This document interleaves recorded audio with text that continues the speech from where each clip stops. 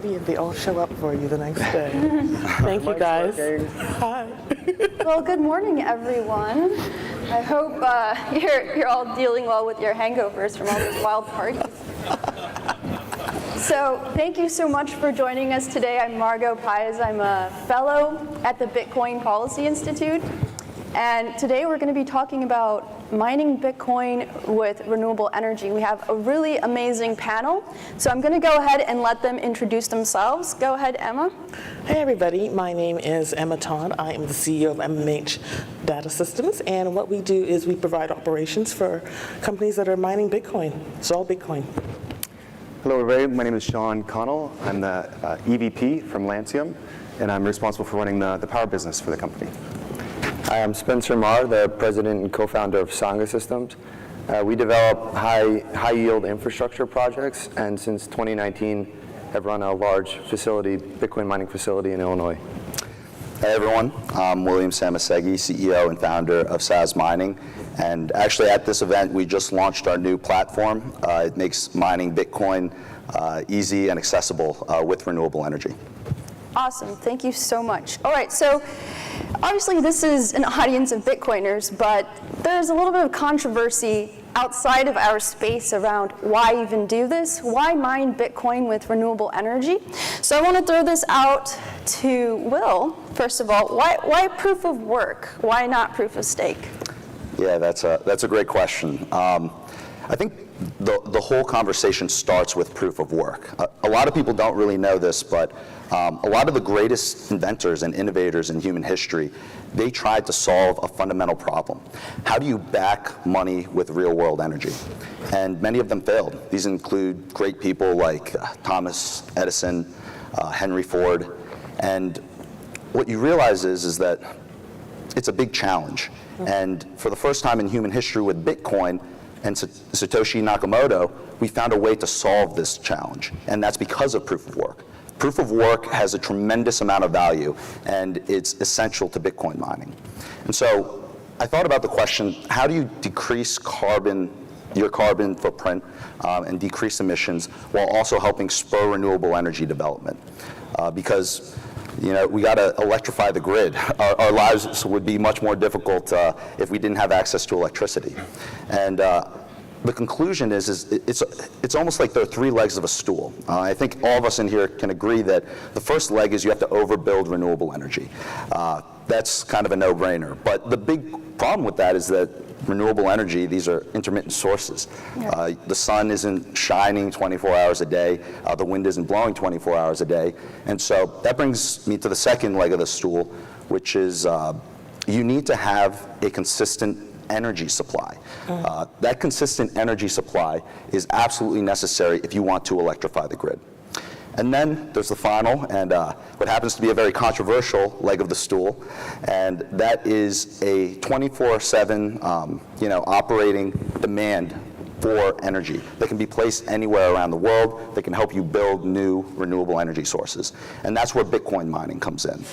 And so, all in all, like SAS Mining, what we've done is we focused on trying to help bring forward renewable energy, improve humanity's relationship with energy and money, and I truly believe that the best way that you can possibly do that is with Bitcoin mining.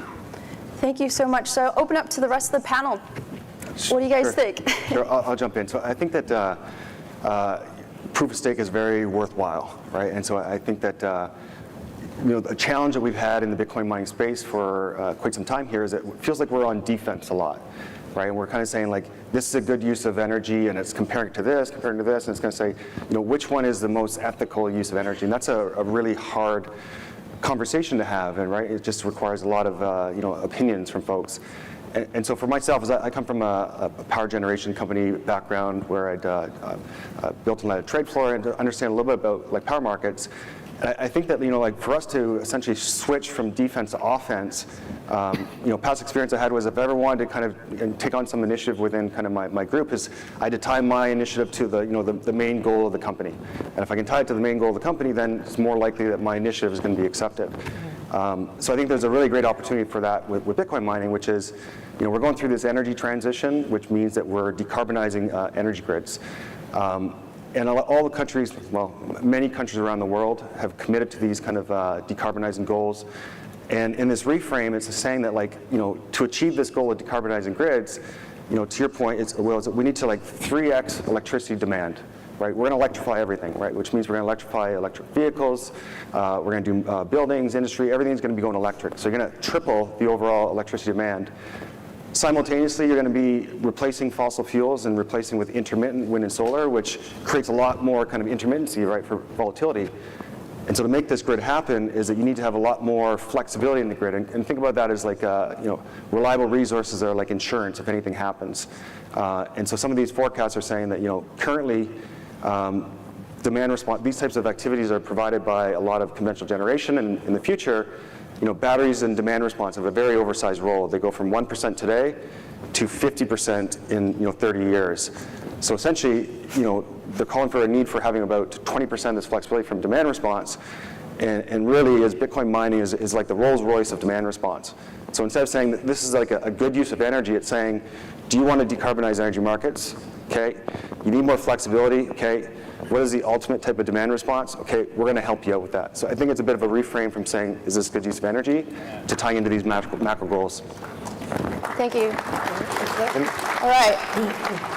Any other thoughts before we move on to the technical, gritty stuff? I would volunteer some thoughts. So actually, our team came from a renewable energy development background prior to Bitcoin mining. And I had the idea to get into this in late 2017 while working for the city of New York, advising on renewable energy public policy. And I think the recognition then, which has of course grown in that time, is that it's not that proof of work is this incidental byproduct that needs to be dealt with merely as a cost center. The attraction in the first place for us was not the Bitcoin per se, it was actually the energy game. And the recognition was that to the extent that you have, so that levelized cost of energy is the way of analyzing apples to apples your true cost of energy. And so anytime you have a fossil fuel-based fuel source, you have exposure to volatility in underlying commodity markets. The trade-off with renewables is you spend a lot of money one time on your capital expenditures, and then you amortize that into the lifetime of the assets. And I think in the time that we're living in, exposure to volatility in natural gas markets has really put a burden on, it's like at the front and center of world affairs right now. And so the idea is actually that immense proof of energy demand that proof of work represents creates an opportunity to scale up renewables to match supply and demand. And really that was the attraction for us in the first place. So Bitcoin happens to be a really nice liquid way of monetizing projects that otherwise would be shuttered because of the inability to really find the offtake agreements. Yeah, that is so important, especially to get to overbuild in what we need to do this transition, absolutely. Emma, before we move on, I really want to hear from you. What are your thoughts on this? I think that William said it the best, and you guys are all good too. Just alienating my team members right here. But yeah, we'll just move on from that one. Everyone has said it really, really well, and I don't think they covered all the bases. They said everything completeness. Okay, perfect. All right, so let's get into this. What does it take to mine with renewables? And what are the logistics? We had a lot of really interesting questions. I asked people on Twitter for their ideas on what to ask, all of you. So people were interested about how do you deal with intermittency, also like offtake agreements, long-term offtake agreements for these renewable development projects. And in particular, people were really interested in real-world examples. And I would love to hear also how each of you and your companies fit into this as well. So let's see, Sean, you want to go ahead and give this a shot first? Sure. Yeah. So I think that there's a lot of discussions around kind of like green energy, right? So mining's from green energy. And so like it's a really hard thing to kind of assess to say if something's totally green. And there's a couple different setups you can have. And I believe that to truly just be renewable, Bitcoin mining requires you to be, there's two types of connections. You're not grid connected or you're grid connected. So not grid connected means that you're located right beside like a wind, solar, hydro facility. and you're essentially pulling the generation, pulling that electricity into your Bitcoin mining load. And you can honestly say that you are 100% green energy because there's been no commingling of electrons that have happened. And you're also now dependent on just what exactly is the generation going to be produced from that asset, but that's what you can run in your Bitcoin mining, right? So if there's some challenges that are kind of like downtime, if it's like wind and solar and it's not producing, then your mining will have to oscillate around that.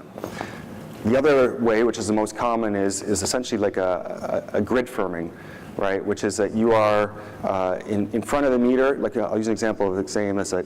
Pretend you are at a hydro facility and you're behind the meter. No electrons go on the grid. You're completely green. You go out now in front of the meter and you are 100 yards from the actual generation plant. The challenge is that the hydro generation is still injecting power in the grid, but there's a commingling that's now happening, which is the general mix of electrons that are being produced by other energy sources. So it becomes a real challenge to kind of say, like truly, like what is green mining, right? Because if you're grid connected, right, you are, unless you're in an islanded location that just has renewables, you really can't say that that's what you are. I'll tie in just quickly on like a power purchase agreement kind of offtake question, and then kind of maybe pass it down. Is that for one of the questions from Twitter was saying, when are Bitcoin miners going to be able to do new long-term offtakes for kind of wind solar projects? And the summary on this is that there are projects that exist right now that they've gone to existing wind assets, and they've co-located with that wind generation. The reason why a miner can make this deal right now is that think about like the mining industry is maturing, and pretend that the miners are all kind of like university students, right? And university students can get car loans, but they can't get house loans, right? So they haven't developed their credit worthiness. And so for these existing projects that are already financed, it's kind of like the used cars, that they can actually go into this agreement. There's not a lot of risk from the developer to sell this because they weren't dependent on that miner to have financing for building this project, right? And so we're seeing those happening right now, and they're happening fast, right? And so we're starting to see a lot of these. I know a few in Texas. And then on the future for when do miners do new offtakes? Well, it's part of that kind of growing up, right? So as you go from university to you're on the workforce and you're creditworthy, I believe that we'll start to see like more of these new projects that are being built and really tie into that narrative of saying, Bitcoin mining to the extent that it's flexible is accelerating renewable build out because they're able to take these offtakes with the solar projects that wouldn't be built without them. All right. So my question is, when you have the energy mix, what then determines what is green? So if you have, is it the majority of it is like 50, 60% of it is, renewables, and then the rest is, and nobody really wants to talk about it, but something like coal or whatever. And even if you buy carbon offsets, does that really count? It's so hard, right? Because it's like, where do you put the boundaries, right? Like, where's the boundaries of the system? And so Texas is a good example, again, because there's 3 interconnections in the United States. There's the East Interconnect, the West Interconnect, and then there's ERCOT. So ERCOT is like an island of electricity. The electrons don't free flow across the interties. And so if you're consuming power from the grid, you have to assume that you're taking, what they'll rate this as, what is the average, the pro rata share coming from renewables. So if there's 30% that's wind, well, your portion is 30%, but it gets trickier when you go into places like West Texas, where West Texas has, as of last year, 30 gigawatts of wind and solar, and only 5 gigawatts of load. You can export 12 gigawatts across these transmission lines, and they're often full. And so it's not is this electricity good for using for mining, or should it be for this other load? It's actually, there's a third, is saying, what about curtailment? Because if you can't have a load there, you're actually going to curtail it. And so in West Texas, there exists a situation right now where there's so much wind and solar, there's not enough demand, you can't actually push the actual energy to the major load centers, and so they curtail it, which is wasting it. It's turning it off. So to answer your question, it's a very complicated question, and it just requires drawing boundaries. And I think the opposite can be true too. So in East Texas, the grid is quite different. They have the opposite problem, which is there's a lot of congestion on the lines. So we're actually pretty deep in conversations with some large, very large solar development projects who have come to us with a really thorny problem, which is they want to build 250 megawatts of new solar. When they get a year and a half into the development pipeline, ERCOT signals to them that they're going to have to curtail 20, 30, 40% of the time. And that's 20, 30, 40% of an incursion into your operating revenue, which means that the project is no longer going to be greenlit. That's a real problem. I mean, as citizens, we want for their, who care about the environment, we would like to see that project, go forward. And battery technology has not yet caught up to the point that you can build for, be an extremely large battery that would cost billions of dollars, big enough to capture that curtailment. So the concept became, well, how can we co-locate Bitcoin mining behind our own meter, redirect the energy to monetize it for those periods of time where we would otherwise have to curtail, and when the grid signal comes back, that we can go back, sell either merchant or on a PPA basis by utilizing the transmission system, and that becomes available again. So part of it is also, I think people tend to think of building like everyone wants to build an S19 XP with immersion, right? To be on all the time, it's like, it's the biggest and baddest. But actually, when you get into some of these questions, depending on the economic incentives, it might make sense to build a more lo-fi, basically a monetizable load sink, right? So from pre-Bitcoin mining world, we talked about load sinks. So you need a place to redirect the energy. So you can effectively look at a fleet of S9s as just shock absorbers that allow these projects to stay alive. So instead of taking a complete loss on that curtailment window, you can actually monetize it, and it might push your return levels on the project back to something profitable, which means it will be built. So Spencer, do you have any real-world examples of any of this happening right now? So I'm not aware of any projects like this which are currently constructed. Maybe other panelists do. I know our team is talking to large solar, wind, and hydro developers about exactly these sorts of projects. I was hoping by now maybe to be able to announce them, but we haven't gotten there yet. Next maybe. Yeah, look at the website. We'll announce it there. I think that these projects take time. We have gotten to a point as a company where we can run the numbers forwards and back, and it makes sense to us. But you start to talk to people from conventional energy world or renewable development, and it takes a little time to get ahead of the learning curve. What is difficulty? Are there products to mitigate my risk on the revenue? And I think a lot of the interesting meetings we've had in the time here is that people are trying to innovate mining specific, even insurance products that can smooth out some of the rough edges of how these, the economics of these types of projects. Yeah, and I think the mining industry itself is really only just maturing at this industrial level. So it seems to me that we're sort of at the very beginning of a lot of the potential that can be unlocked here. And do you think in the next few years that we will be seeing a lot more integration like this?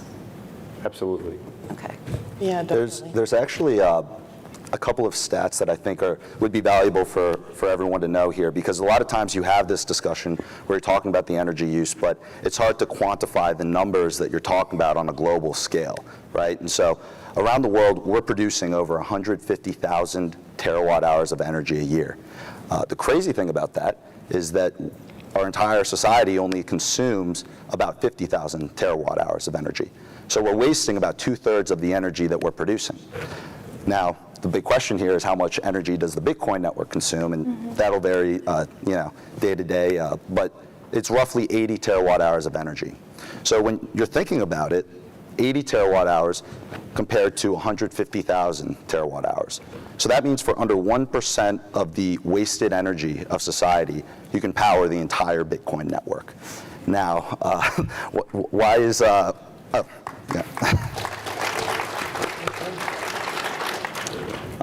why is this important, right? So, I mean, you guys have been explaining it better than I could, honestly, on like how miners are working through this. But I think that the big key here is that it's not just us up here talking about this. You see a lot of the titans of the solar industry and these people in renewables, they're not asleep at the wheel. They're in it. They're modeling it. They're trying to figure out ways to build projects. Some of the advisors that we just brought on, big guys from the solar industry, they see the writing on the wall. And so I ask you to ask yourself the question, why are you and I not out on a farm right now, growing our own food? Like, why did you and I come to this event today in a car instead of in horse and buggy? It's because better technology wins. And Bitcoin and Bitcoin mining, they're the apex technology. And I think that you see that the renewable energy sector sees that Bitcoin mining is the apex technology for their industry. Yeah.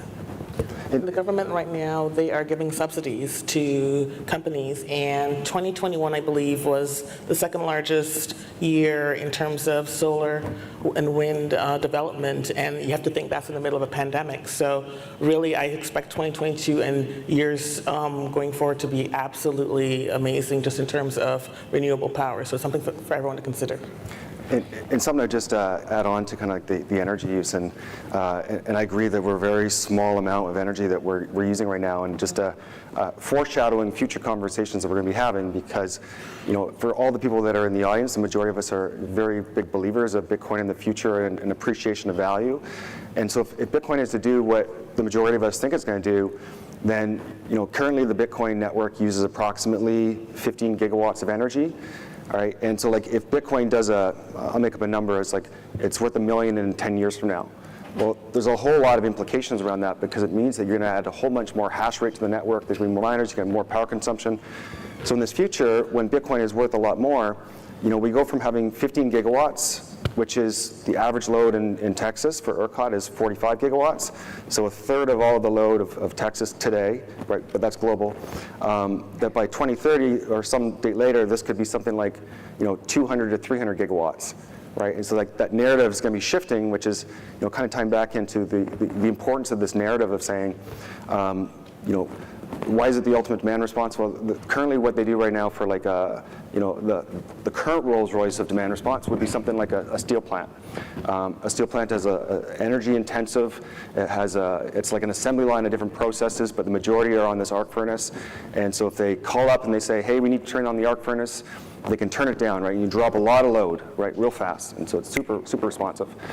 The challenge is that with a steel plant is that you can only take it offline for 2 hours, because after 2 hours the steel starts to harden, you get like ignot, right? And so like you can only do that for so long, right? So now this is, you know, demand responsive Bitcoin mining, which is saying, you know, every time that you're doing a hash is a completed job, right? It's a finished job. It's not like an assembly line that goes through.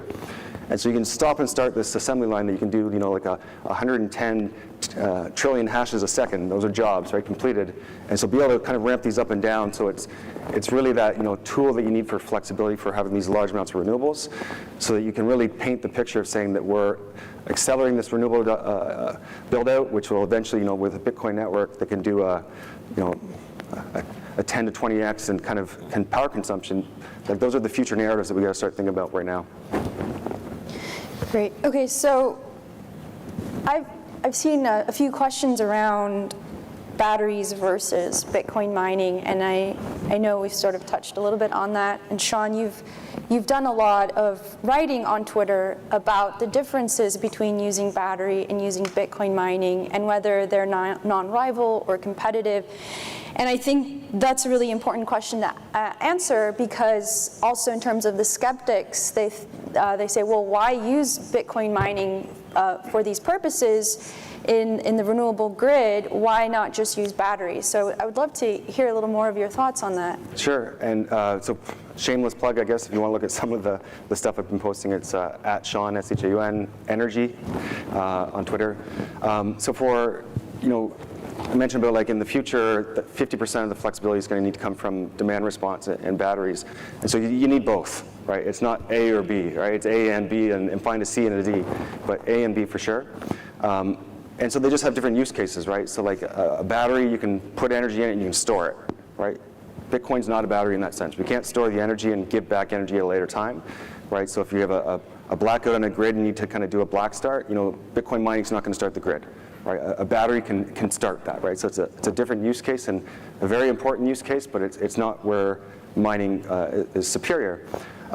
So I use the example that we're kind of seeing kind of as in this renewable build out, is that a common perception is that, you know, there's no such thing as energy abundance, right? We're in energy scarcity.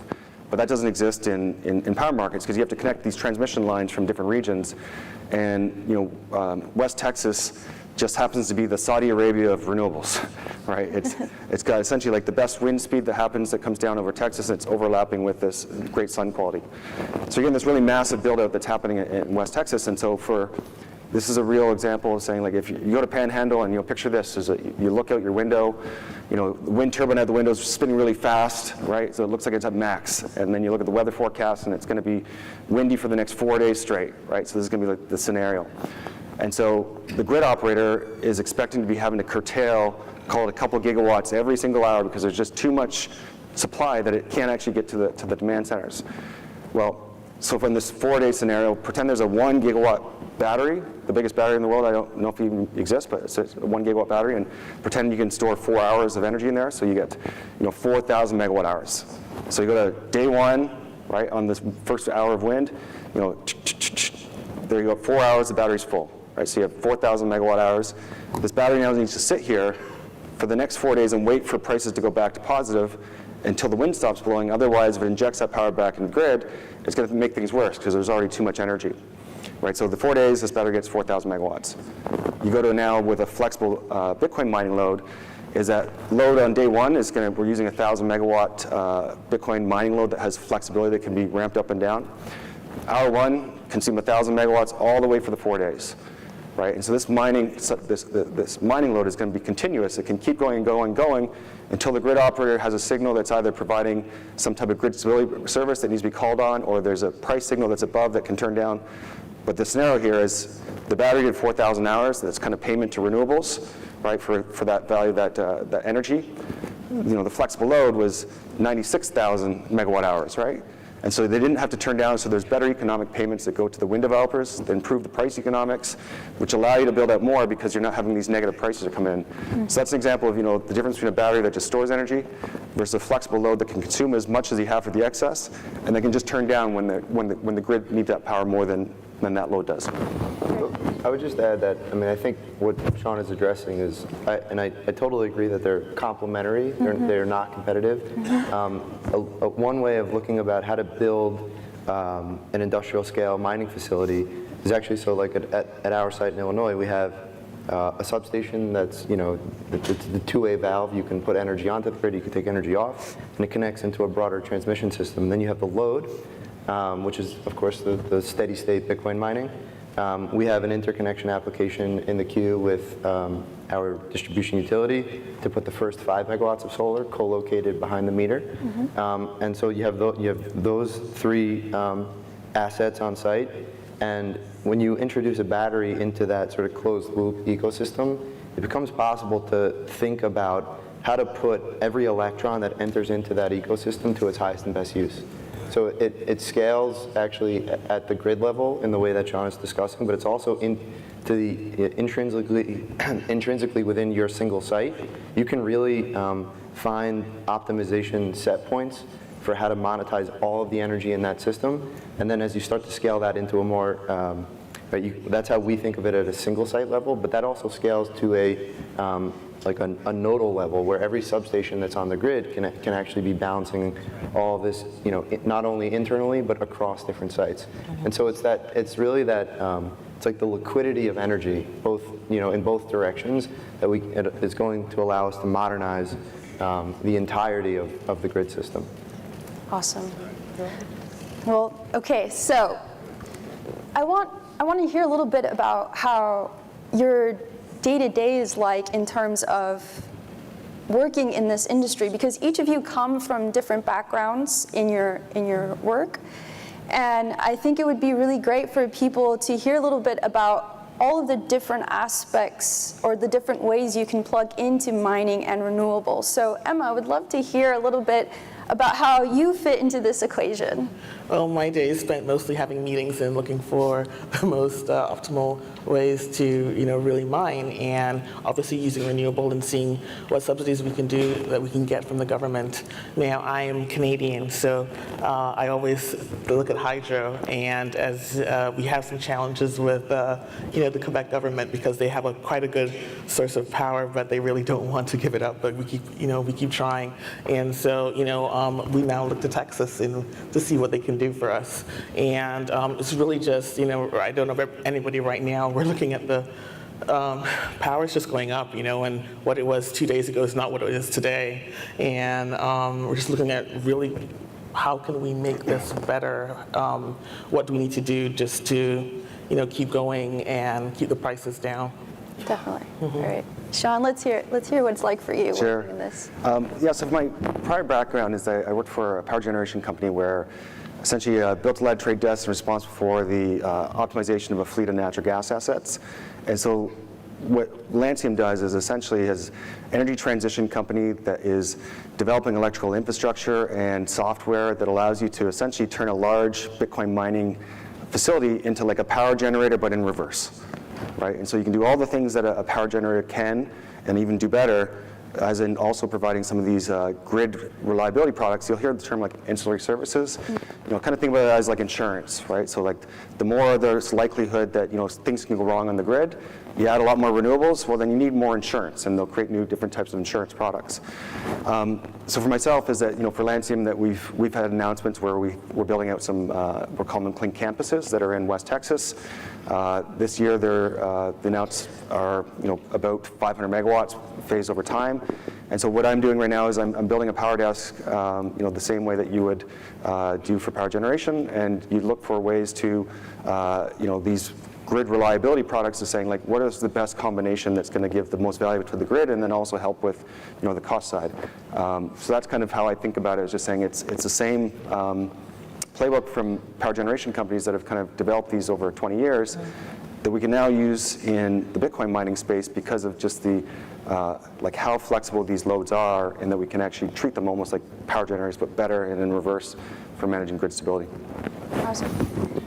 Yeah, so we have a really small team managing a really large site. So at least for the time being, I'm still very much in the weeds of really managing day-to-day design, build, operations of the site. I think one of the advantages of having bootstrapped our site to the scale it's now at is we've really not had the luxury of passing over any detail. So we're constantly refreshing, basically on a daily basis, all the data streams that allow us to understand and identify patterns between, for example, global hash rate, price of Bitcoin, and the spot price of energy. And some of it is just really meat and potatoes, one foot in front of the other, making sure that staffing is right-sized, and that we're building to a level of building integrity that we know is going to last for a long time. So it's a lot of the sort of blocking and tackling of running a site. And then, when we do have the time to come together, which we try as much as possible, we're working on a lot of things that allow us to take the appropriate signals from the profitability levels of Bitcoin mining and measure them against what's going on in energy markets. And as I say, think about how to put all the energy to its highest and best use. So some of that is forward-looking, and we have some projects underway to really get under the hood of that. But mostly we're really just focused on running the facility. So like all of you guys, and all of you out there, I'm very, very busy, like everyone in this space. But a lot of the time is going towards really digging into a lot of these ideas, figuring out how everything fits together, going and fundraising for the business, and most importantly, really growing the team. I think that team is everything, and you want to be working with not only extremely capable people, but people that you really share a vision with. You really enjoy spending time with, and that's what I aim to do with a lot of my time. With SAS Mining, what we're focused on is allowing anyone to mine Bitcoin and decentralizing mining and pushing forward the development of renewable energy. And actually, the one piece that I don't think we touched on as in depth that I think is important is this concept of greenifying or electrifying the grid. And it's really important because if I was to give you a real world example, let's say someone went to your house and shut off your access to electricity and running water. Your standard of living without having access to electricity will plummet very, very quickly. And the crazy thing about that is it's hard to understand that there are so many people around the world who don't have access to those types of resources that many of us get to enjoy in the developed nations. And so when we talk about electrifying and expanding renewable energy development, I think that it's very important because we've got to provide more people with access to energy, because you don't become a type 1 civilization traveling amongst the stars to different galaxies or different planets if you're not able to harness energy. And so that's why I think that, you know, all these discussions here, all you guys coming out, it's so important to have these discussions, because without them, you don't have a roadmap to figure out where to go. And so to wrap that all up, a lot of the time is figuring out, okay, what's the best roadmap and what's the best use of time. Yeah. So if I could just, so I think some of what Will's getting at is, I think Bitcoin mining is really in some ways the canary in the coal mine for a new wave of where, I mean, there's a writer that I follow for a while, was a concept of the third industrial revolution. What is that about? It's the convergence of near zero marginal acquisition cost, energy, and data. So I think that Bitcoin mining becomes sort of a financial wrap around a more digital future. So it's not only Bitcoin mining. I mean, a lot of, you know, in the industry, a lot of people are at least trying to get to the co-location of different high energy density operating verticals. Bitcoin mining, AI, machine learning, these are all energy intensive. And so, Bitcoin mining is the low-hanging fruit right now, and it's what's allowing these campuses to become built out. But it doesn't end there. I mean, and we have to have, money native to the internet and native to these computationally dense environments. And so I think really this is the start. We need to get the energy right so that going into a type 1 civilization future, we can move on to tackling whatever problems come after the energy problems. But energy is not going anywhere. Maybe I can. Go right ahead. I totally agree with. At first, it sounds crazy to think about like zero cost energy, right? Because we think about fossil fuel prices are going up and energy getting more expensive. But for the first time in human history, is that we can manufacture energy with solar, right? Right. And so like it is. These cost decline curves have been kind of coming down quite a bit over the past several years, and I think the number is that I think it's called the learning rate. So for every doubling capacity, there's about a 30% savings in the cost of solar. And so we're at $30 for solar, right, for the levelized cost, and that's assuming good sun quality.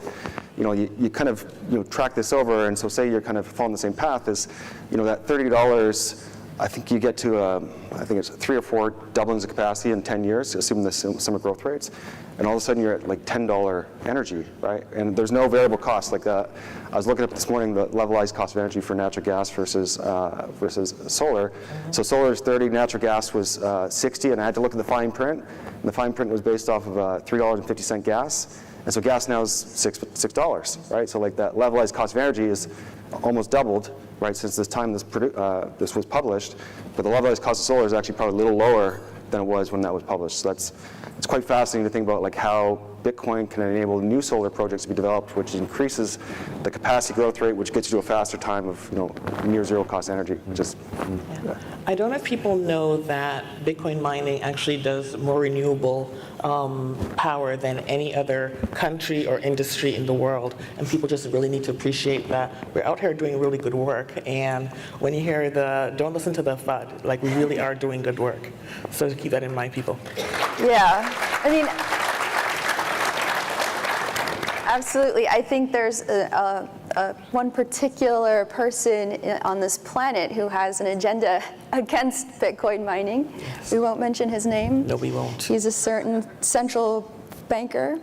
But the reality is very different from the really negative message that he's putting out there. And I think it was really important for us to have this panel to really show that Bitcoin is a neutral technology. It can be a force for good, it can be a force for evil.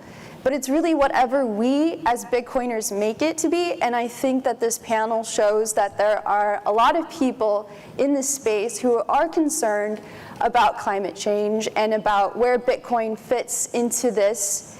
And the reality too is that the economics of mining is going to change in terms of viable energy sources going into the future, and it seems to me that we're going towards renewable energy as being that economical energy source, or other wasted energies like flared gas. Obviously, it fits into that for the time being. So I think it's really great that we're here, and I thank the audience for being with us.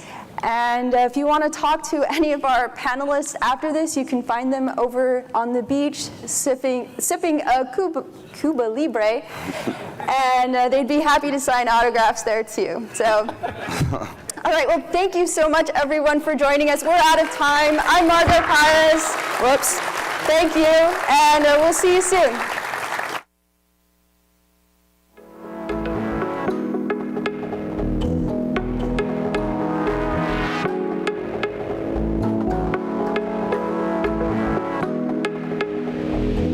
Bitdeer is the world's leading crypto mining platform with 3 business domains: Cloud Hashrate, Miner Plus, and Data Center. We are excited to provide mining services to individuals, facilities, and institutions around the world. A simple, secure, and efficient mining solution is just one click away.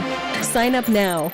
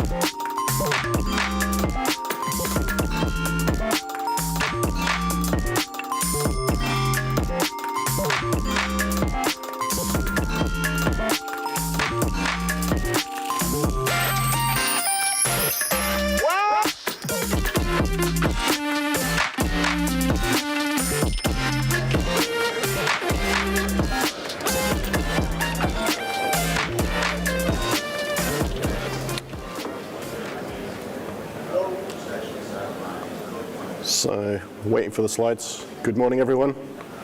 So the previous panel was a pretty good queue up for what I'm going to talk about briefly today. Can we have the slides up behind? I see slides down here, but not here. Oh, you can see them. Okay, I can't see them. All right, fine. Thank you. The clicker's not working. Hey, just a minute. The clicker's not working.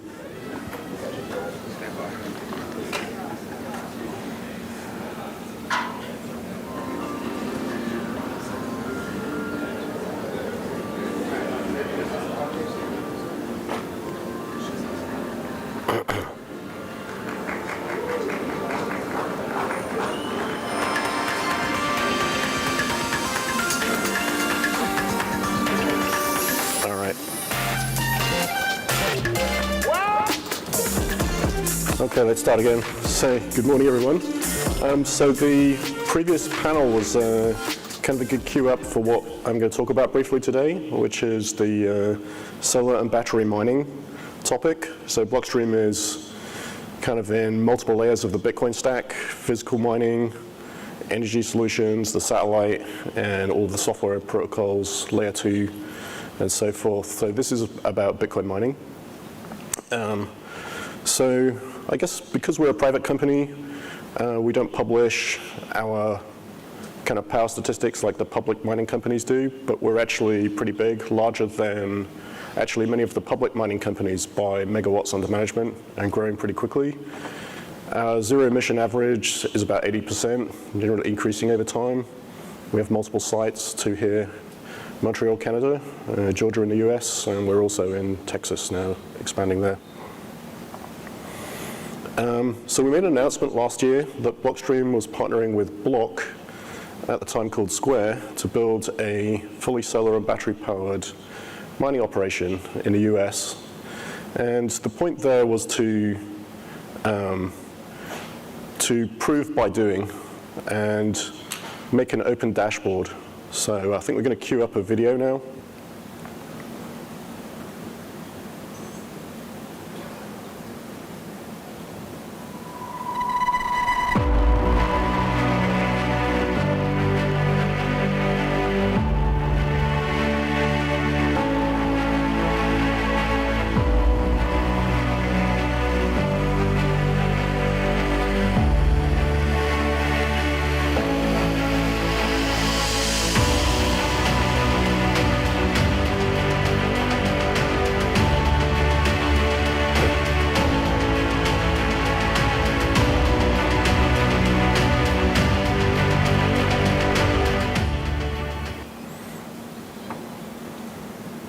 Okay, slides. I guess the slides will come back in a second. There's a few things we're doing with this project that are kind of unique. So it's completely off-grid. So as I said, Tesla is the power infrastructure partner. They are building the power infrastructure for the solar and providing the Tesla megapacks. So there's over-provision of the solar power to push the batteries so that it runs overnight. It's over-provisioned as well because the rate of power generation varies during the day. And we are making a publicly accessible dashboard in partnership with Block to show the financial metrics, so basically all of the project financing and the real-time information about, how many Bitcoins it's mining, the real-time hash rate, uptime, duty cycle, that kind of thing. And so, skipping back to the previous panel, people were talking about the theory of off-grid, or that Bitcoin can fund expansion of solar. So we figured we would actually make it a reality and publish the information in a more transparent way than is usually done for sort of commercial competitiveness reasons, so that we can have a more informed discussion in the media and in politics where people can just look at the raw data. I think when people publish just analyst reports and articles and blog posts and data, they're all suspicious. But if we publish the raw data, the raw financial information, it speaks for itself. So I think building things is a better solution than arguing about things. So that's what we're doing, and bringing Tesla into the picture as well. This is a pilot project, so it's a $12 million build project. More details will come out. It should be online in a few months in Texas. And it's a $12 million project, $6 million by Blockstream, $6 million by Block, and it results in about 30 petahash of hash rate, which is about a megawatt. So the overall message is really that Bitcoin can actually, Bitcoin is not the question, Bitcoin is the answer, basically. That Bitcoin, because as discussed in the previous panel, it can act as a base load and absorb excess power. It can actually make projects more profitable, a shorter term repayment on the investment, and result in a bigger power infrastructure for the world. So basically, Bitcoin should be the funding model to drive expansion of power infrastructure to build the Kardashev Type 1 future. So, thank you.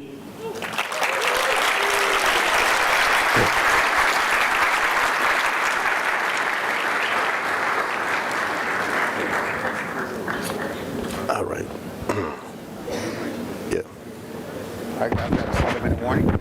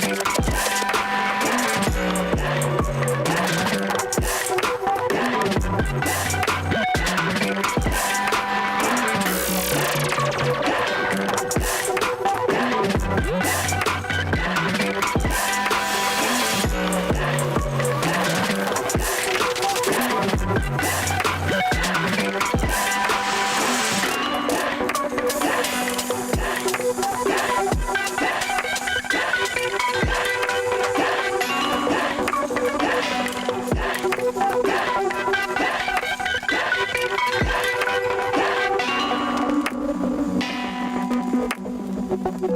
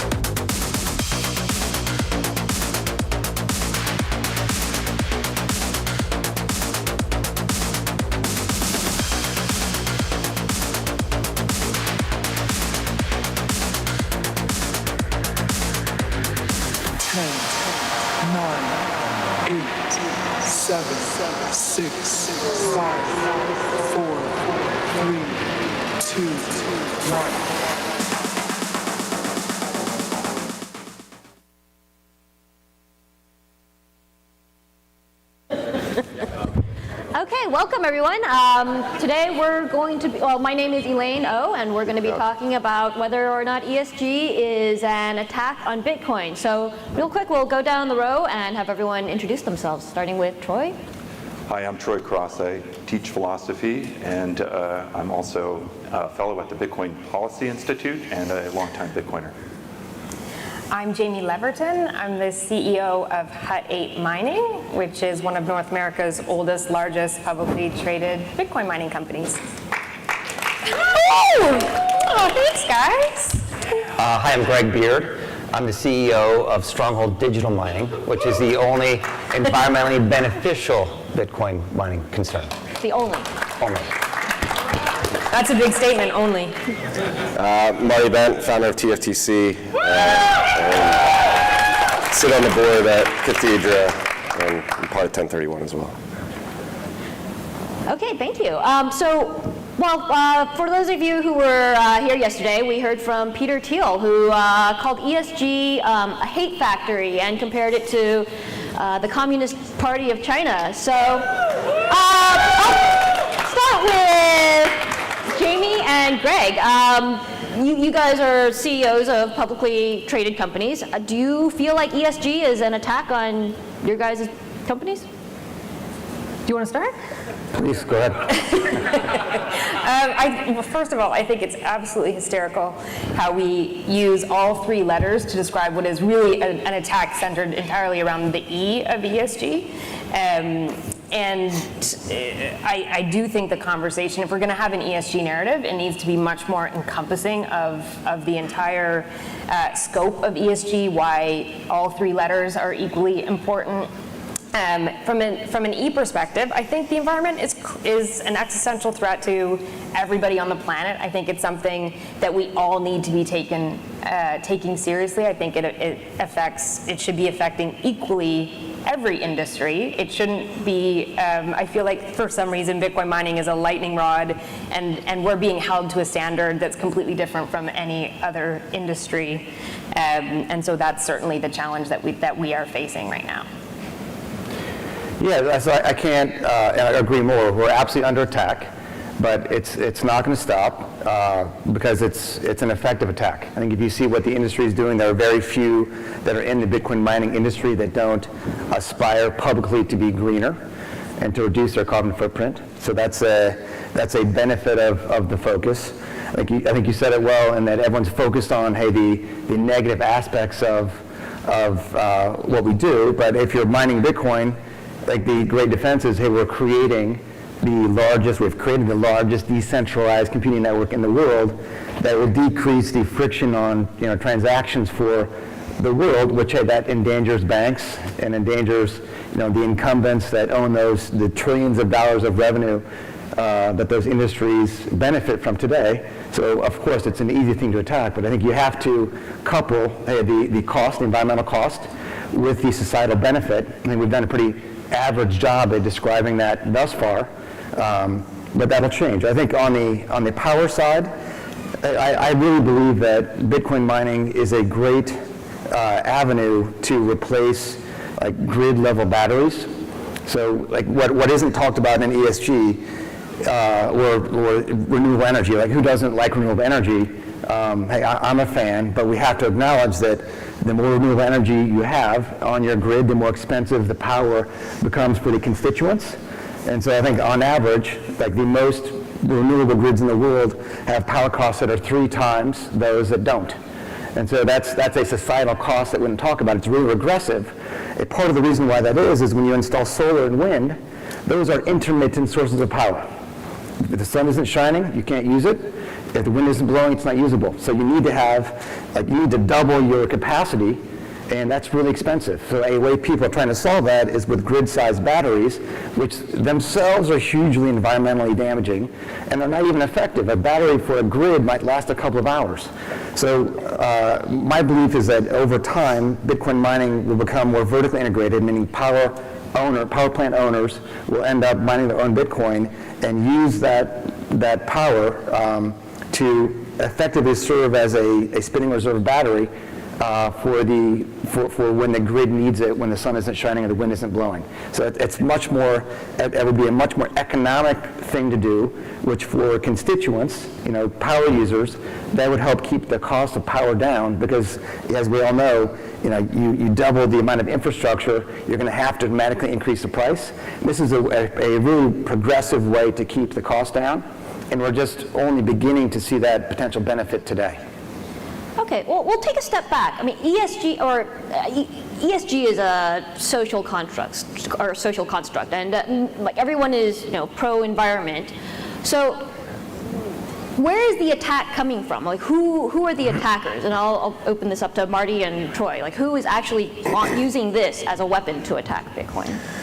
I mean, just broadly speaking, ESG is an attack on free markets, and Bitcoin is just collateral damage to that. Like, Bitcoin is arguably the freest market in the world, and so by extension, ESG is going to attack that. These people don't care about the environment, social justice. Who are these people? So capital allocators. I mean, BlackRock is... Larry Fink, okay. Larry Fink is the godfather of ESG. He also happens to be the largest asset manager in the world, so he passively gets dollars that he's able to invest on behalf of tens of millions of people to acquire stock, to get positions on board, and then to force behaviors on companies. So It's multifaceted. I mean, if you can't control free markets, you need to find a mechanism to do that. I think ESG is that mechanism. In the fund world, it's a great meme to make fees on. There's a lot of people trying to sell products at a premium because it's ESG certified. But again, at the end of the day, this is an attack by quintillionaires who have access to the Fed window, who are able to take that money and then try to force behaviors on markets. They say it's a free market reaction to the challenges of our day. This is how Larry Fink positions it. However, it's not a free market reaction. He's getting money passively. He helped the Fed directly execute on its bond purchasing program last year. He is connected to the money spigot. And so it's not a free market at all, even though they want you to believe it is. So it's the powers that be trying to consolidate their power, and they're using this as an excuse. Yeah, I mean, it's they're playing to people's feelings. Like Jamie said, everybody's focused on the E, nobody focuses on the S and the G. I mean, a great example of this is California. It has demand for 600 million barrels of oil a year, and they've shut down their oil industry in state, and now they import their oil from Ecuador, where they're tearing up the Amazon, and then they're shipping that over shipping containers that are more likely to have disasters than a pipeline. And so what you see in that particular situation is people virtue signaling, like, oh, we're not going to produce oil here in California, but we'll export it to the Amazon where we can't see it, and then we'll have it come back here. And it's this big virtue signal. Like, that's the thing. If you're thinking from first principles, it's not actually helping the environment or social governance around the world. It's a big LARP, and people are being extremely hypocritical. And then let's send our garbage abroad as well. Yeah. While we're at it. I don't disagree with any of this, anything that's been said so far. But I think we have to distinguish between different things that get called ESG. That word in this community, or I should say the Bitcoin Twitter community, it's like talismanic. It's like you're summoning the devil when you say ESG. ESG, and then it means different things. And some of them are attacks, and I think some of them are not attacks. There's, let's say, different financial organizations that want to profit off from their own metrics that they then sell privately. That might be a way of scamming people. It might be a way of protecting vested interests against an upcoming competitor by classifying that as not ESG, and so it saves the banking system. It might be, it's also the SEC trying to come to principles, and so there's another way which maybe a regulator doesn't understand the subtleties of how we mine and how that relates to emissions. You know, we have incredible subtleties in the effects we have on the environment that are going to get lost in their cheesy metrics. Like so much of life, when you try to come up with metric systems, you're going to miss the complete narrative and the reality of causation. But there's also just mom and pop who want to invest the way they want to invest in accordance with their values, and that's just the free market. You know, I think of capitalism as just a free market in capital, allocating capital as you see fit. And there's a lot of people, like 75% of the population, who think that climate change is real, and there's a lot of capital represented by those people.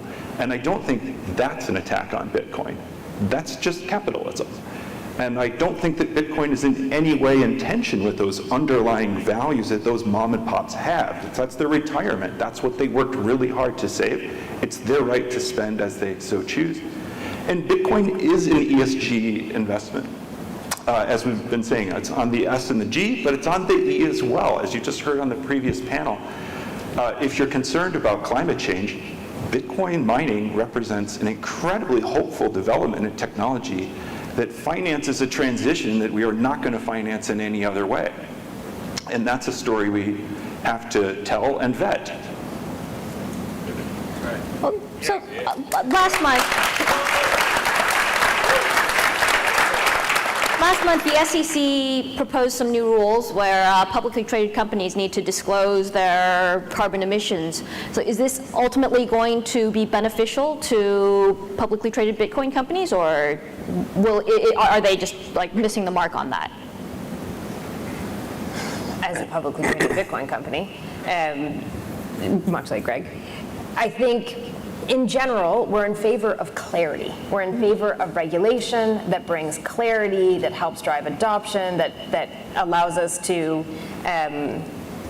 disclose in a way that's meaningful and auditable. And if this gets us closer to that, I'm all for it. Yeah, I have no complaint with being required to disclose what our emissions are, and we can voluntarily disclose what our benefits are. Exactly. But that's sort of the purpose of government, is to say, hey, why don't you just tell the truth about what you're doing? And hey, we're proud of what we're doing, proud to disclose it. I think in conjunction with saying, hey, we put X number of tons of carbon into the air. At the same time we're doing that, we're removing thousands of tons of very toxic waste substances from Pennsylvania that clean up the rivers, lakes, and make places inhabitable again. So it's having the government force a disclosure. Okay, I think we voluntarily can disclose other things that would explain the benefits of what we're doing. That way it's not a one-sided argument. And I think it needs to be a level playing field. So having the clarity and having us all be in a position where we put our numbers out, we put our metrics out, we have a conversation, and it's more legitimized than an environment where you can just kind of put out a headline and you're not necessarily held accountable to it in a meaningful, auditable way. I don't like government forcing anybody to do anything. So like these disclosures, again, we're playing into this narrative. It's all about control. No matter, at the end of the day, they don't care how much green, renewable energy we use. I mean, you just saw last week when the lead climate scientist came out and said, I don't care if Bitcoin miners are using 70% renewable energy. They're taking that electricity from better resources. Like, these people don't care about Bitcoin's energy use. They don't like Bitcoin, the fact that they can't control it. They want to shut that down. And as an industry, why I've been very vocal about this for many years is we could be walking into a very bad situation if we play along with the ESG narrative and we bend the knee and we say, all right, here's our carbon emissions. Then it's like, what's next? What's next after those disclosures? Is it, all right, now you need 50% to be, you need this particular energy mix. And then it's, again, forcing behaviors on an industry that's supposed to be a free market. I mean, Bitcoin is doing incredible things for the environment and energy efficiency by itself. We don't need to be forced to do anything. And the more we cater to these people, the more control they have over us at the end of the day. And I don't think we should be catering. But Jamie and Greg, is that a realistic response? Can you just give them a finger and... They already have control. The issue is they already have control. Company, this is what Bitcoin is, though. We're part of like a revolution. Like we're taking, like that's no. It's a fiat mindset to go along with that. Like Bitcoin is like bringing us back to objective truth. And this stuff is not objective truth. ESG is not objective truth.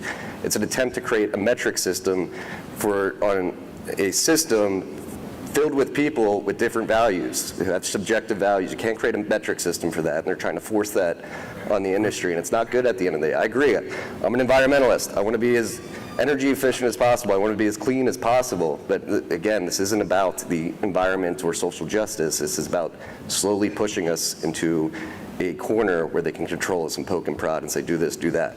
Bitcoin will be fine, but I worry about the North American mining industry as we go down this ESG narrative.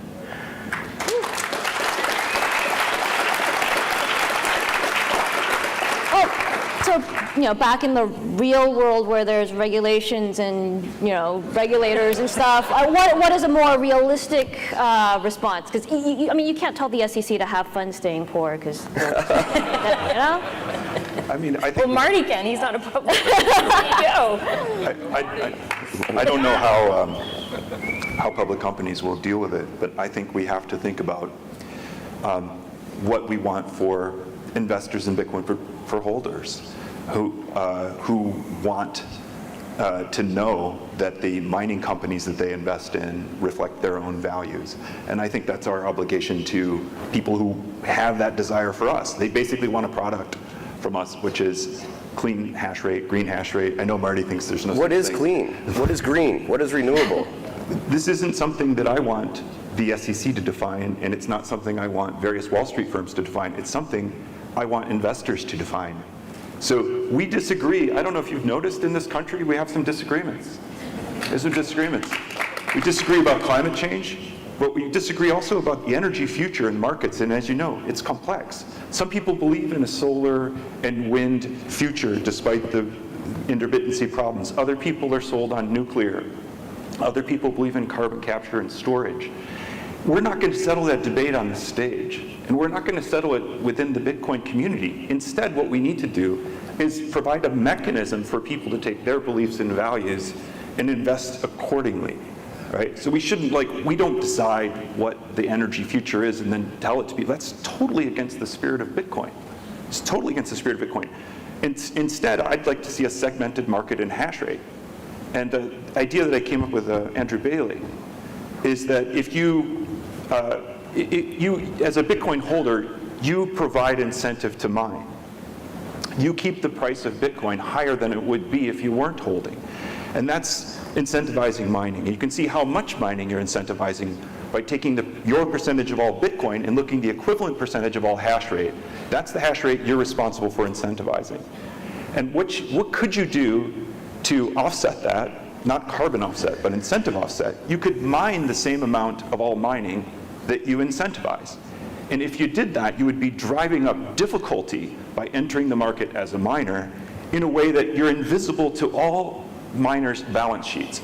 You're making their block reward worth more, but you're making it cost more hashes for them to get that block reward in equal amounts so it's in equilibrium. So the idea is, if you want to hold green Bitcoin, you buy hash rate in accordance with the total amount of holdings you have. And then the only carbon that you're responsible for is the carbon that you mine, or the hash rate you buy. And if that's solar or wind, that's not zero carbon because there's upstream cost to that. But it's a fraction of, say, mining with coal. Not this coal, this is special. Well, this is special. This is special coal. It really, truly is. Your story absolutely gave me whiplash, narrative whiplash. I was super anti-coal. I heard this story and I was like, okay, if coal should be burned anywhere, it's right there. If this were coal, it would have already been burned.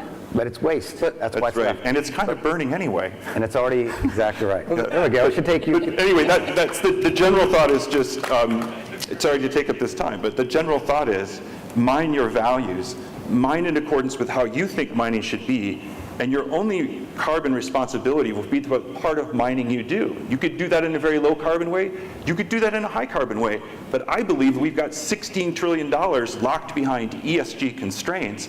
And if you show people a way to hold Bitcoin while doing a very small amount of mining in the way that they see fit, that we give our own ESG pathway that is outside anything coming down from BlackRock or from the SEC, it's completely bottom-up, market-based, voluntary solution that allows us to say you can hold Bitcoin in a way that's in accordance with your values and your vision of the energy future.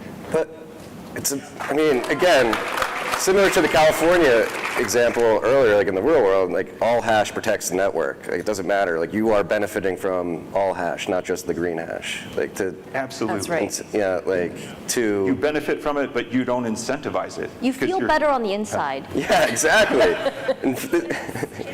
You can feel again in the long run if these renewable credits run out and these renewable expansion projects aren't being subsidized, people are going to get wrecked from a mining perspective. Because this could lead to a massive misallocation of capital at the end of the day. If you get wrecked while investing 0.5% of your total Bitcoin holdings in green hash, the worst you can get wrecked is 0.5%. There is no such thing as green hash. A Hashcash SHA-256 hash is a mathematical product. Like, there's no such thing as green hash. But you gotta get electricity from somewhere. Yeah. It's very different getting your electricity from a coal plant. Sorry, not yours, in Kazakhstan, and running on nuclear, say. That's very different from the perspective of the atmosphere.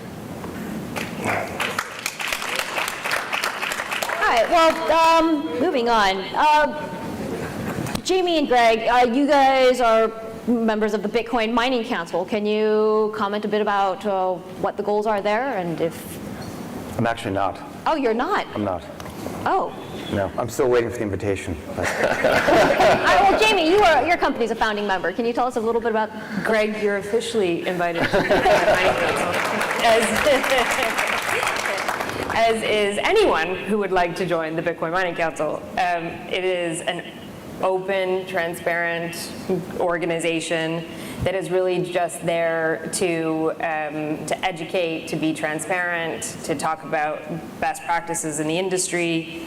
It's nothing more than a group of people that are in the same industry, an industry that happens to be under attack in a very coordinated, very aggressive way, and trying to come together to find a way to be open and transparent and responsive to the attacks.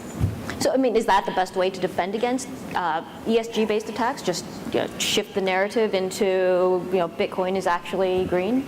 It is not an ESG-based organization. That was the kind of the catalyst event that had the industry come together, it's now just over 50% of Bitcoin miners globally are part of the Bitcoin Mining Council, and that's happened in less than a year.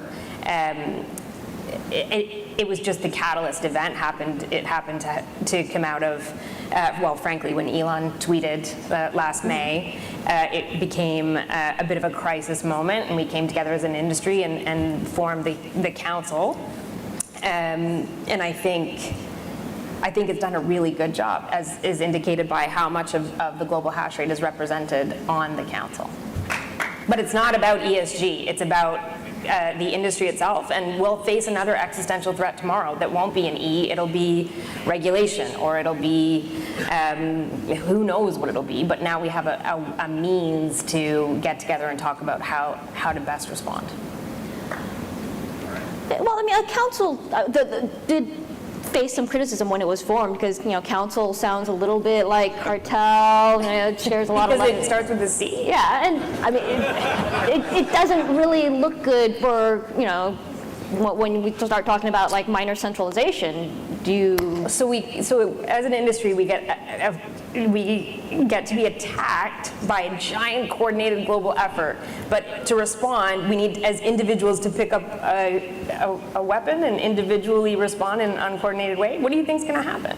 It's an existential threat to our industry as a whole. You can't just take it one person at a time. Obviously, it wasn't working.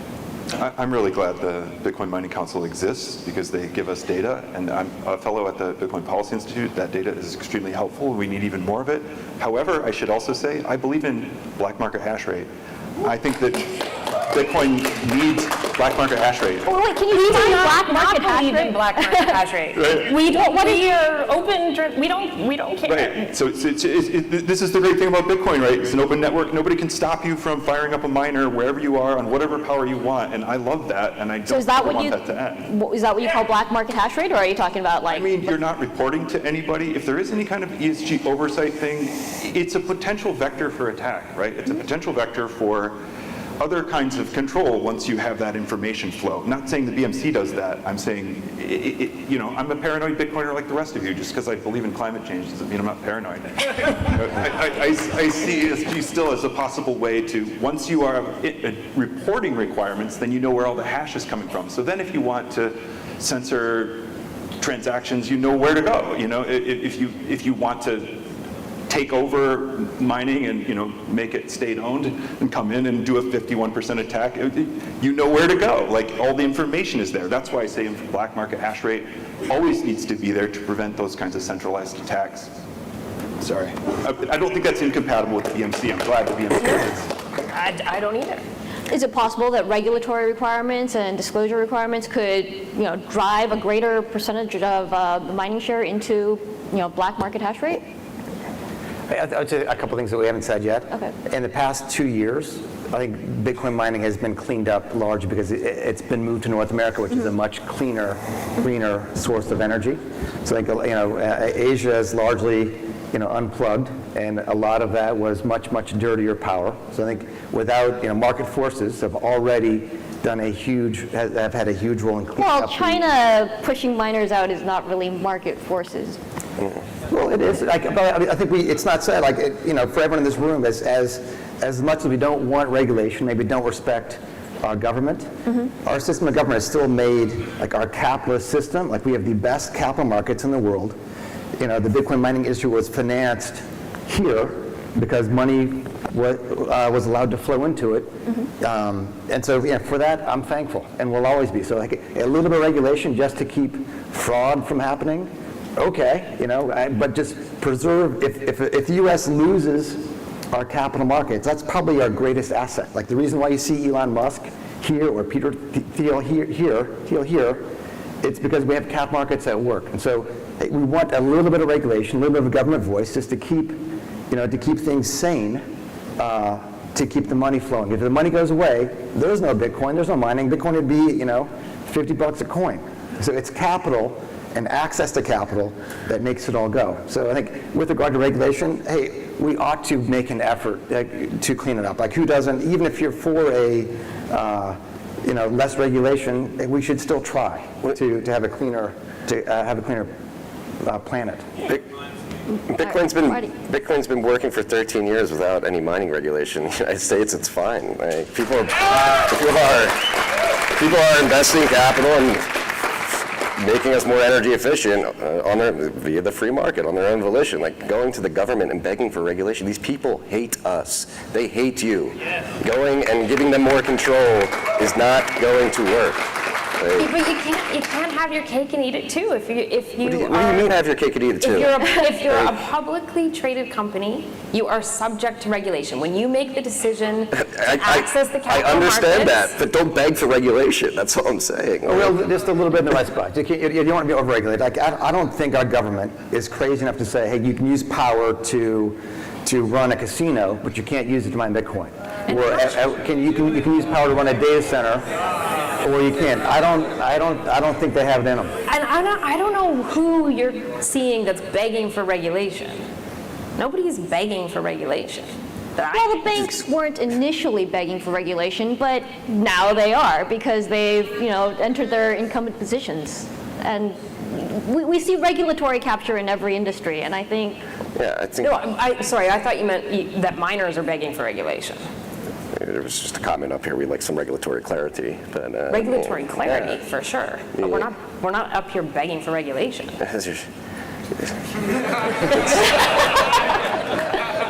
I think the BMC also, this is also true across a lot of industries. You have an industry group that identifies issues within the industry. So, you've all read these stories. They make a huge impact on Bitcoin's price because they get incredible representation in the media of, some mine in Appalachia where they've placed the miners in a way that the sound echoes for 5 miles away, and then you have neighbors that are just like insomniac because they're kept up all night, right? Or whatever, one-off stories of bad actors, of mining operation that comes in and then leaves immediately and leaves serious economic devastation in the wake. Those kinds of stories, like, as an industry, I'm not in the industry, I'm just a philosopher, but if I were, I would be looking at those stories and just compiling best practices and sharing them and coming up with guidelines for how do we not piss people off in the communities we're in. We've heard some of that on this stage earlier, right? I think that's wonderful. That's kind of cooperation and anticipating the calls for regulation and where they're going to come from, and just getting ahead of that and being good people, just being decent people, right? Marty, do you have a response to that? Or? Well, I just think it's interesting. You're not in the mining industry and you're looking for this clarity. Like if you're in it, you understand the cost, you understand everything. Like somebody who's mining off of natural gas predominantly, people don't understand like the benefits of natural gas. It's been demonized, oil and gas specifically, and we've seen it. I've seen it working with oil and gas companies. A lot of these big companies are afraid to mine Bitcoin because of the ESG narrative. And I lost my train of thought there for a bit, but we just combat it. I think flare gas mining is the greenest mining on the planet. And so I'm like with the BMC particularly, like again, I think it's the beginning of a slippery slope where it's like, all right, we're going to get all this information out there, and then it's all right. Are you BMC certified? Then it's we're not. There's no certification. No, not yet, but it's a slippery slope. If you are, I can tell you it's never been discussed. If the BMC becomes like the predominant interaction with the government of like, hey, we're going to represent the mining industry. No, that is not. It is. It could be. Again, it's a social attack vector. Sure, that's what I'm anything saying. can be anything, but that is not the case here. I mean, if BlackRock shows up with its trillions of dollars and offers, BMC Council or Bitcoin Mining Council members membership, or I mean, a listing in their new ESG iShares ETF, I mean then it becomes almost compulsive, right? That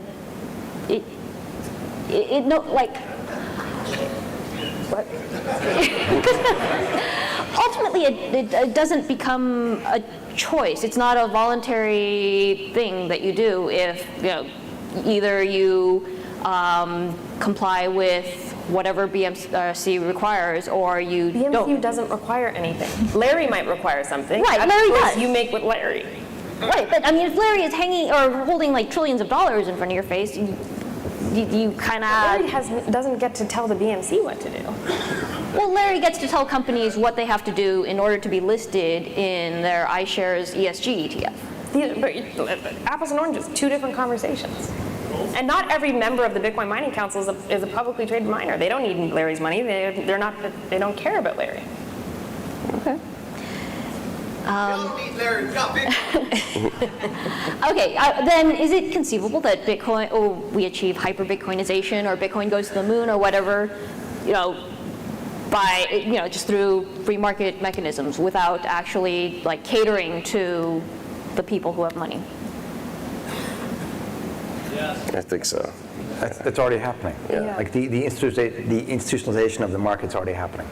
Like if you looked at who the investors were in my IPO, it's the same investors that invest in blue chip, regular companies that aren't in decentralized finance. Well, I mean, you saw Elon Musk, did one tweet, and then the Bitcoin miners all. I mean, it was a crisis because he threatened to not accept Bitcoin for Tesla because of environmental concerns. I mean, this is why I'm on stage today. 9 months ago, watched Kevin O'Leary basically attack the fungibility of Bitcoin in order to cater to these people.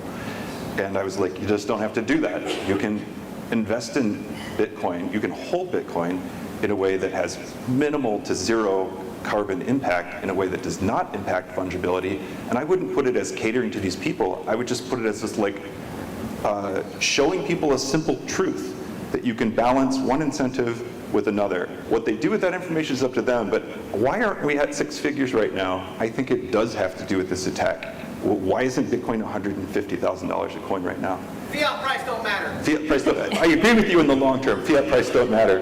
But it's like, I think it's an artificial block. I see this huge dam between that 16 trillion in ESG locked capital and Bitcoin. A lot of it wants to come here and it can't because it's locked in these weird ESG frameworks and lies from environmentalists, frankly, who don't understand Bitcoin and its impact on the environment. And all we have to do is break that dam, and it's very good for everyone. It's good for the energy transition. It's good for the industry. And I think we have to make it on our terms. I don't think we cater to anybody else. We just tell the truth. Exactly. Outweigh ESG. It's their problem that they're not allocating to us. We don't need to cater to them to bring them in. Like, everybody's going to need Bitcoin. Like, the world is getting insane. Governments have printed money to a point where they're not going to be able to pay back the debt they accrued. Bitcoin is essential as we transition to the digital age. If ESG wants to sit on the sidelines because they're worried about the environment, let them do that. Like, it's not our job to go convince these people. We have, like, that's what Peter Thiel was saying yesterday. We have the truth on our side. And we have the power, like in terms of objective truth on our side. I don't think we should be catering to these hysterics. You just need patience and a long time horizon. Well, exactly.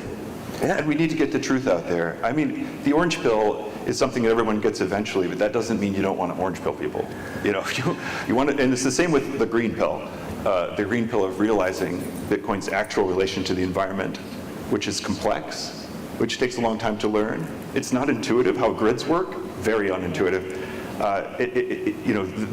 The narrative that environmentalists have right now, where every electron that's spent on Bitcoin mining, that does Bitcoin mining, it could have been used for some other useful purpose, is so wrong-headed. We have to undo that narrative and teach people how electricity works. That's hard. Do we have to do that? We could sort of wait and watch them bend the knee 20 years later or whatever, if you want to sort of lever up on the certainty and inevitability of Bitcoin. Or we could just try to tell the truth and bring everybody on board, all of humanity on board, as soon as possible. I'd rather do the latter. I think we need to find a friendly environmentalist that we can orange pill and then take them on the journey with us to let them take us to the rest of their friends. I agree. We need to find that guy or girl or they or them. All right, you. We only have a few minutes left. Let's assume Alex DeVries, the digiconomist guy who's been launching the environmental attacks on Bitcoin, who says that Bitcoin uses more energy than like all of Denmark or whatever. What do we say to him to orange pill him? He's never going to be orange pilled. He Okay, so say he have works fun for the staying poor. Dutch central bank. That's one person you say has fun staying poor to. He's a dishonest banker. He's represented all the time in the popular press as a Paris-based economist. I found out he's just like begun his PhD program. He's works for a bank. He never identifies that. He never listed as a conflict of interest. And again, when I get into conversations with him, he's duplicitous and hides the truth about Bitcoin. That's not the case for a large body of scientists and environmentalists who are skeptical about Bitcoin. They're just ignorant, and they haven't gotten to the bottom of it. But we have some dishonest actors, and Alex DeVries is a dishonest actor. If you want to debate me anytime, Alex, I'm up for it. He's one of the most disingenuous people on the planet.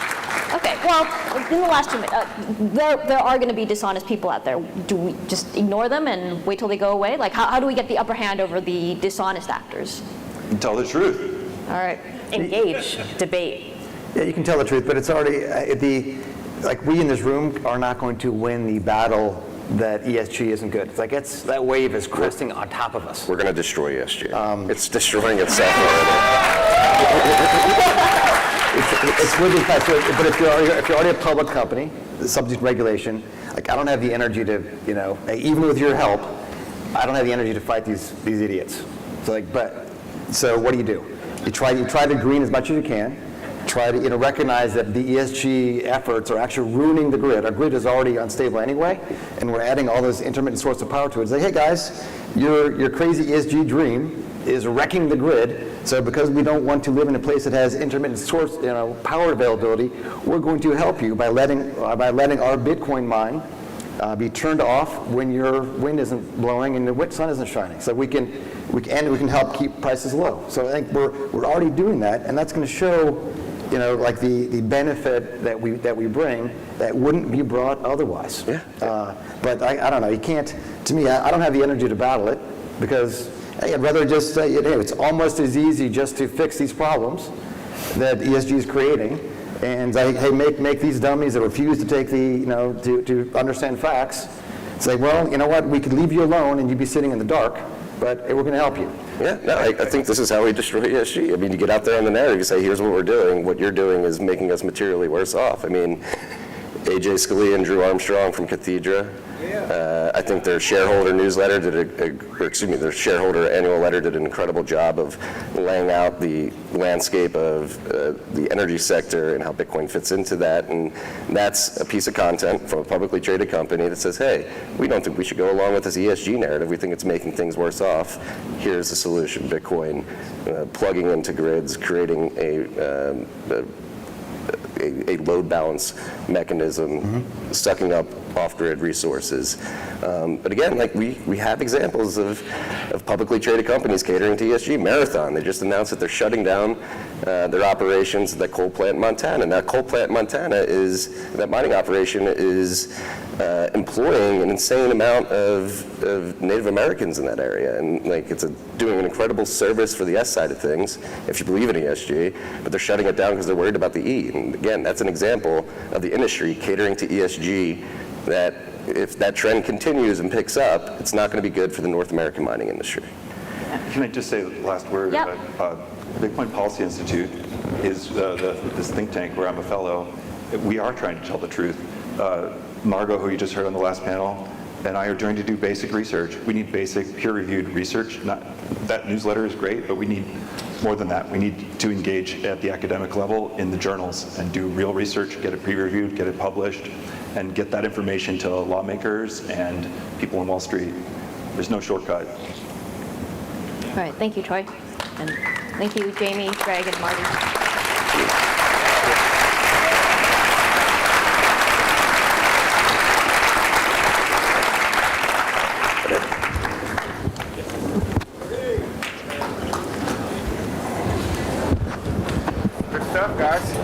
was fun. Bitdeer is the world's leading crypto mining platform with 3 business domains, Cloud Hashrate, Miner Plus, and Data Center. We are excited to provide mining services to individuals, facilities, and institutions around the world. A simple, secure, and efficient mining solution is just one click away. Sign up now.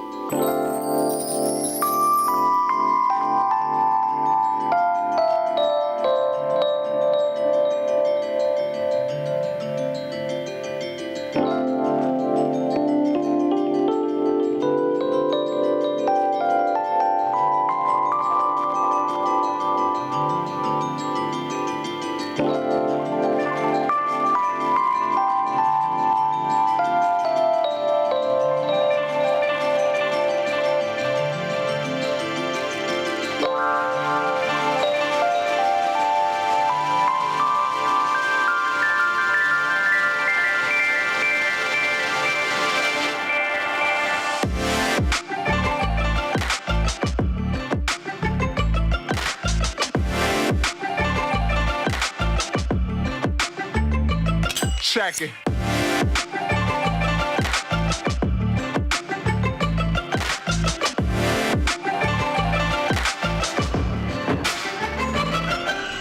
Yo.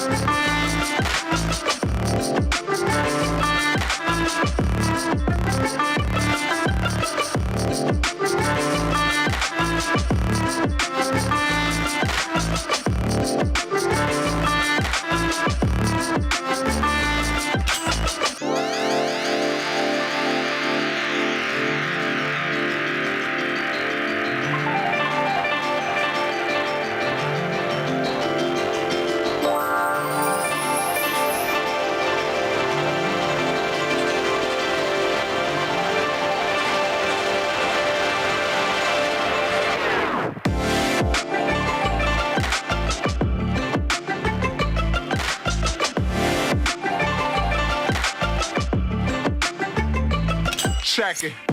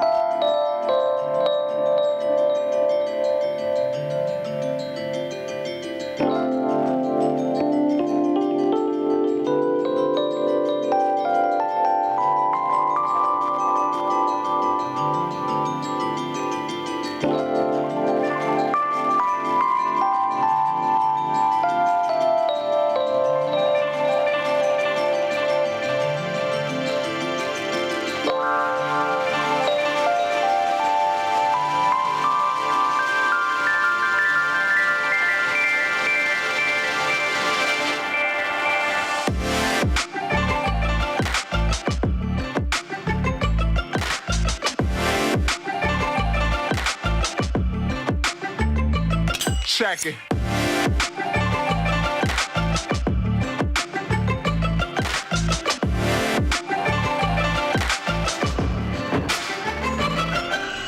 Yo.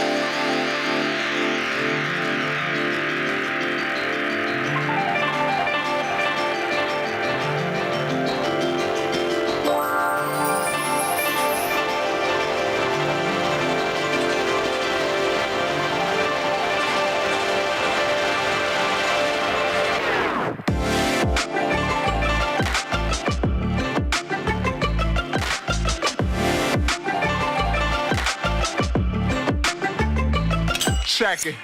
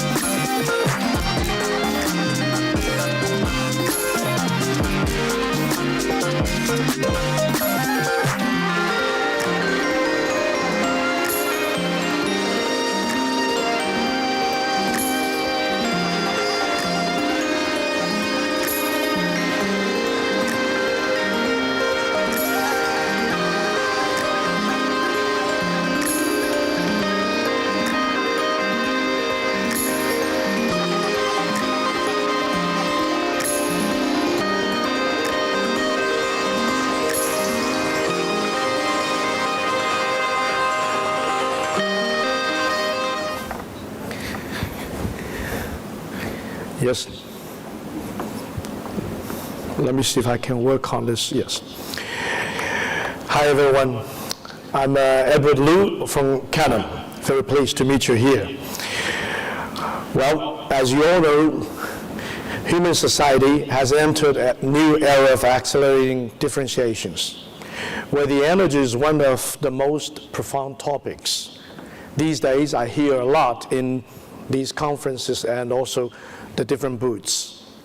The need for oil and natural gases, those resources result in a competition among the most powerful countries and economies worldwide. And will have a long-term impact on our era. Such impact can also be felt in our Bitcoin industries.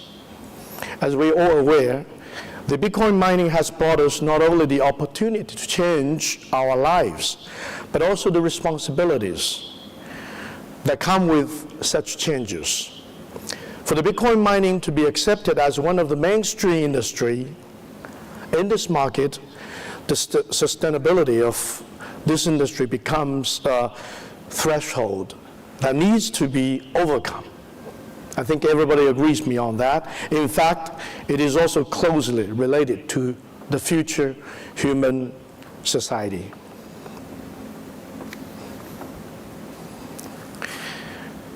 About 3 years ago, I had a conversation with our CEO and chairman, Angie Zhang, about what exactly the Bitcoin mining is. As you all know, Angie Zhang is the first person in this world invented ASIC miners. He pointed to a box of small pieces. He said, Edward, the secret of future and wealth is hidden inside of those small pieces. The size of your fingernail, the chips. According to Angie, a single miner has the capacity to perform 100 trillion calculations per second, comparing to only 5 trillion calculations that everybody has the mobile phone. Bitcoin's development can be compared to a well-known film series everybody probably knows, The Fast and Furious. In Chinese, we say speed and passion. Really, behind it, it is the speed, it is the passion, all about it. Since the creation of the first Genesis block in 2009, computing efficiency has rapidly increased to trillions of calculations per second and triggered a lot of number of industrial revolutions. As the first NASDAQ-listed company, Canaan, in fact, we've seen the emergence, together with you, of those Bitcoin exchanges and hundreds of mining companies into the capital market, facilitating the entry of institutional players into this Bitcoin mining space. Looking ahead, compliances and standardizations within Bitcoin mining will further accelerate, I believe. It is essential to shape an eco-friendly mining industries, which requires not only new liquid cooling technologies and low power consumption circuit engineering, but also a more developed mining infrastructures, as well as an even increasing proportion of the use of renewable energies, the green energy resources. Here, I'd like to build on Mr. John F. Kennedy's quote, a famous saying by him: "Ask not what your society can do for you. Ask what you can do for your society."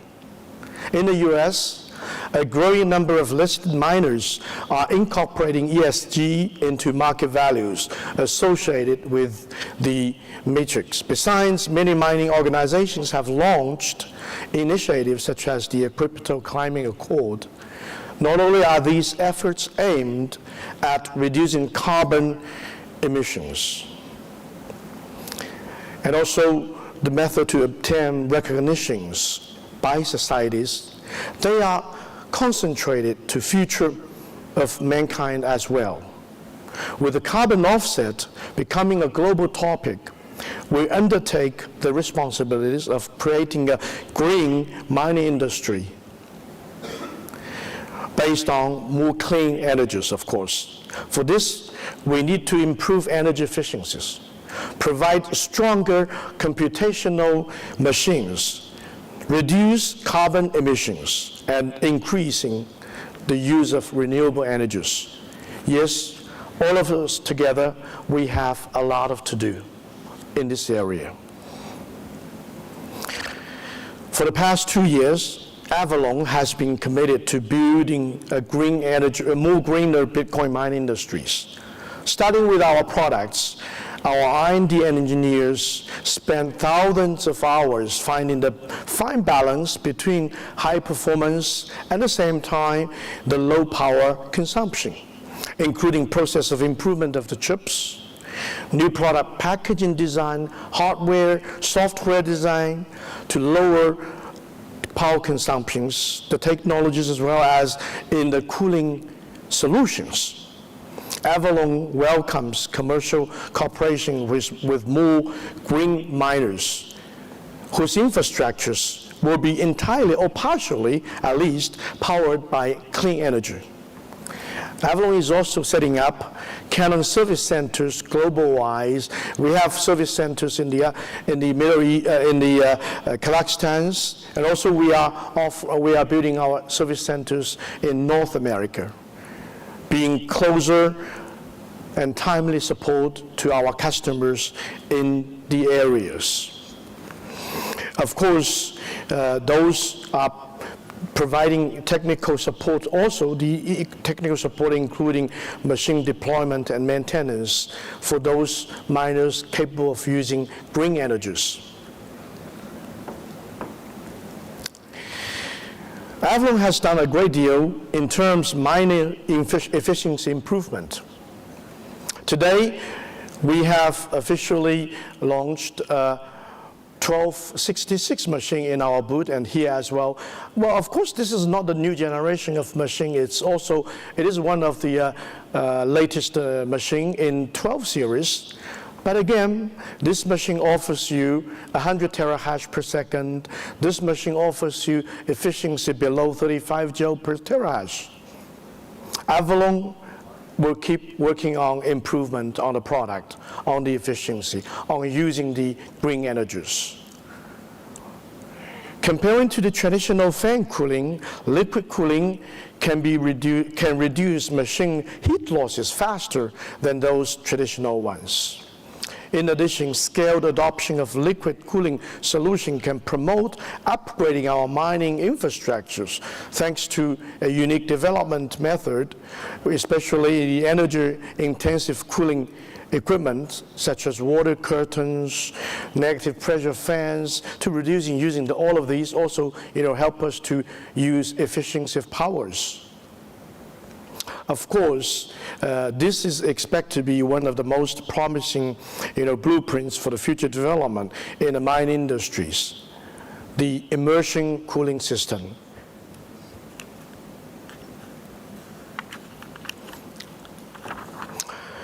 Of course, green energy is linked to the future of Bitcoin industries and as well as human beings. We will take a closer look at the reciprocal relationship between the green energy grid and, of course, the Bitcoin mining industries, as well as the changes taking place in this energy mix of green power grid. On one hand, green energy lowers the electricity power cost for miners, benefiting the development of the industry. On the other hand, the Bitcoin industry can serve as a flexible load into the green energy grid. As far as I know, some state governments here has invested heavily in green energy projects to mitigate those impacts of extremely climate changes on the grid, such as ice or snowstorm or heat waves in the summer. In general, electrical power supply exceeds local demand, whereas the Bitcoin mine industry is able to convert excess capacity into storable value. The sun gets up every day and sets up every day, water runs, but those energies can be stored through our Bitcoin industries or crypto industries. This is storable value we have. During the peak consumption season, of course, operators can be authorized to shut down in our contract, according to our contract, the machines. And this released electric power can be back to the grid. Meanwhile, miners will also be compensated with the discounts on the electric power by doing this kind of operations. And this industry's symbiotic relation between green energy grid and mining industry comes into being, I think.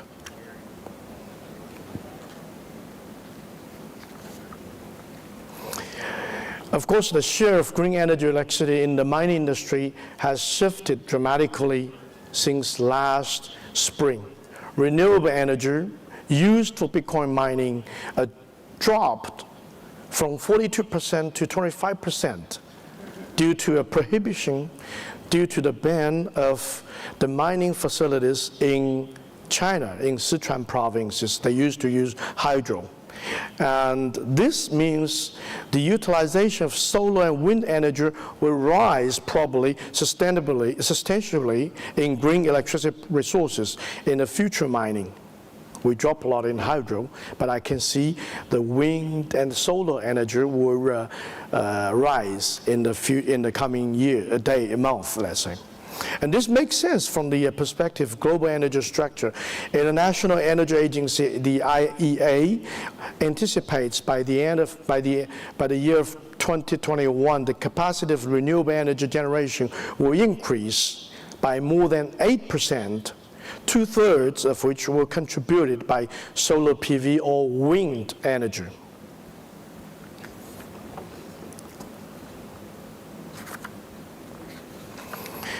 Of course, statistics from the International Energy Agency, IEA, shows the cost of the solar energy generation has fallen tenfold since 2010, with average annual growth of solar generation reaching 42% over the past decade. The IEA's main scenario has 43% more solar output by 2040 than it is expected in 2018. partly due to the detailed new analysis showing that the solar power is 20 to 50% cheaper than thought. So you can see the solar energy will be a key factor driving the sustainable mining and development of those equipment. Solar equipment has paved the way for the transformation of the mining industries. In this regard, Avalon has already partnerships in European countries, like you see on the slides. We've been strongly involved in those green energies with our partners together. And going forward, we will continue to prioritize sustainable minings, working more with those mining companies that can deploy clean energy in their mining operations. And this is our mission, and this is our task in the coming. Avalon hopes to become your most trustworthy partners in the mining industries. And let's work together towards really a more sustainable mining industries with the use of green energy. Thank you. Thank you for your attention.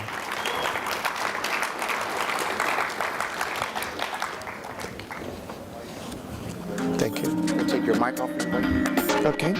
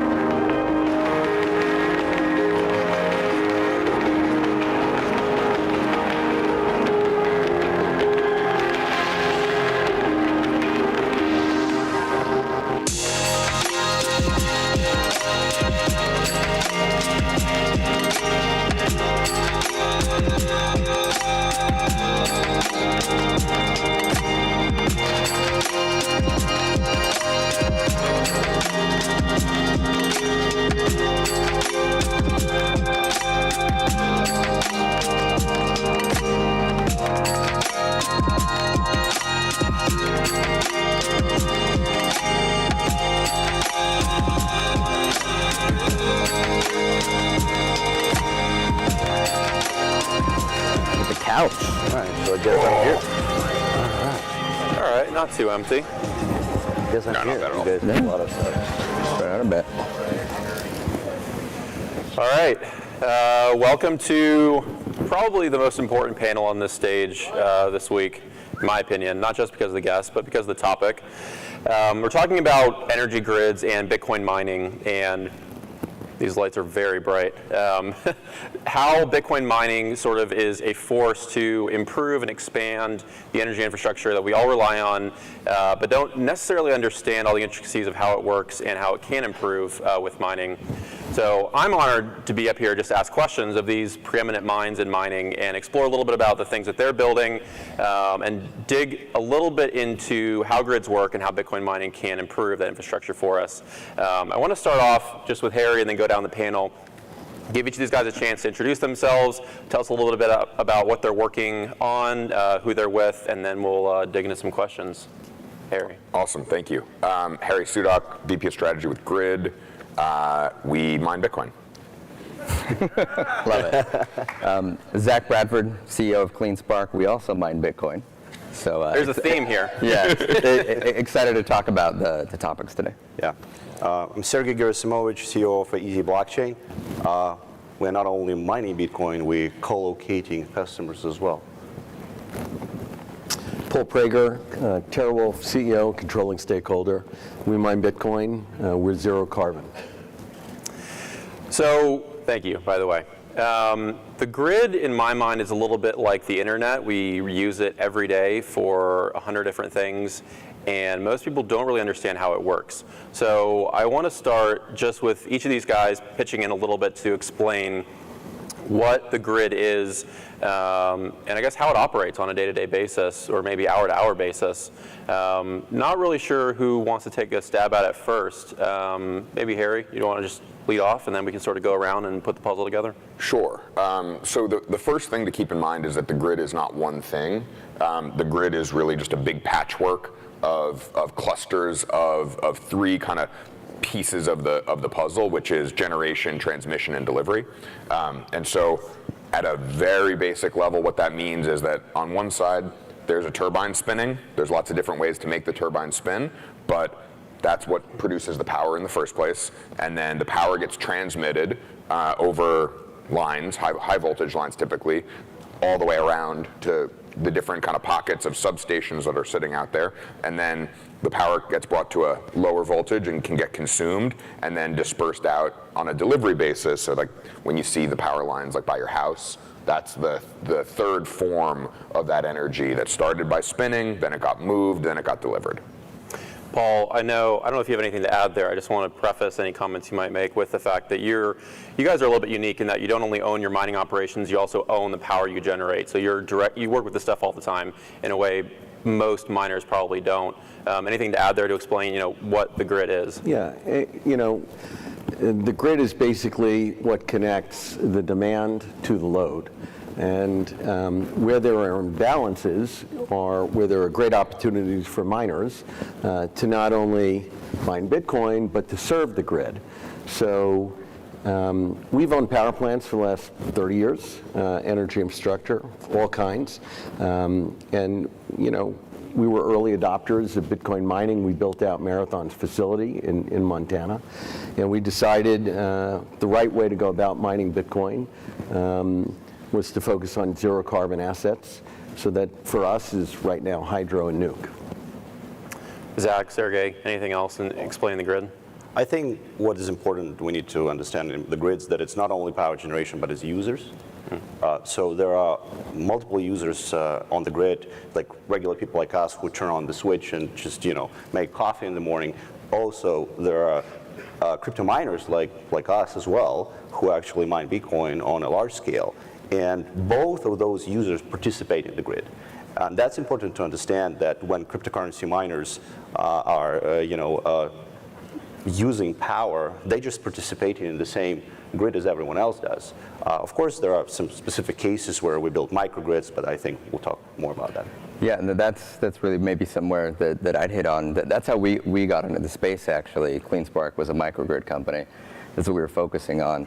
And something interesting about the grid is, there's all this power being produced and consumed all the time, but it's very intermittent, the usage. People go to work, you go into the office, you turn the lights on, you turn them off.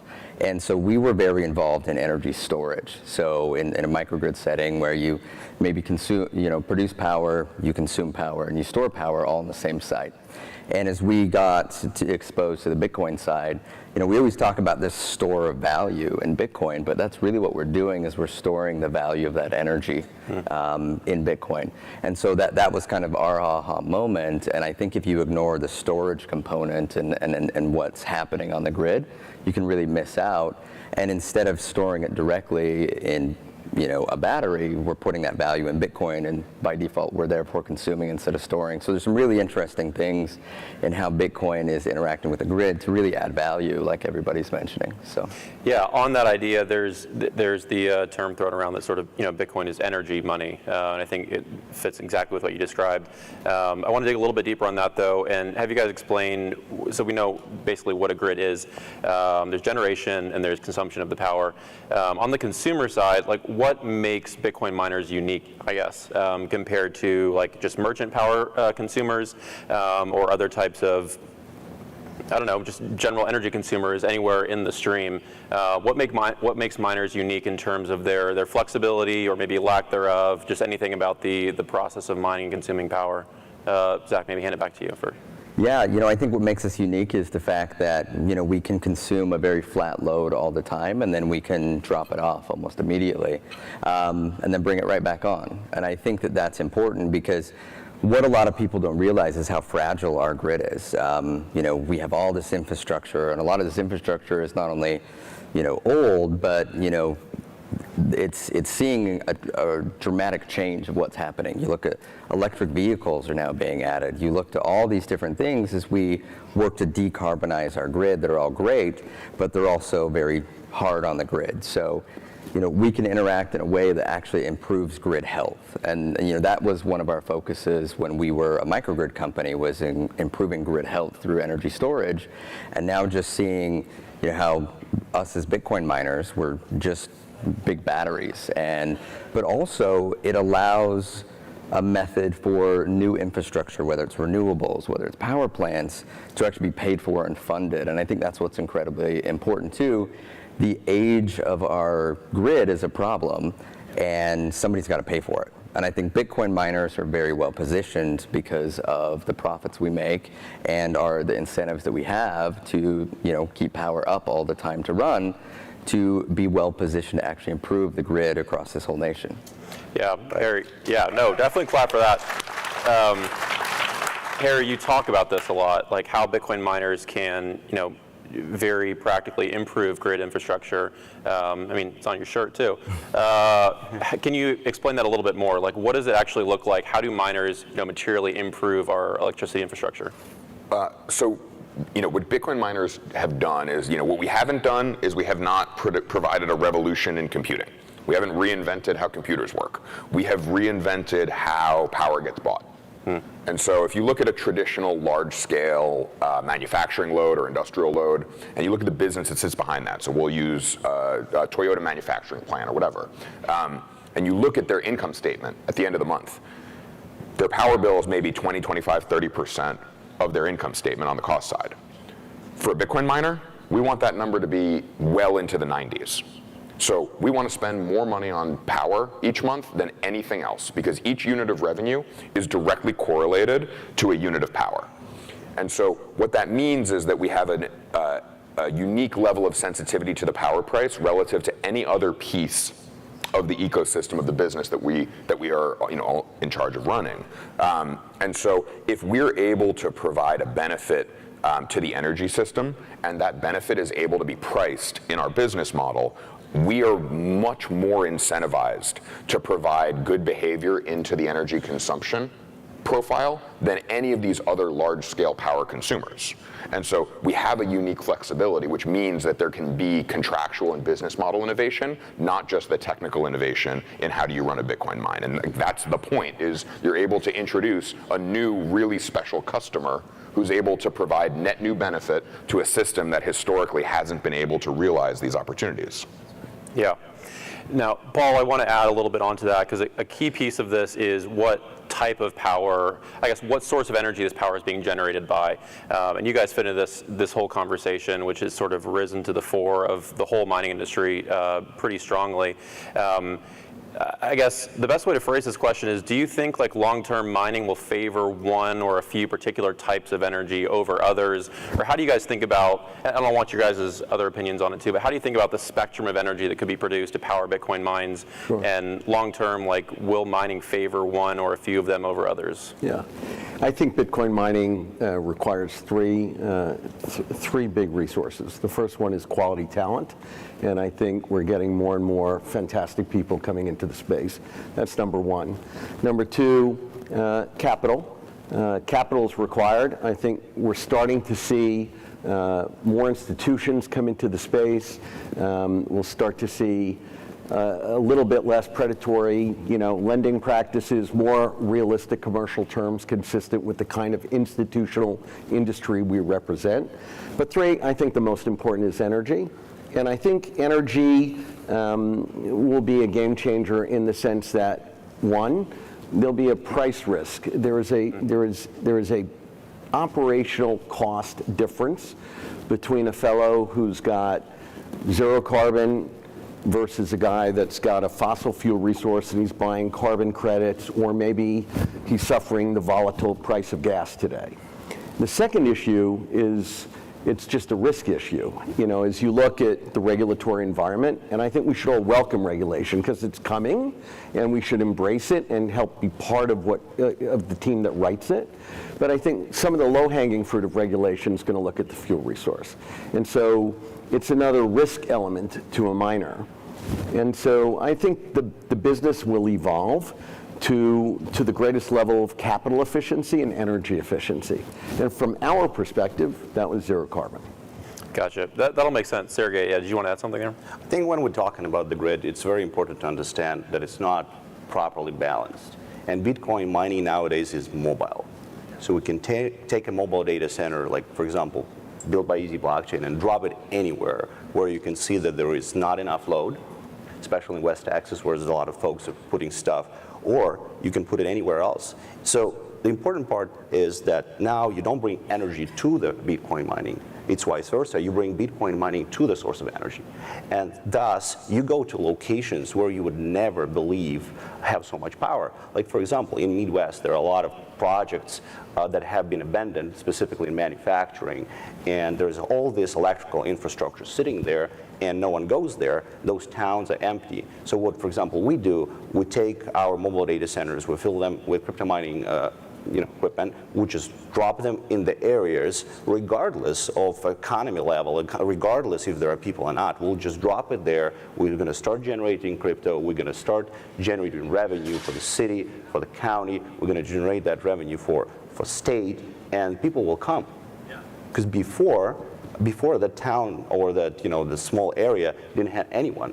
So now it's a resurrection of energy in general. So we're resurrecting energy in the areas where it was dead. So that's the beauty about Bitcoin mining and it being mobile. But I also think it's important to emphasize, it's great. I think it's very important to emphasize scale, right? As Bitcoin mining becomes more institutional, you want to be in a place where you could take the advantage of scale. And second of all, long term, right? When you take a look at the energy infrastructure markets, and Bitcoin mining is energy infrastructure, that's what it is. So the fellows that have succeeded in energy infrastructure ultimately had matching resources on both ends. So they were able to find a long-term fuel resource and a long-term electricity offtake. All that we're doing today is taking that local resource of electricity and storing, as you said, in Bitcoin, which is very important. So I think it's important that you can take a long-term view that enables you to scale if you're really going to be a profitable miner. That makes sense. I want to get back to scale in just a minute, but I want to talk about what you both just mentioned, mining as energy infrastructure. When you're sourcing this energy that's out in the middle of nowhere, has basically a market value of zero. And when you're dealing with the companies that own these resources, do Bitcoin miners and these energy companies always speak the same language, or are they always on the same page? What is that relationship like, I guess? And if not, how do you navigate and negotiate maybe some of the difficulties in those conversations? Harry, maybe you want to start with that and then go down. I have a few wide-ranging thoughts on this. The first is that the question that we received the most was, is this real? Can you actually do this? and the look of disbelief lasting months. So this is fundamentally an innovative approach to consuming power relative to what has happened for the last 95 years. So this is a step function increase in the type of relationship that a miner is able to have with a power producer. The second is just we're going to take a little trip down Bitcoin memory lane, which is in 2019, nobody was taking the call. This was you were the crazy person. You want how many megawatts? We've only signed a deal that big once in the last 30 years. End of 2020, beginning of 2021, they're calling us. Mm-hmm. And so this is here, and this is winning, and the people who are going to build the community of off-takers for the future are at the leading edge, and they are being proactive about having relationships with miners. So that's kind of where we are now today. And so when you talk about kind of the language, I think that the language between the energy company and the Bitcoin miner is adjusting to be kind of the same. I think that the overall rate structure regime and how does the energy get priced and sold, that's where the next level of translation and education is happening now. So I think everybody kind of gets what we're trying to do, but I think that the mechanics of achieving it are still maturing. And so I think that there's still a lot of energy that should be bought by miners today that isn't yet because of mechanical and structural reasons, and those barriers will get broken down over time because there's nothing more exciting than an economic incentive. And so that's where we're headed next. Is some of these rate structures are going to break down, and if I were the CEO of a power company, I would be pitching my board to put in place a Bitcoin mining rate structure to attract us to your region, and we will be able to innovate on that process together and get there. Yeah, absolutely. No, I would agree with that, yeah.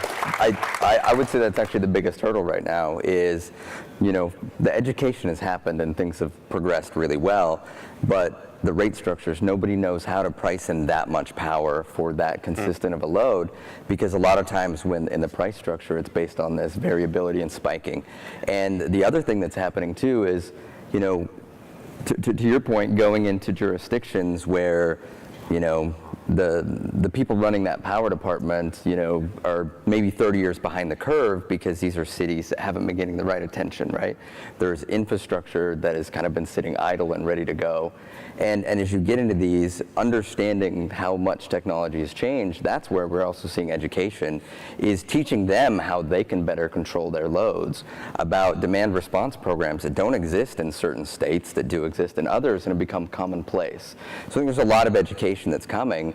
But the other thing that I think is really interesting is really the financial conversations. In the last 2 years, now Bitcoin miners are seen as really good anchor tenants to large-scale PPAs, whether that's solar or wind. I think that's a big part of this is the new infrastructure that has the opportunity to be built on the back of Bitcoin miners, and that's been a big education piece for us, because that's what we want to play a big role in. Really educating them on the staying power of Bitcoin, and have some interesting conversations where suddenly difficulty is something that now power producers know something about, and they're trying to predict themselves. So I think we've come a really long way in just 2 years. But yeah, that financial component where we're seen as the credit-worthy backer to make new projects happen. The government's not paying for it right now. We've seen how the bills aren't passing, but we know that we need it, and I think that it's going to get more interesting in the future, and Bitcoin mining is going to play an ever more important role in that. Kind of where Harry is. I think the language is not quite there yet. And I think there's more to drop here, because when some of the early PPAs to miners start to expire and roll off, and they see the new increased pricing, or the new, hey, you got to help me improve the grid, or hey, this is the fuel price now, people are going to, get a little bit anxious. So I don't think the language is the same, and it's why we are sort of vertically integrated, why we like to own our own generation. But I can tell you, the power space is not some dinosaur out there. They had competition from IPPs for 20 years that helped bring them forward. And they have other sophisticated clients, whether it's in machine-based learning or, and so I think they're quick to learn and quick to respond. We have a site in upstate New York, Lake Merida, which was, a legendary coal-fired power plant in upstate New York. It was the last coal-fired power plant in the state of New York. We had families that worked for me there for 3 generations, which is remarkable. And we had to let those guys go when we shut down that plant and mitigated the facility, but we now have those employees back, union employees back, retrained to mine Bitcoin and to repair Bitcoin miners. And I think it's a really huge win for the space, and I think that's happening all over the country. So that's awesome. Yeah. That's pretty. Yeah. That's pretty counter to the narrative you hear about mining, that story you just told. And I know it is happening in other facilities all across the U.S. And we'll expand as companies like your own and others continue to scale up. I want to circle back to scale, though, and talk about I guess what mining looks like 5 to 10 years from now, and give just a brief moment of time for like critics and critiques that we hear in, from politicians or journalists or what have you, and try to, I guess, achieve kind of like a steel man of things that they think about when they look at mining. Because sure, with everything, especially mining, there's risks and benefits, upsides and downsides. Like with what we expect to be massive expansion of hash rate, specifically in the US, but across all North America, what are some of the risks or potential concerns that you have and think about and strategize ways to mitigate as you continue to expand your operations? Starting with you, Paul, then I want to go on the panel to hear from each of you. What things could go wrong, and how do you think about ways to mitigate those? Right. Obviously, I'm a big believer in zero carbon, so I think that there'll be a continued explosion in that direction.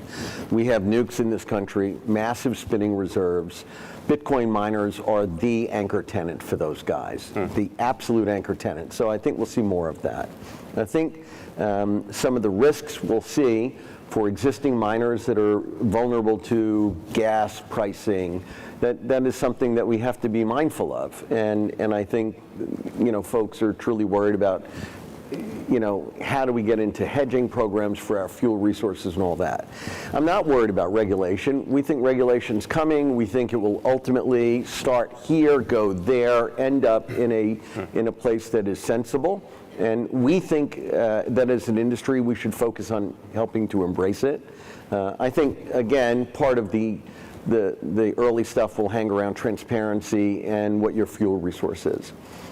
For us, it's an intensive capital business.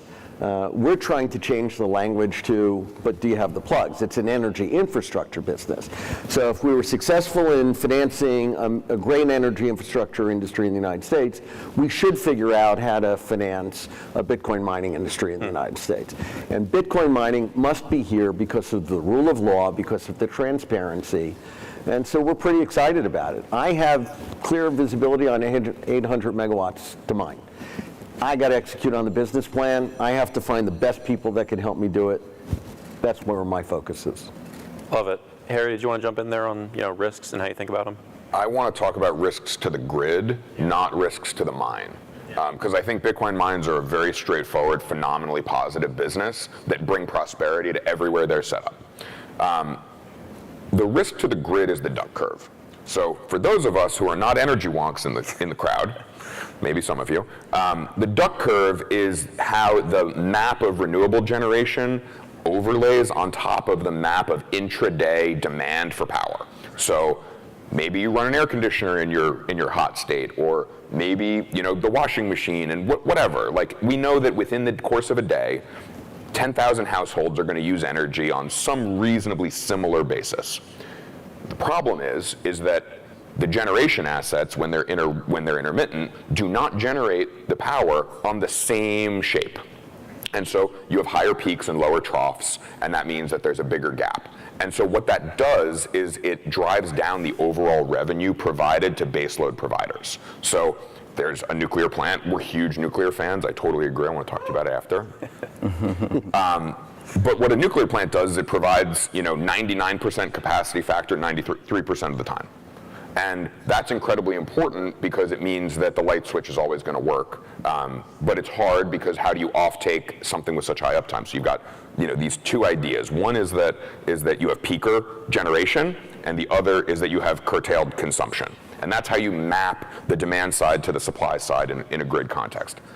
The risk is that we lose our incredible base load because the dislocation around price has pulled the revenue away from the baseload provider into the intermittent provider.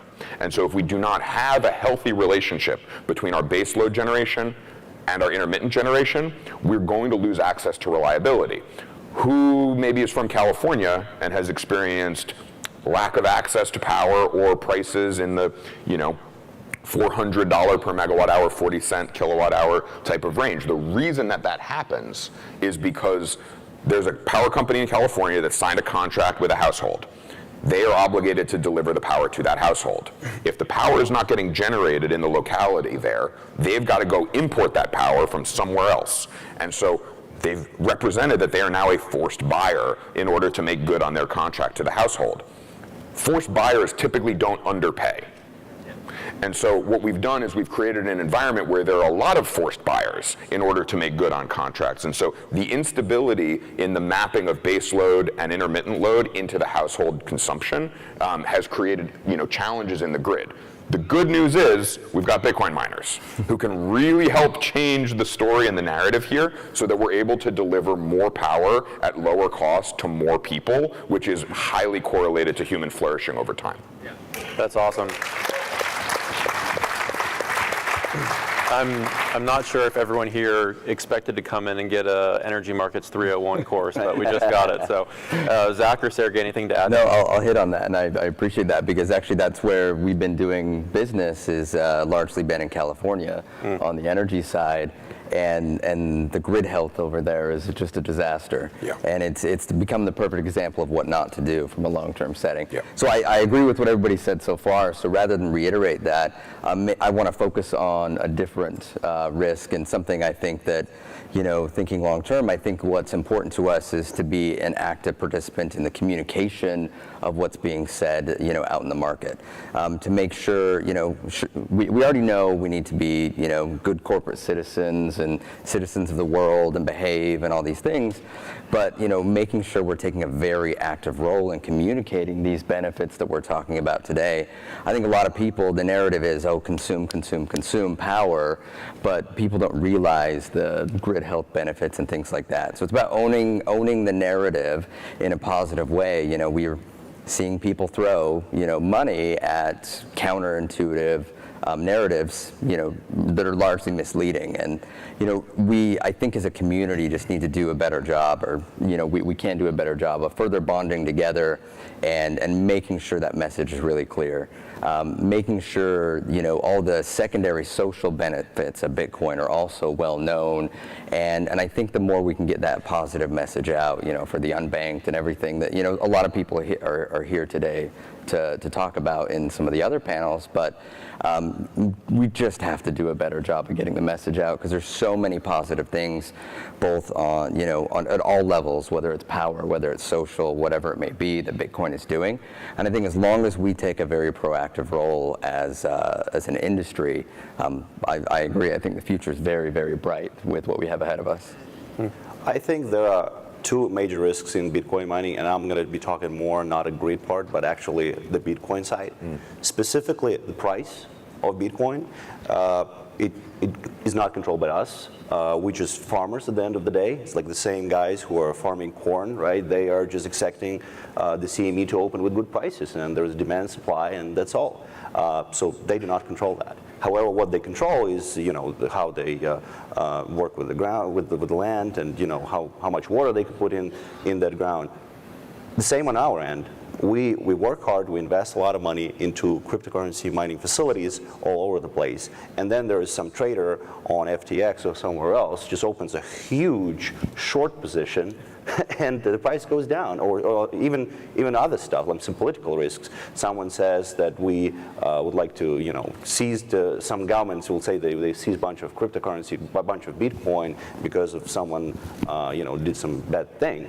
And that influences the markets, unfortunately. And the people who are actually struggling on that are us, because we do not control that. We produce one Bitcoin, let's say the price is $30,000, and we sold it at 45. That's it. That's all we would do. And that's a problem. That's how people look. That's how all we do. Because we do more than that. We actually control. We do a lot of work for local communities. As Zach mentioned, we work a lot with the economic development departments. We create jobs at the end of the day. Why no one is talking about how the Bitcoin mining actually create jobs? That was a very, very wrong argument that Bitcoin mining doesn't create jobs. You just started from your conversation that talent is one of the most important things in Bitcoin mining. Because those people are retrained, they are technicians, they are actually paid rather well. And it's not only like one person can run a facility of 10 megawatts, you need actually, up to 10 people though. So I think this is something very important that we need to talk about. And the political risk is, specifically on local level, is that, in New York, they keep talking about, those poor fish in those lakes. And in Wyoming, Cynthia Loomis is praising everyone. So I would go to Wyoming. That's it. And that's what I think is good about Bitcoin, that we can go anywhere, right? So we can go anywhere. You don't like us here, we'll go to other state. And that's the beauty about this distributed network of microgrids that we're here to talk about, that we can build anywhere, and we build infrastructure around it. In order to build a cryptocurrency mining farm, you have to build a road, you have to build an office, you have to build a substation, a transformer, and a bunch of other stuff. So it's something that we need to pay more attention. But I believe those specific risks about the price and political risks, they're going to be mitigated at the end of the day as if we have more events like this where we can talk more about this and actual experts go and talk about the real problems, not just the folks who have, more political influence. Yeah, I wish we had more time to talk about the political risk because, you definitely see the interstate competition to attract Bitcoin miners, or in some cases, kick them out, definitely heating up. Very interesting dynamics there. We're under 5 minutes. I kind of want to wrap up the panel by giving each of you a chance to explain where you see Bitcoin mining, I guess what Bitcoin mining will look like in the next 5 to 10 years, whether it's the types of companies that will sort of merge with Bitcoin mining or become Bitcoin miners, what the industry will look like from a political or regulatory perspective within the U.S. or outside the U.S. Pretty much anything's fair game. I just want to know, like, each of your visions for where the industry is headed, and from like a 10,000-foot view, what it will look like. Harry, maybe start with you. I think that the governing principle that I work from first is just that Bitcoin mining is fundamentally optimistic.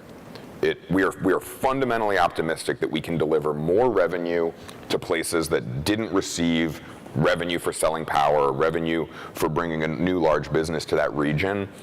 And the great part about bringing new revenue somewhere is that that revenue gets recycled many, many, many times within that community and provides benefit at many, many levels. So I think that, the 5 to 10 year vision, we could talk about the business and that side of things, but just, I think we're going to wake up in 10 years and the towns and counties and cities and communities that have Bitcoin mines are going to be thought of in this incredible, positive, optimistic way, and that the towns that don't have them yet are going to be recruiting Bitcoin miners to be building there. That's awesome. No, I agree with that. And I think something else that we're going to see is we're just going to see greater community partnerships because, to your point, the interactions that the miner has in the community, like in the two mines we've set up, we are grid connected there, but we have paid directly to upgrade the infrastructure. So that benefits not only us, but the communities around us. So I think you're going to see communities that embrace Bitcoin mining thriving. From a state of the industry in 5 years, I think that there's going to be, very large mines, but I think we're also going to see quite a few small mines where, once grid balancing gets fully embraced and adopted, we're going to see that far and wide. So there's going to be a couple meg here and a couple meg there, and then there's also going to be a 200 megawatt facility, down the street. And so I think that as we as miners also get better at managing these mines in a different way, I think you're going to see really instead of hearing about a Bitcoin mine down the corner, there's somebody that is a partner with a grid operator that is balancing it throughout a whole area. So I think it's going to be a really good interaction with the energy business and energy industry as a whole. But I do think that they are going to look to us as the mining companies that develop now to be those partners. I don't necessarily see that they're going to try and jump in on their own. Over time, will they, consolidate? Will they acquire? Will they do all of that? Yes, absolutely. But at least at 5 years from now, I still think that, all the miners that are building up now are just going to be really good partners. And, it'll be interesting, though. It'll be interesting to see how it really works out. I believe there are a couple areas where Bitcoin mining is going to thrive. Well, of course, energy. In my opinion, in the next couple of years, every power plant going to have a Bitcoin mining on its backyard. So they can balance the energy that they produce. That's number one. Number two, natural gas sector. Every oil and gas company has a tremendous opportunity to utilize Bitcoin mining as a tool to mitigate the risk of natural gas prices going up and down. They can install a cryptocurrency mining facility, put a generator to work, and if natural gas prices go to $6, and you make only 5 by mining Bitcoin, you will just sell the gas. If the Bitcoin makes less revenue than selling the gas, you would just do the opposite. So they can mitigate. And now, when in the midstream industry, you have different markets where you can sell your carbon, sell your gas, right? So these are the two sectors, all of them are energy. Of course, incentivizing renewables is a big deal. Today we had, I believe, an announcement about Block and Tesla doing a project in Texas. So same thing, you can install, I think there are going to be more and more facilities coming like that online. Yeah. Because you can install solar panels, you can install wind panels, and you can install battery and cryptocurrency mining facility, and it will just break even way sooner than it would before. Yeah. So last night, New York State Legislature passed a law that basically said that Bitcoin mining is going to be covered and assessed by the Department of Revenue and Taxation in New York State.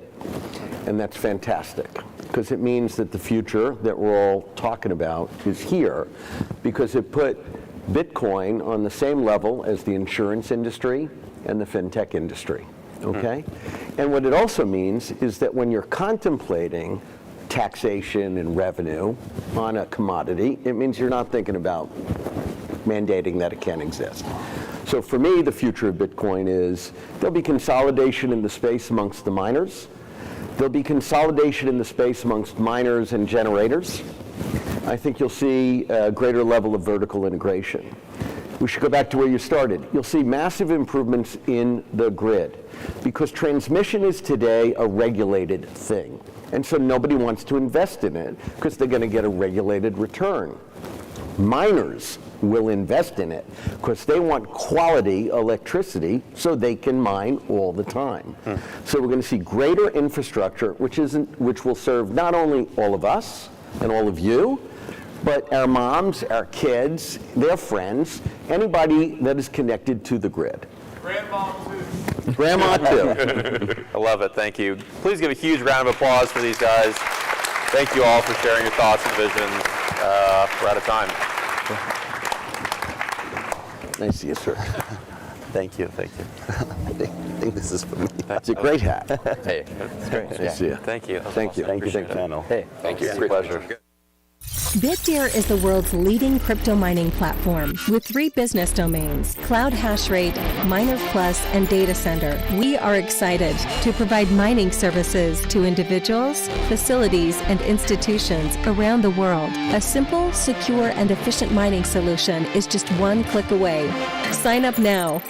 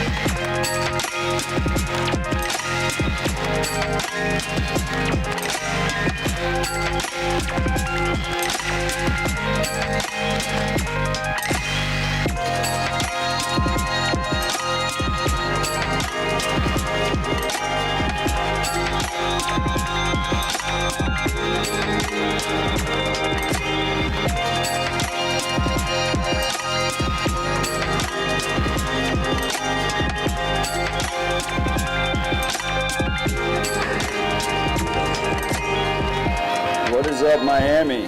Right on. So we're here to talk today about mining at home, bringing a miner in every single home in America, not stopping until that happens. Yes, sir. To my left here, we have John with FutureBit. We have Diverter. We have CoinHeated. He specializes in immersion mining, specifically at home. And we have Econo Alchemist, who's working with upstream data and Bitcoin management. So, first, can we get a show of hands if you've mined Bitcoin before? Nice. Yeah. Can we get a show of hands if you've mined Bitcoin while actually, owning the ASIC and not having it in a hosted facility? There we go. Awesome. So it seems like a lot of people have already started, which is great to see. I mean, you want to get your feet wet. It's not as difficult as it seems. But I think a good, productive way to start this off is why people should consider mining in the first place. Eco, you want to lead us off on that? Sure, yeah. Mining at home solves a lot of issues. It solves problems with censorship. It solves problems of not being able to get a bank account. And it solves the problem with the risk introduced by using KYC services. And you can get Bitcoin for a lot cheaper by mining at home, depending on your electricity rate, than you could buying at an exchange anyways. Very well said, very well said. Yeah, I mean, for me, the whole point of even looking at Bitcoin mining to begin with, it was solely as a means of acquisition. I wanted to be able to acquire Bitcoin.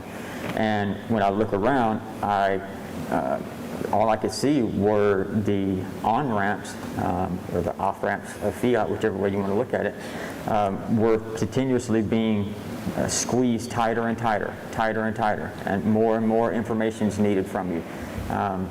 More and more KYC, AML. There's no way to just take some cash and buy some Bitcoin. The options are shrinking very fast. And so a couple of years back, when I see the trajectory, I see the way things are going, that's exactly what kind of led me to mining.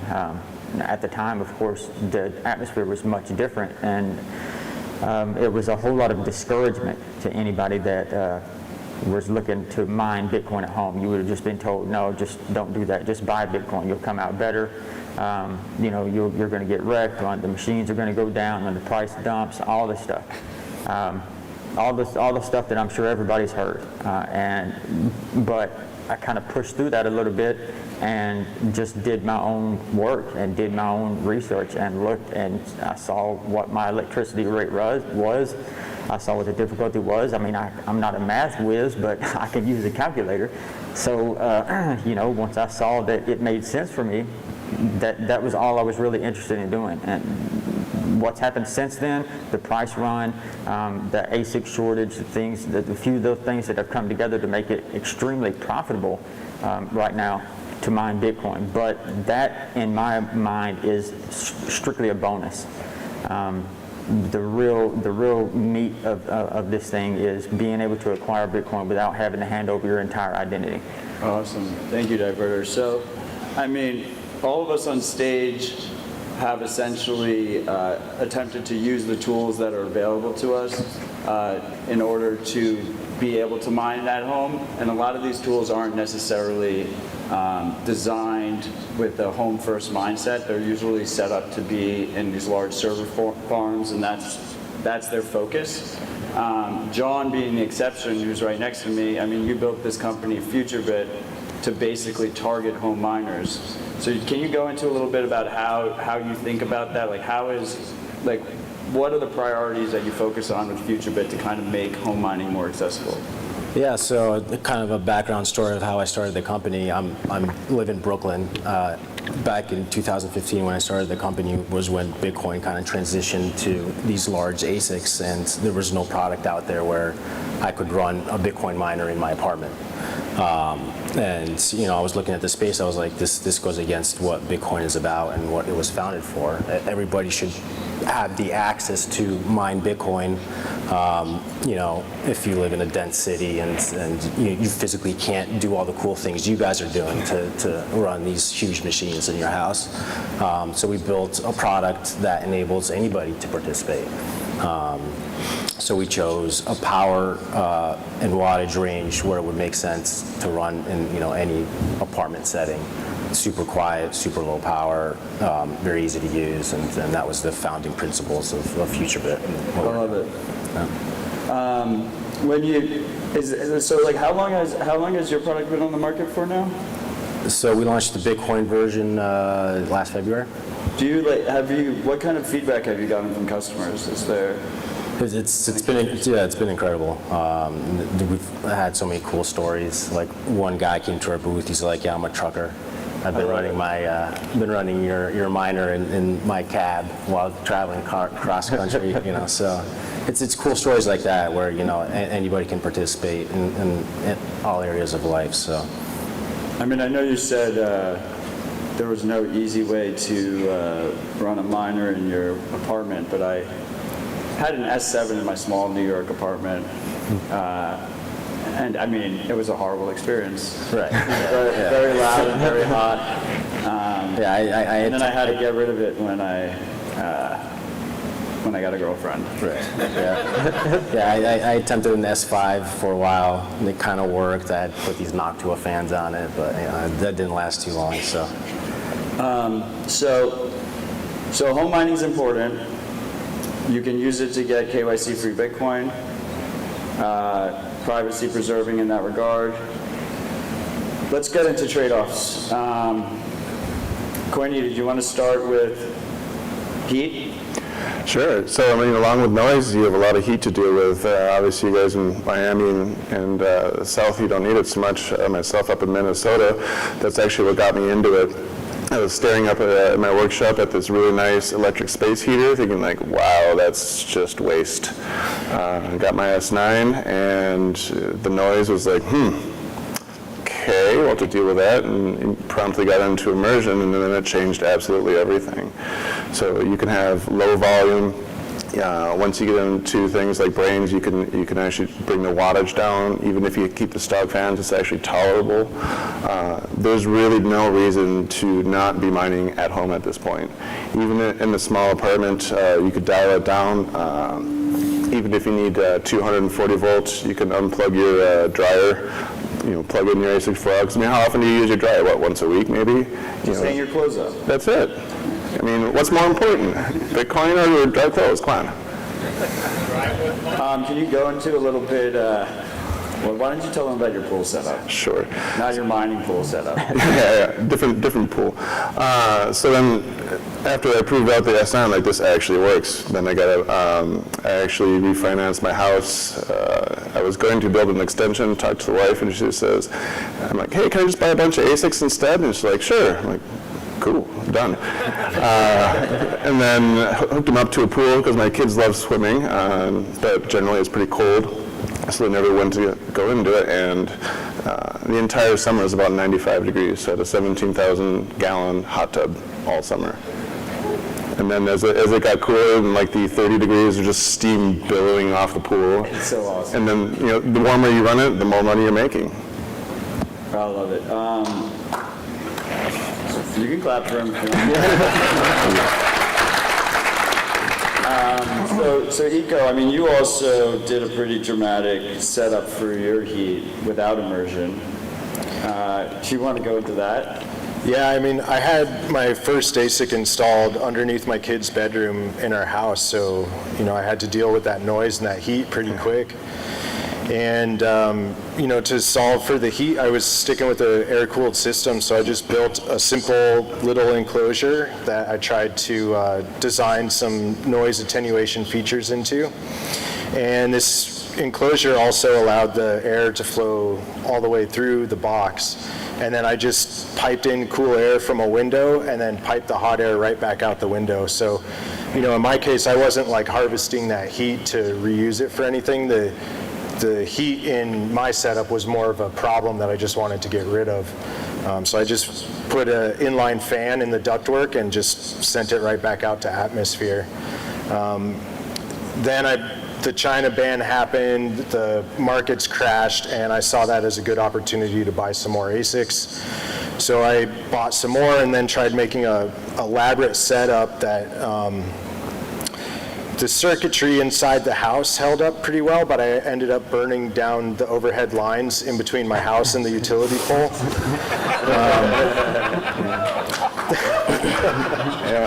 Thank you to my wife for giving me a call and letting me know the power lines were on fire so I could rush home and address the issue. So I backed off my setup a little bit, and then we decided to sell our house and move out to the country. And right now I'm in the process of building out a shipping container so that I can run all of my ASICs off of a 400 amp service. But yeah, in the new setup, I had taken the two ducts out of the window and just replaced them with like a gable fan. And I just routed the heat vertically into a big chamber, and then it all got sucked out the window. And as far as the heat went, that worked pretty well. But now I also have a black box from Upstream Data, and so that's hooked up and running in our backyard. And that just forces the hot air out of the box and off to atmosphere. So this is like an easy plug and play problem solver. Right, when you did it, you had to build it all by hand. Yeah. Now Upstream just gives you a nice purpose-built device, a purpose-built box that you didn't put an ASIC into it. Yeah, so the Upstream one is weatherproof, so it's designed to be outside and in the elements, where the DIY version that I built out of plywood, like I've got one of those running in my basement, and that won't withstand weather. And then I believe, Diverter, when you first released your home mining guide, you used a cooler, right? Oh yeah, first of all, don't judge me off of today's standards. Because over the last year and a half to 2 years area, there's been a serious resurgence in home mining, and there have been a ton of advancements in the way that people handle their heat, in the way they handle cooling, in the way they handle storage, just everything. Once people really started understanding and seeing the same things that we all see, as far as the KYC dangers, the issues with acquiring Bitcoin, this other option that is now exists, Bitcoiners, they start coming up with solutions. So yeah, ton of good stuff has happened since then. But when I did my original one, yes, I just went to Walmart. I bought a regular Igloo cooler, I think it was. Drilled a hole on both sides. Put some ducting, in and out. And then I I had a window air conditioner unit that was running at the time anyway. So I took a little piece of ducting and ducted off just a little bit of that window AC cool air and shot it into the cooler and then ducted the heat out the backside. And honestly, the window air conditioning unit was louder than the miner was. And this was an S17. This was when the S17 Pros were just hitting. And that ran great for a while. I got my return on investment on that machine. I ended up being able to sell that machine basically for the same price that I paid for it in fiat terms. And this is after I'd already made my money back in Bitcoin terms. So a lot of things have changed and come a long way. The prices of ASICs have gone up a lot. The immersion stuff is really interesting. It's super smart. Even the air core stuff like Econo's been doing, there's just so much, and there's so many places you can go on Twitter and find all kinds of people now that have big long threads about all the cool things they've done with this air. And now to see this, we were talking backstage, I haven't really gotten a chance to look to play with this product. I know Eco has, but I'm super excited for anything that is exactly what this product is. I mean, I think we've all been kind of looking for this for a long time. Yeah, and to go off the comments you just made regarding non-KYC and why it's so important, I think it's a topic we really need to press. Is Bitcoin mining has to go away from these centralized huge mines that are currently controlling a huge portion of the hash rate. We need millions of people involved. It can't be just 10,000 DYIers, right? It needs to be millions of people need to be participating in this network. Anybody that owns Bitcoin, whether it's 100 Satoshis on Coinbase, should be participating in mining, because that's one of the pillars of Bitcoin, right? That's what secures the network. That's what validates transactions. And there's nothing to stop these huge, Marathon and Riot and publicly traded companies from, censoring transactions. They're very easy to go after. 100%, yeah. They can't go after a million individually. And it won't be that there's necessarily all miners are home miners or all miners are distributed miners, but as long as there's this intolerant minority of small distributed miners located around the world, Bitcoin's in a much more robust place. So I've had public conversations about home mining and trade-offs of home mining with all three of those guys many times. I kind of feel like you kind of fucked our panel with your new product, because we usually talk about the three main trade-offs, which is electric, heat, and noise. What are the trade-offs of your product? The trade-offs is you can't earn as much Bitcoin as a S19, that was the point of the product, right? The point was to make it low power enough where most people wouldn't. You can just plug it into a regular outlet. Right, yeah, it's 120 volts, 100 watts. You don't even have to consult a licensed electrician. No, of course not. Yeah, it's like running a high-powered computer pretty much 24/7. So. Nobody likes to show off.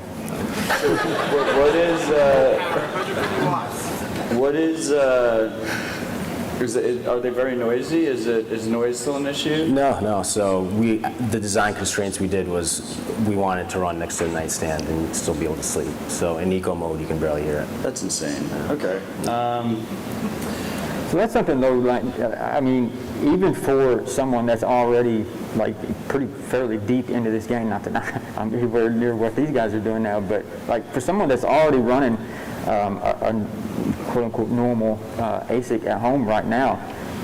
To plug one of those in, though, I mean, it virtually cost free. Basically, I mean, you're 200 watts of electricity. That's no big deal. You've got a couple of terahashes.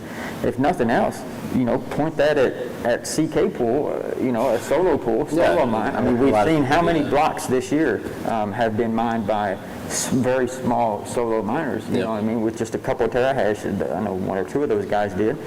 So like even for somebody that's already mining, like the product makes sense in my mind. You know what I mean? Like it's a real win. I can't speak too much on it because I haven't played with it myself. But if it is capable of delivering on the even 3/4 of the things that we think that it can, I think it's a real big deal. It's a big deal.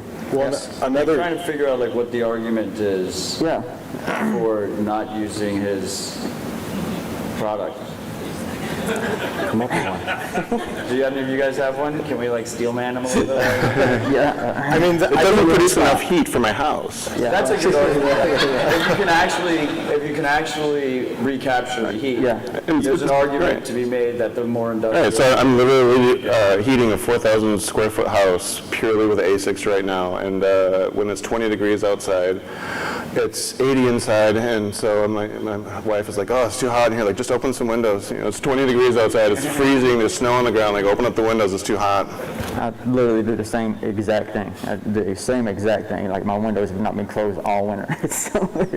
Well, if we don't overload the power grid and expose the weaknesses, then they're never going to invest in building up our infrastructure stronger. I did pop my transformer 5 times.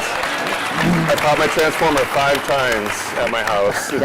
Like every time, like, oh god, that's me. Do that with your 300 watts. That'll get their attention. So let's forget John isn't on the couch right now. You have one of these industrial miners. You have like one of the new gen Watts miners, or like an S19 or something, and you're thinking about installing it in your house. Let's go through the trade-offs in terms of like what you're thinking about in terms of electric, like getting power to them. I feel like that's got to be ecos. You've had to learn about electricity after melting the lines, right? I mean, now you got to first be aware that there's a lot of scammers out there, right? Mm-hmm. But there's a lot of scammers in the trades too. So you want to be careful about who you're dealing with to come into your house and install your electric upgrade. I consulted a professional electrician. They weren't licensed, and I found out the hard way that I was getting scammed. They did damage to our home. I had to go back and redo all the work that they screwed up the first time, and I went back and did it myself. Now, I'm not an electrician, but I know enough to be dangerous, and I was able to get our electrical situated in a way that I was satisfied with, and we were able to mine. So, just be careful. Definitely get a licensed electrician to help you out. And, you can get a lot of good advice and good experience from people online, but when it comes down to it, like if you're not trained to do electrical, you want to contact a professional and a licensed professional so that they're accountable for what they do in your home. And so, every miner is going to need like a 20 amp, 240 volt circuit. A lot of us have these kinds of circuits installed in our home for our dryers or other large utilities or appliances. And, you might be able to just swap out an outlet, and for a couple $100, you have a professional electrician do it, and you're good to go. You can plug in your miner. Depending on what you want to do, you might need to upgrade your entire panel and have a whole new electrical system installed. And that's definitely doable too, and it may not be as expensive as you think. Yeah.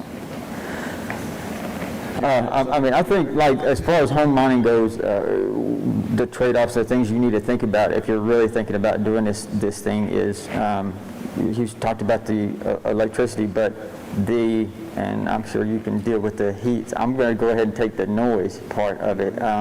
The noise of these machines, whatever you have in your mind, if you've never run a miner in your home before, whatever you have in your mind as how loud this machine is, you are nowhere near it. You're way, it's like running a shop vac 24/7. You're way under. You're low. You're extremely low. Whatever's in your head right now, you're low. It's loud. It's annoying. It is unbelievable.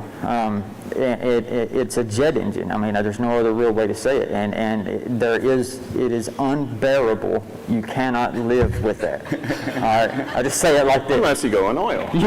You cannot live with that if you're air cooling. All right? You just can't. Like, it would drive anybody insane. So you have to understand that going in. Like, that's whenever I wrote Mining for the Streets, that was the thing that I really wanted to emphasize to people. You know, I wanted to kind of get across the why of why I wanted to mine, but I really wanted to try to get across to people to really think about your infrastructure needs before you buy this machine, because these are not cheap. They're very expensive pieces of hardware.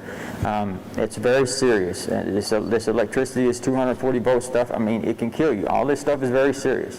And so it's not just some game that you're going to jump into and I'm going to buy this machine and I'll be rich in a couple years. I know, around this space that tends to be the way things are sold. Just buy this, you'll have all kinds of money in a few years. But the truth of the matter is there's a whole lot of thinking, a whole lot of problems that need to be solved mentally before you ever bring this physical machine into your home. So understand that noise exists. You're going to need to deal with that. Now, the way that I deal with it, and the way the noise comes from the fans. It's as simple as that. The fans are trying to keep the machine cool. The cooler that you're able to keep that machine, the lower the fans are able to run. The higher those fans have to run, the louder the fans get. It's a very, very simple thing. Just because it's simple doesn't mean it's easy to deal with, though. Cool air in, hot air out, and your fans go quite a bit lower, and that keeps your sound much lower. And you can muffle it further using, we talked about the black boxes out now. That's basically a done deal, a one-stop shop. You can just duct it out and use your inline duct fans, get your heat out of there. It also going to take a lot of your sound with it. And then this man right here could tell you quite a bit about another way to go about addressing the sound, which is using immersion. Absolutely. It can also help with the heat. And it doesn't need to be a super complex setup for immersion. My very first immersion setup was literally a $50 aquarium, and I looked for the cheapest radiator on Amazon. It was from a 1995 Kia Sophia, $26 shipped. And so my entire immersion setup was like $200. And so it doesn't have to be a mega setup. You have to be careful, yes, absolutely, with wiring. You don't skip on wiring. Make sure your cables are rated. You can get cables that are really thin that would physically plug in, that are made for lesser things. Make sure you get the right cables. Yeah. And if you don't want to deal with any of that, you have another option. This guy. I knew it. I knew it was coming. It's great to see that we have companies like Upstream Data with the black box, and companies like FutureBit, where you just, it makes it much easier to be a home miner. Yeah. Ultimately, when you're doing mining, right, this equation is you have your fixed costs and you have your variable costs, and then you have the return, right?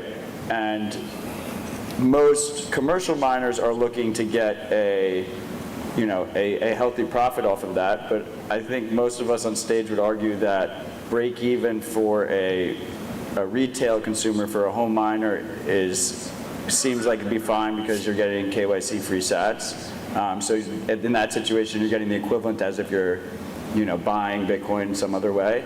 And even maybe if you care about privacy, slight loss, because it's like a premium you're paying for privacy, or a discount on the opposite side that you're paying to give up all of your privacy.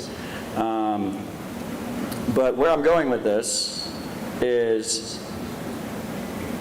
Upstream Data and FutureBit are small, relatively new companies. Probably harder, I know it's really hard to get a black box right now. So the price is, you might not get as good of a price as if you go to an industrial, if you find industrial ASICs.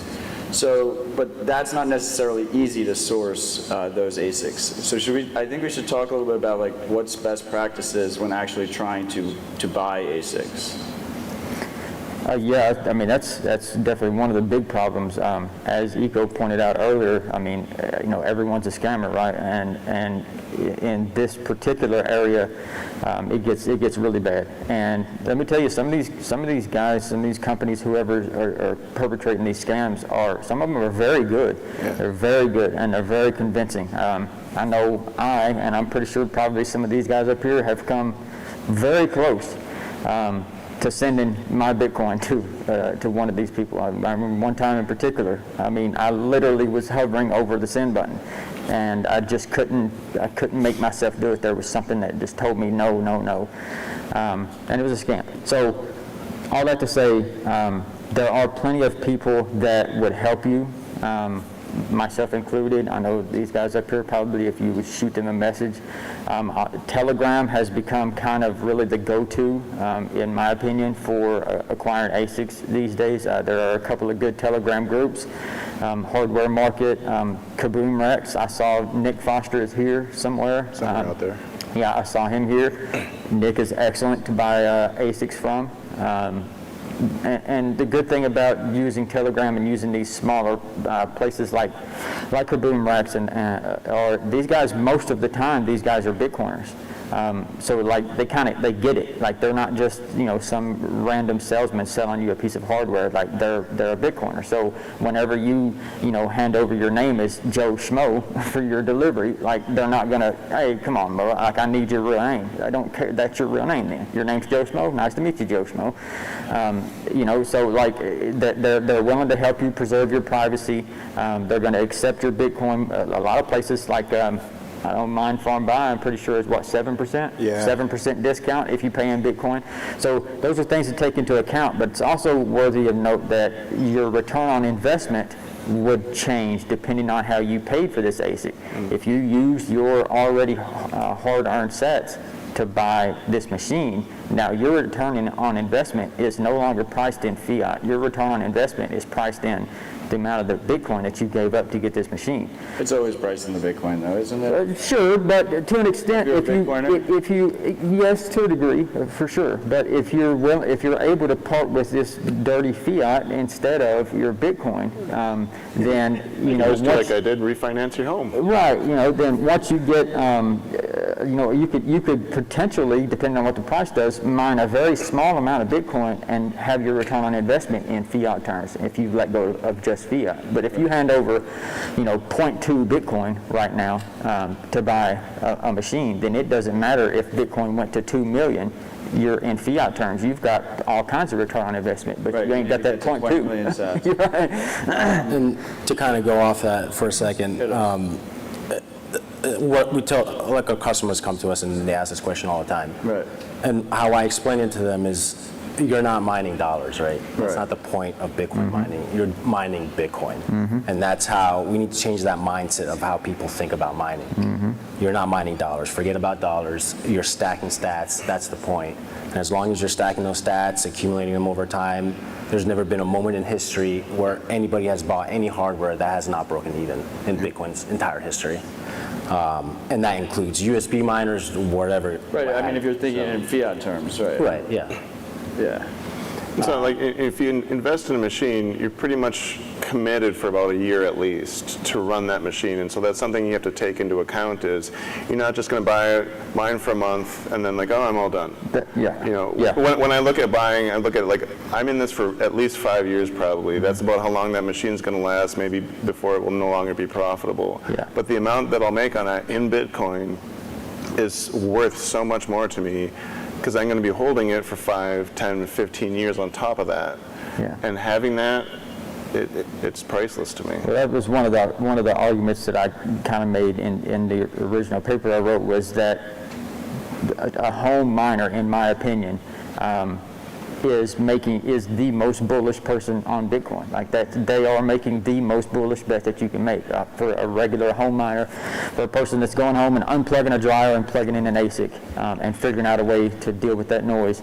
That person believes in Bitcoin. That's a bullish bet on Bitcoin because it's like a long-term leverage. It's a long-term, yes. It's a long-term investment.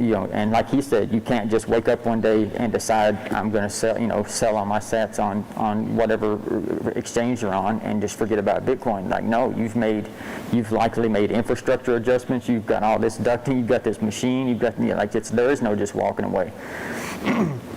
So I mean, while I've been sitting up here, I think an easy way to distill kind of the trade-offs of the trade-off balance. So everything has trade-offs. Everything in our life has trade-offs. The easiest way to distill the trade-off balance between going the industrial miner route, sourcing ASICs, figuring out sound power and heat, versus going for a more convenient setup with something like FutureBit or the black box, is it's like a convenience versus potential return trade-off, right? So you're taking a little bit more risk if you go the industrial side, but you have the potential for higher returns, and it's going to be way less convenient than if you go for one of the, products that is focused directly at home mining.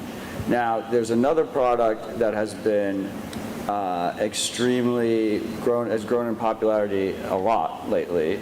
I'm pretty sure that's what White Rock does, which is the hosted mining.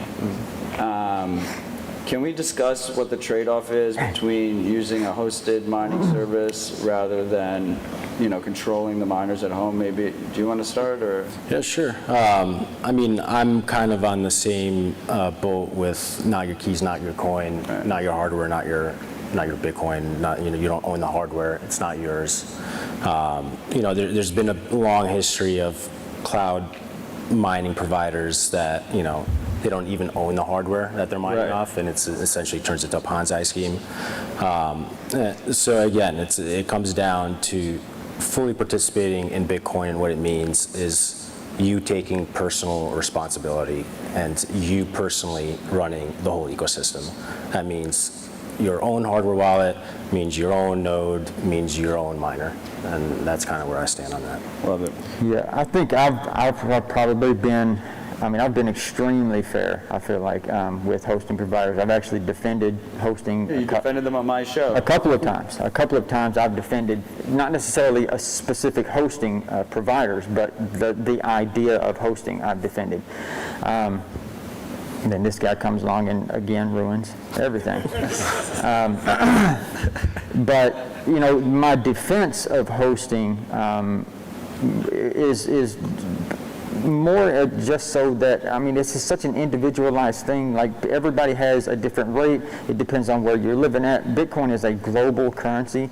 And so that, it's very easy to sit here right now in the United States in my, with my electricity running great all the time and my internet running fine all the time and everything's good. And, and just tell everybody, hey, why aren't you mining at home? But I got to continue to think in my mind like this is a global currency. I don't know exactly who I'm talking to whenever I'm online. Like I could be talking to somebody that they don't have the ability to be, or maybe they have the electricity, but they're in a place like Germany or somewhere where the prices are just exorbitant. It's ridiculous. So I feel like there's a place in the market for hosting, but the problem with it is. As with, I suppose, everything else in life, greed seems to always get the best of people. And, people begin all of a sudden selling, hardware space that they don't have. They start, with their pre-sales, go a little bit further out, and a little bit further out, and the next thing you know, you're delayed a little bit, and then you're delayed a little bit longer. And, I think anybody in here that is at all aware of, the whole Compass situation, right now, we've seen it play out. I wouldn't call it a scam in the same way that I would call cloud mining a scam, but it is, in a sense, somewhat of like an affinity scam type, you know what I mean, in certain sense. I still think it can be done right. I don't think it has been to this point. But again, I'll say, to this man's credit, if his product does the things that it does, first of all, I would like to see him have some competition. And second of all, and that's, I mean that in the best possible way. We definitely need more. I'd love if there was, dozens of companies. There should, We need this out to millions of people, and to get that scale, it's... Absolutely. But, that solves a whole lot of the issues that we all talk about. A lot of the inherent centralization around ASICs, the way that these big, huge places like this will just be filled with miners that can be taken down, we've got to continue to keep this thing decentralized and permissionless. And for my money, the best way that we can keep this as decentralized as we can, as permissionless as we can, to let people get in and acquire Bitcoin if they want to, is to try to put an ASIC or a miner in every home. And that's what I've been working on with my tanks, is to actually design a tank that's very simple, easy to use, a single ASIC, just pop it down, you've eliminated your noise, anybody can do it. It's not an overly complex setup. You can run it in the house, you can run it, put a radiator outside easily and get that heat out of your house if you don't want it. Yeah. But to actually get ASICs in houses that you can run reasonably and have your own node and have your own ASIC at your house that you control, I think that's just, that's where my passion is. There's no competition. I mean, that's it. Awesome. So, guys, we're a little bit tight on time. You want to just wrap up with some final thoughts? Alchemist, we'll start with you. Yeah, I would just say that mining at home is more possible now than it ever has been. There's more innovation going on around you than at any time before this. There's more support out there for you. And if you're interested in it, just feel free to reach out to me or anyone else in the community. There's a lot of people willing to share their stories with you and help point you in the right direction. Thanks, Eco. It's a lot easier than you think. Don't let it scare you like, oh, this is too much. Like you said, there's a huge community out there. Absolutely do it. Will you get rich tomorrow? No. Will you see absolute benefit from it? Absolutely. Thanks, Cornita. Diverter, final thoughts. Yeah, these guys kind of already summed up everything, so appreciate you taking my final thoughts. But no, seriously, it is easier now than it has ever been, and you should not get overwhelmed. It can be done. It does make sense for a lot more people than they think, so I would advise you do your own research, check out a calculator. If you need help, holler at us. Thanks, Diverter. John, final thoughts. Bitcoin's about empowering yourself. Just make sure you take full advantage of it. Just holding Bitcoin's not enough. Run the hardware, have the nodes, fully participate in the system to make sure Bitcoin remains a decentralized asset and does not end up getting controlled by the few once again. Extremely well said. Yeah. I would just add, it is a movement about personal responsibility, and personal responsibility will always be the more difficult option. But it's up to you if you want to take that route. With all that said, I want to thank our panelists. I want to thank you guys for joining us. Start hashing tomorrow. Let's fucking make it happen.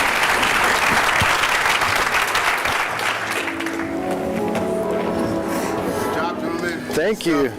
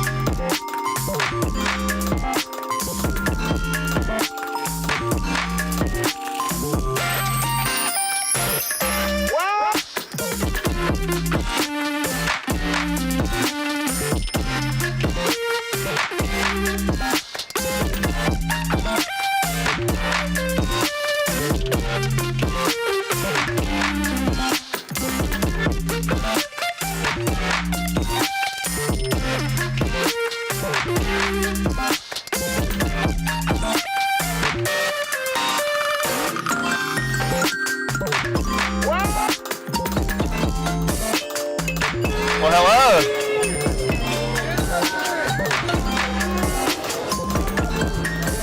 That's some great lights. Hey, everybody. Hey. How are we feeling? Good. Yeah? Let's get some applause. Let's go. That was a great panel. Guys, well, super excited to have this conversation on cosmic Bitcoin mining. This is going to be a really good one. These guys up here are some of the most brilliant minds I've ever talked to. Really excited to get the conversation going, but let's start with some introductions. Jesse, you want to go first? I'm Jesse Peltan, CTO of Huddle Ranch for a West Texas mining company. Awesome. Hello, everyone. Co-founder of Aptofu. I started my Bitcoin in 2011. And actually, before I started mining Bitcoin, I was a contributor sitting at home. One day I got to know Bitcoin, and I recognized by mining Bitcoin, and I can actually not just contribution to projects, but also getting paid. So I immediately convert my sitting at home setup into Bitcoin mining setup. So that's how I got started. SETI. Awesome. I didn't know that about your history. SETI at home was always my favorite screensaver growing up. My name's Drew Vansel. I'm one of the co-founders at Unchained Capital. We do multi-sig Bitcoin custody and financial services for long-term holders of Bitcoin. And I've also written and thought a lot about Bitcoin in space, and I can't believe there's an entire group of us that are excited about these things. So thanks for coming, everybody. All right, so we're going to start with like the softball, normal kind of stuff to talk about, and then gradually just get more and more weird. So let's start with a question. Let's do a 5-year, 10-year, 100-year lens on where and how we will be mining Bitcoin. Jesse? So I think in the next 5 to 10 years, we're going to be at 10x the size of where Bitcoin is today. So I think we're going to be on the order of 1 to 200 gigawatts. So right now today we're roughly 0.1% of global energy consumption. I think that'll get up to about 1%.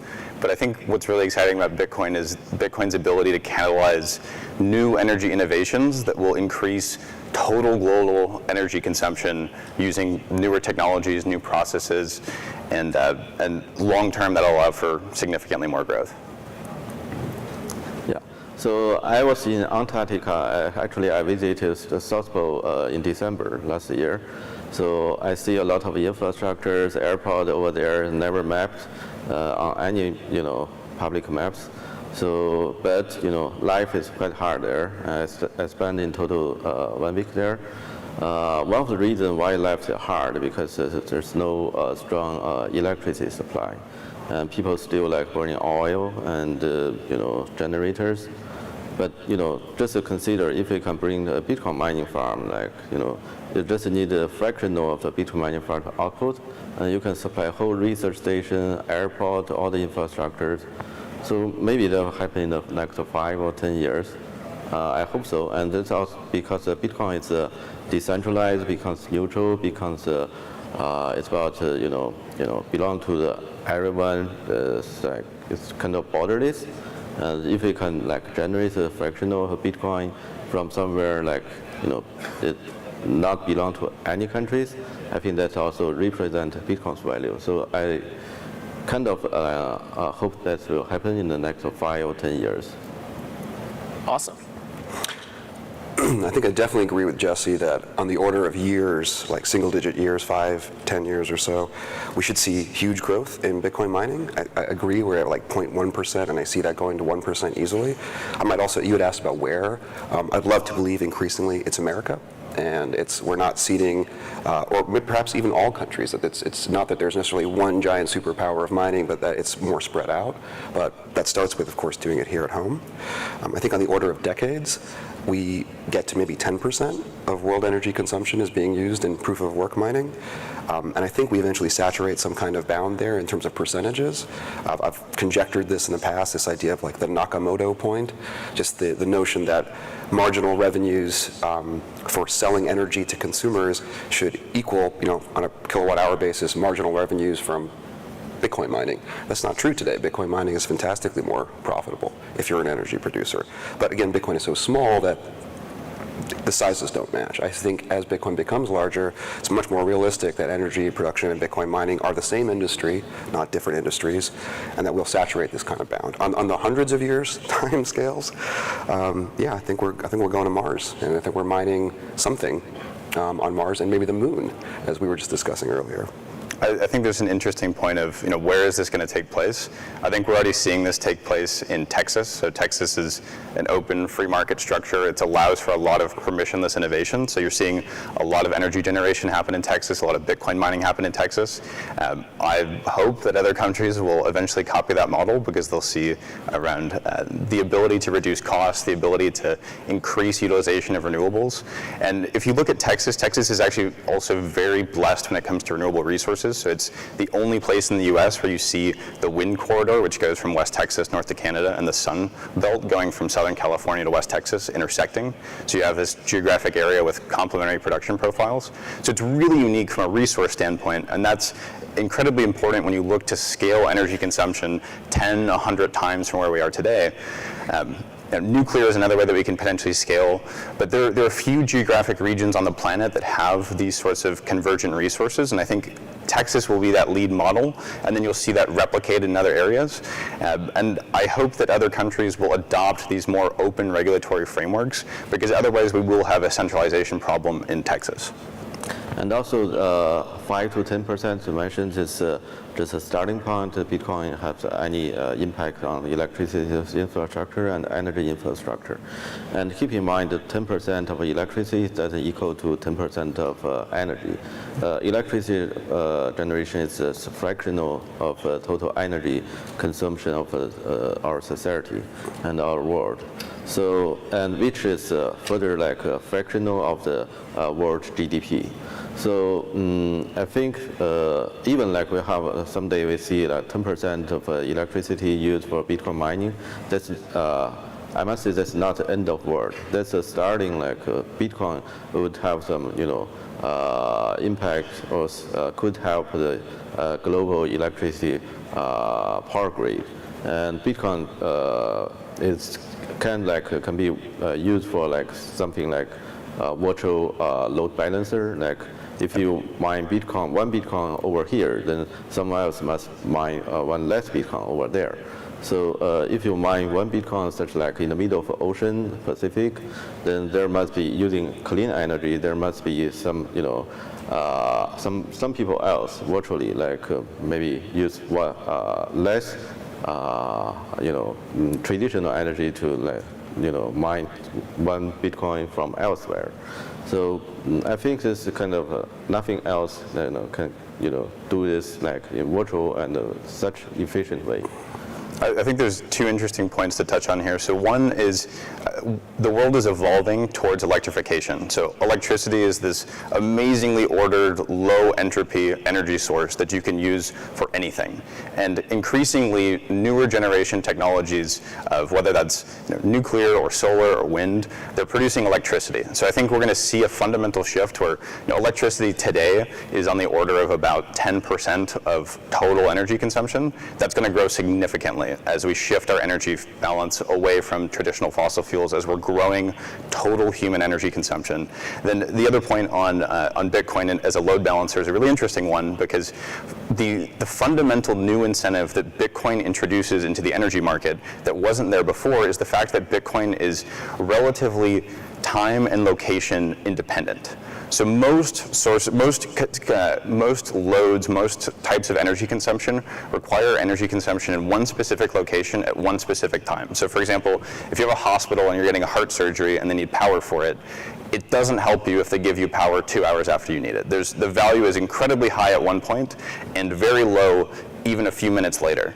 But with Bitcoin, you have this much greater stability in terms of value across time or across space, where you can locate a Bitcoin mine in any position, and you don't have the same sorts of uptime requirements or the same sorts of location siting needs as other types of loads. And in the long term, that's actually going to be a catalyst for those other types of loads. So for example, like West Texas right now, there's not a ton of industry other than the oil and gas industry, but there's a lot of Bitcoin mining going in today. And as that Bitcoin mining grows, there will be an entire ecosystem built out around that, and that'll enable other types of large energy consumption. So like primary metals production, manufacturing, more traditional types of industry, and that's what's going to help shift the global industry away from our traditional energy sources to using the energy sources that we have available. Because the problem isn't generating these sources at a low enough cost. The problem with renewables is that renewables produce energy at times and in places that aren't useful to us. So the challenge over the next century is going to be making those useful, and Bitcoin is one of the best catalysts to start that change. I want to follow up on something that you're saying there. I think you mean this, but it perhaps deserves to be said loudly. That's not something that's just going to happen in West Texas, right? That we're going to see this notion of energy, like location independence and the ability to locate Bitcoin mining facilities around the planet in places where energy happens to be abundant, but where there aren't necessarily people or raw materials or manufacturing centers or markets that can use that energy. And to your point, I think what we're seeing is potentially a de-urbanization over time, that instead of having to be near everyone else in order to make industry work, we can, as you say, like develop whole new areas where people aren't really settling yet. And hopefully that makes, house prices lower in Austin where I live. And I think that's a really cool thing, because I worry about a constant upward trend of just everybody moving to cities and the logistical problems that occur with global supply chains for energy. I mean, my car uses gas that was, probably mined somewhere around the planet and shipped around a whole bunch of times. That's very wasteful as compared to being able to use energy, raw materials, things that are sourced from right where I'm at. But we didn't build the world supply chain that way. This is a chance to rebuild it on more distributed terms. And I think there's a really interesting global human narrative of the history of human civilization that ties in here. If even today, a double-digit percentage of people live within 100 kilometers of the coastline. And that's because historically in human civilizations, coasts were incredibly beneficial for trade, for fishing, etc. And I think this century, you're going to start to see a lot of settlement and development around areas that have the highest density of energy resources, because fundamentally we're going to be producing more high energy intensity manufactured goods, and that's going to require a redistribution of civilization around a different type of resource, and that's going to make long-lasting changes to the way that the globe is laid out and that civilization is structured. I don't even have to do my job. I mean, look at this. So the conversation is already starting to touch a few places that I wanted to dig into. One of them being, how would you look at Bitcoin from a historical lens of industrial revolutions? Do you see Bitcoin mining as being the catalyst for a new industrial revolution? And if so, what does that revolution look like? We've started to talk about, some of the reordering of society, but what about the reordering of industry? Absolutely. I think, the reason why I'm in Bitcoin today is because my life's goal is to get us to type 1 civilization. So for those who aren't aware, type 1 civilization is when a species has mastery over all of the energy flows on its planet. So Bitcoin is a catalyst that's going to enable us to develop other energy technologies. And today, globally, we're consuming about 20,000 gigawatts of energy. So that's total primary energy consumption. The thermodynamic limit is about 120 million gigawatts, so 6,000 times larger. So if you think 6,000 times more energy consumption than we have today, and that will fundamentally transform everything that we do. So if you think of prehistoric humanity, the average person on the planet today consumes about 10 times as much energy as somebody from 10,000 years ago. And going into the future, we see 3 orders of magnitude. So that same sort of change, again, 3 times. So we can't even imagine what all of that energy will be used for, but we will find uses for it. Like if you asked, a caveman 10,000 years ago, what would you do with 10 times as much energy? They might have come up with, I'll have food all the time, I might, be warm all the time, but they're not going to come up with airplanes and digital electronics and everything else that comes with it. And Bitcoin is a really interesting catalyst for this because of those differentiated economic factors. But this also touches on the point about the shift from these thermal energy sources to electrical energy. And as we shift towards electrical energy, we can redesign all sorts of chemical processes, primary metals processes that are done today in a certain way that can be done very differently. So, for example, if you look at the production of concrete, concrete's one of the biggest sources of CO2 on the planet. This is from two sources. So one, the decomposition of your limestone when you're heating it up, it gives off carbon dioxide, and two, the burning of coal when you're burning it. And the problem is that today it's very difficult to capture that because it's this very low density stream of carbon dioxide. But if you had an electrically powered system, then you have a pure stream of CO2 that comes off, and you can capture that easily and utilize it for something else. So that will fundamentally change the way that we do concrete. There's similar sorts of shifts in things like steel production, other types of primary metals, metals refining, so even things like being able to refine metals in an inert atmosphere. It's a lot easier if you're doing that using electricity than using thermal sources. And that is going to have ripple effects through every single sector of the world. Like if steel was 1/10 the cost of it that it is today, I mean, just look at the Industrial Revolution, how steel changed everything. Before steel, we couldn't have cars, we couldn't have bridges, we couldn't have, not like large ones. We couldn't have, the types of skyscrapers we have today. So if we can lower the cost of all these goods, that'll lower the cost of high density housing, that'll lower the cost of transportation, it will improve life vastly for the average person on the planet. Let's even toss out a super simple example, is water scarcity. Absolutely. Yeah. Like right now, water is scarce in the world, and it's becoming increasingly more scarce, but that's not a resource problem, it's an energy problem. Because it's the thing that limits us is our ability to harness energy to desalinate water using electrolysis. And so if suddenly energy is massively more abundant and overproduced, we've solved the water problem. This is really important. There was this Nobel Prize winning chemist, Richard Smalley, who had a list of the top 10 problems facing humanity in the 21st century. And what's really interesting about this list is that it's hierarchical. So this was really inspirational for me. The number one thing on this list is energy. Because with energy, you can solve all of the other problems. And number two is water. So as Drew mentioned, if you have energy, you can make water. It's 1 kilowatt hour per meter cubed is the fundamental limit of how much energy it takes to desalinate water. We have reverse osmosis, technologies that get relatively close to that. And if you have water and you have energy, you can have unlimited food production because you can make fertilizer. If you have energy, you can make fertilizer. You can, mine phosphorus, potassium. You can create nitrogen-based fertilizers. And if you have energy and water and you have food, then you can solve poverty. You can solve education. You can solve all of these other things that are sort of built on this resource scarcity. And this ties it back to Bitcoin. That Bitcoin can be this catalyst for this electric revolution, where the next industrial revolution is going to be based on this highly ordered, low entropy energy source, which is electricity, because it changes the game in terms of what we can do with that energy and the types of processes that are possible. So we're going to see chemical processes throughout industry, metals processes, all of that redefined when we have this shift towards electrical energy. I always have a dream to living in the middle of a Pacific Ocean. Seems like we have water, electricity, so everything is ready. So that's a shift, the global population, and 71% of the Earth is covered by water and covered by ocean. We'll have a lot more space for human beings to live and to work. So I think we probably see a human landing on Mars pretty sooner than a lot of people ever imagined. So if we after let's say 20 years, when we look back what actually bring us to another planet, it's not because we have a powerful rocket. You see, today's airplane compared to 50 years ago, the airplane is actually flying almost same speed. I think tomorrow's rocket probably not necessarily a lot more powerful because of the basic physics and the chemical restrictions. But if you look back, what seriously changed in the past few decades, that's actually the internet, IT, computer technologies.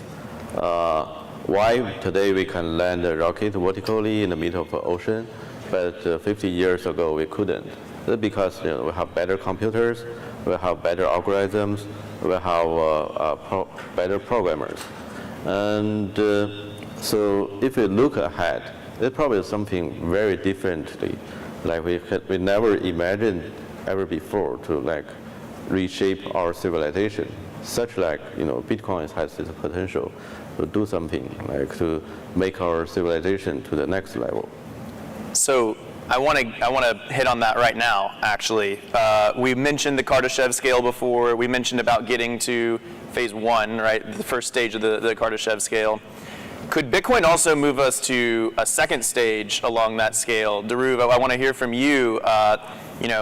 If we start talking about the moon and Mars, tell us about Bitcoin and how good of a tool it is to get us there. I had a brief exchange with Jun just backstage, so I'm going to be really curious for his follow-up comments right after this. But in the thinking that I've done, I kind of proceeded along the following kind of train of thoughts, which was, number one, Bitcoin, everything we've been talking about, is happening here on the surface of the Earth. The Earth is small when we get to like universal scales. It's a light second wide or something like that. Its information can cross the Earth very quickly. It's 0.1. 0.1, sorry, I'm off by order. Chin's on me, man, I love it. Point is, I mean, the internet's existence is proof that we can send information around the planet very quickly. As we get into space, distances become tremendously large, and this causes time scales to elongate, and it causes energy scales to increase, just generically for everything that happens in space that you might imagine from science fiction or whatever. As Bitcoin starts to be used in space, which will totally work. We can go to Mars and we can hold Bitcoin, and as long as we have private keys and we can send signals back to Earth, we can use Bitcoin on Mars or anywhere else. The challenge, and I've written about this in a phrase that I've called the hash horizon, it's just the idea that mining, unfortunately, I don't think will work far away from Earth. For reasons of consensus, and there's some technical things and you can figure it out. Point is, I think mining can only exist relatively near to the Earth because that's where mining exists now.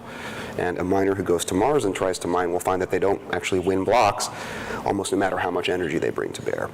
And that kind of forces us to consider the idea that even if Bitcoin can be used elsewhere, Bitcoin mining may not be possible elsewhere. And we've just spent 15 minutes talking about how incredibly important Bitcoin mining is. Proof of work mining unlocks all these incentives which optimize and create overabundance in our energy supply chains.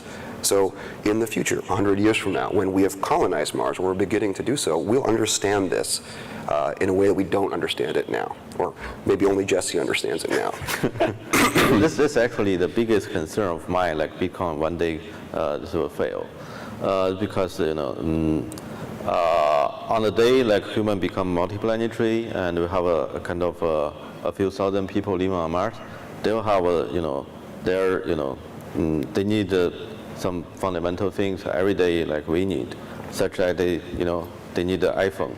And consider like probably for quite a long time, like people on Mars and Mars industry probably not on the level like match with the Earth. Probably we'll see quite some time human cannot manufacture, cannot develop a new generation of iPhone or any electronics right on Mars. They probably have to wait for like newer generations of iPhones to deliver from the Earth. And the window is only every 26 months. And consider like, I think the future, for future Martians, the biggest festival for our Earth is New Year, is Christmas. But for future Martians, the biggest festival for them is probably not New Year of Mars. It's every 26 months when the new wave of immigration is coming from Earth to Mars. They deliver not just water, food, and necessities, but they deliver them new generations of iPhone. Unfortunately, yeah. So unfortunately, when the Martians receive a new generation iPhone, without Apple set up data centers, set up servers on Mars. They couldn't even activate their iPhone. They couldn't use it. There's no Google. Google must set up servers on Mars.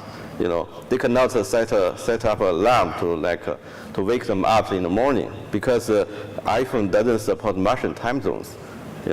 And Google Calendar must also support Martian time zones. I tried to live in Martian time zones back in Svalbard because there's 24 hours daytime, but I couldn't because it's not possible to set up my calendar. And so basically every single software fundamentally inside underlying the OS have to change, have to match it up. We probably still use UTC, but Martians, they need a totally new set of operating system features. Consider Bitcoin. Bitcoin is also software. If Bitcoin cannot change this, let's say Google. If Google do not set up servers on Mars, they're out of market. Once, probably not when Mars have 1,000 people, but consider if one day Mars have 1 million people, they're out of market. But Bitcoin, we all know the debate, like multi-years on scaling Bitcoin. That actually, I don't have the confidence like Bitcoin can make such a serious change. It's not ideal like only people on the Earth who has the, who can mine Bitcoin. Bitcoin should belong to everyone, regardless which planet they live in. So how to change Bitcoin, how to make Bitcoin for this kind of usage scenarios, how to make Bitcoin to keep us the development of our civilization. That's I think the lesson we need to answer over the next few decades. So I actually want to jump in on this a little bit and help explain.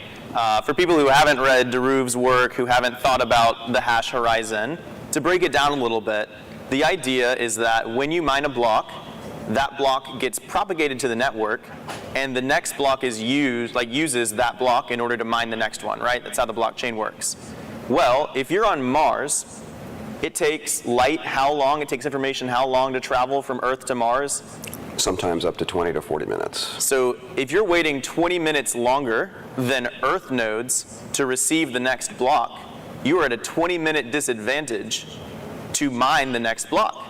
And so you can have these weird desynchronizations that happen if you have a whole bunch of hash power in one place and you're trying to mine in another place. And so one question that I would pose back, and maybe I'll pose it to you, Jesse, if you want, or Dhruv, or Chun, is do we need to soft fork, or do we need to change the consensus mechanism to change the block time? And would this solve our problem that we're talking about? So I'm going to make 2 points on this. So I agree with Dhruv that this is a huge problem with mining beyond the Earth. I think you can go to the moon. The moon is about 1 1/3 light seconds away. That's not far enough to significantly impact your block times there. That's a little bit of latency, but not crazy. As you start to get out farther, Mars, you might be able to augment it. You could do it. You could potentially fork Bitcoin in order to accommodate that hash horizon. But as you go out farther and farther, it becomes quickly impractical to do so. And I don't think it's necessarily a good thing to do so, and I don't think it's necessary for the Kardashev scaling that we want. So what's interesting about Bitcoin, so from an incentive perspective, right, Bitcoin is the leading type of compute that has this differentiated incentive, but it's not the only type. It's a subset of latency insensitive parallel processing. So this could also be machine learning, any sort of large data models, anything that are these large parallel models that don't have to be done immediately, that might take weeks to do. If it takes weeks to do, then a few minutes of latency is not a big deal. And I think in the long term, where we're going to see the development of energy on other planets, on the moon, potentially even a Dyson swarm, is going to be for other types of highly parallelizable processing. And for example, one of the interesting pieces here is in the long-term sort of evolution of humanity, the human brain is a 20-watt computer. and we don't have super efficient computers today, but we're getting more efficient all the time, more efficient structures. But if you look at the Earth's fundamental thermodynamic limit just for the Earth, right, we might be able to get to about 10% of type 1 civilization. We can't really get all the way there without destroying the biosphere, which is irreplaceable.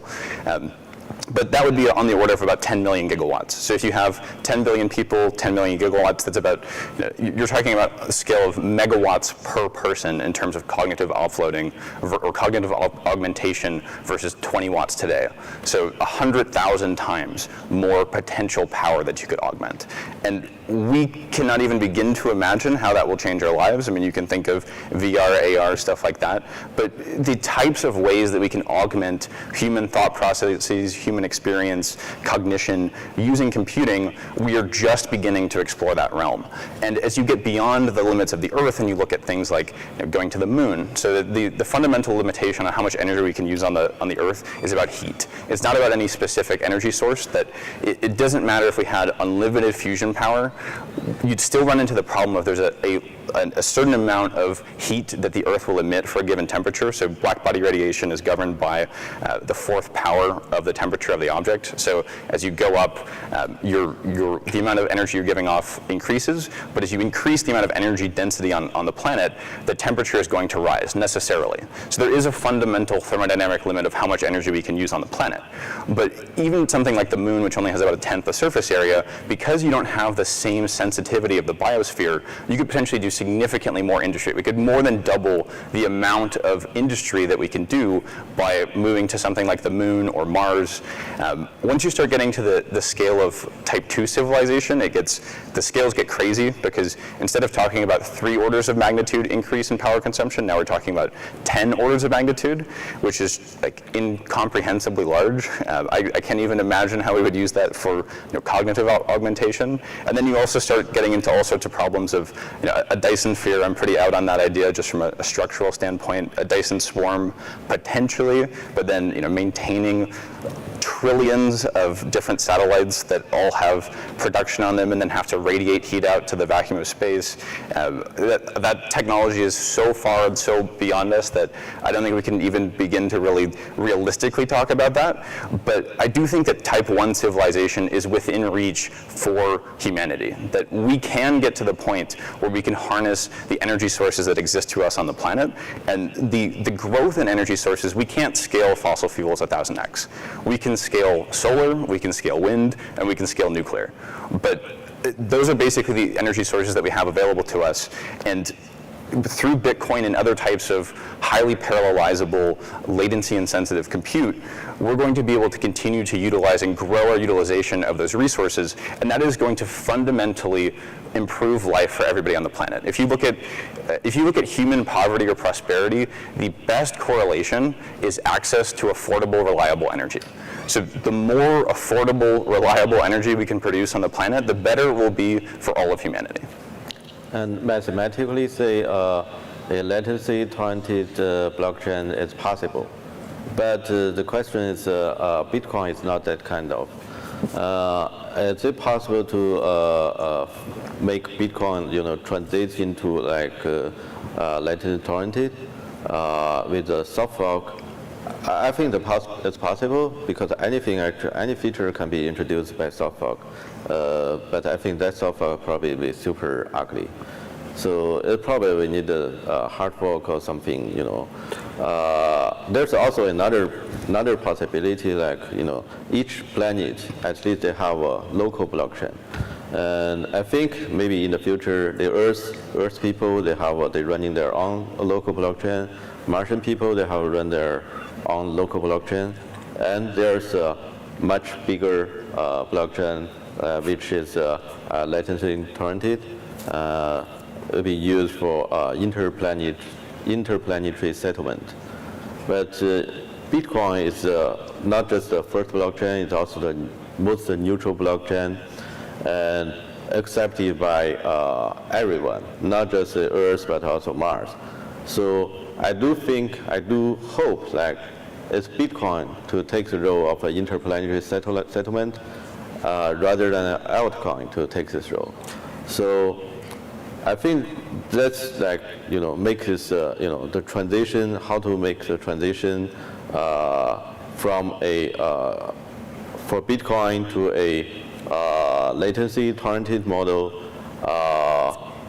is I don't hope to like see what happened to the scaling a few years ago, like they struggling and cannot make any decisions, and I don't think by that time. I do hope by that time we'll have a better government model to make a decision how to actually make Bitcoin to do this kind of transitions. I think you're raising some really interesting questions. Let's put it bluntly. The people of Earth in the future, will they decide because they want Bitcoin mining to happen on Mars as well that they should increase the block time to make Mars now fall within the hash horizon? That's a choice that they could make. And I think you're discussing, would they do it through a soft fork, the governance issues. I think Jesse raised a good point that even if they did, well, what will happen when we get to Jupiter? What will happen when we get to the Kuiper Belt, and not to mention other star systems? I think there's even a third issue, which is the longer we make the block time, the slower and more ponderous everything built on top of Bitcoin that's happening right here on Earth becomes.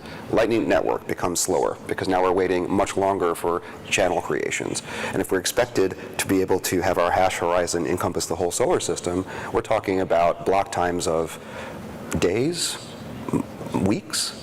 I think rather than do this way, it's possible to like make multiple chains, the sparse commute with each other. Yes, and that's the vision that I definitely hold, is what will inevitably occur, in my view, is Earthers will not make this choice. They will say, let's preserve Bitcoin in the way that it currently is, and Martians and everywhere else that we go will be like a local only Bitcoin. Yes, like a planetary blockchain, and Mars will get one, and it'll be much. And I actually think that's interesting for even another reason, which is I think it's an economic incentive to go and settle those places. Like the reason you can't just build another Bitcoin today on Earth is because it doesn't do anything that Bitcoin already doesn't do. Right? There's no point in doing it. There's no point in many of the altcoins that are out there right now. Make a shitcoin. Right. But what makes a version of Bitcoin running on Mars not a shitcoin? It has one property that Bitcoin can never have, which is that most of its miners are on Mars. That's fundamentally just a new idea. And so it can justify the incentive to go out and settle Mars, if only because then I'll get to be one of the first people to have Martian Bitcoin. And then when that becomes too saturated, the people will want to move to Jupiter so that they can start that blockchain. And I think it's really interesting to create economic incentives that directly cause us to want to settle like the rest of the solar system, as compared to just relying on rich people's sense of adventure. I don't think that's a scalable way for humanity to become a multiplanetary species. We need to embed economic incentives into it. So, yeah. So, Jeroen, I want to throw this back to you with kind of a question, and it's going to be the last question before kind of final words, which is, some of this seems like it is a property that is almost like a truth of information, flowing around the universe, right? It seems like in a way, Bitcoin was discovered more than it was invented. And I want to hear two things. Do you think that that'd be accurate? And then number two, if there is life elsewhere, what is the sign of that life that we should be looking for? Might there be settlement out there of a consensus variety that we should be searching for? I'll try to go fast.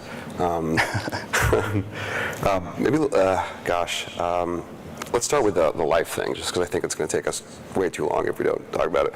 I think the reason that I think Bitcoin can be rightly said to have been discovered is I think Jesse made an interesting claim that everything is discovered and nothing is invented, which I like. But Bitcoin seems to have a shape and a pattern that is not arbitrary. Like some things about it are arbitrary, like it's exactly 10 minutes, 216,000 blocks, this particular hashing algorithm. But the overall shape of how the pieces connect and the incentives they create seems to be a wonderful thing that we've discovered. And we originally created it because we wanted a better kind of money, and now we're learning that it actually changes our energy supply chains. Maybe it creates new kinds of telecommunications networks and logistical and transport networks.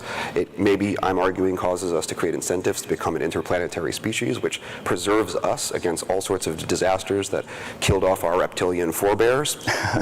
These are amazing properties for a thing to have, and it makes me believe that like other fundamental technologies, computing, fusion, all sorts of other. This is a necessary thing that all species will inevitably discover something like their version of Bitcoin, and it'll pretty much work in the same way. Again, the details might be different, but the shape will be the same. And that's a powerful idea, because then it leads to, of course, the question, like, do aliens have Bitcoin? And if so, like, when we see them, when they detect us, when we start communicating, SETI or whatever else it is, how will that communication unfold? And increasingly, yes, I do believe that they'll be sending us block headers. And it's because they want us to join their blockchains. They want to show to us their proof of work. They want to prove their own position on the Kardashev scale.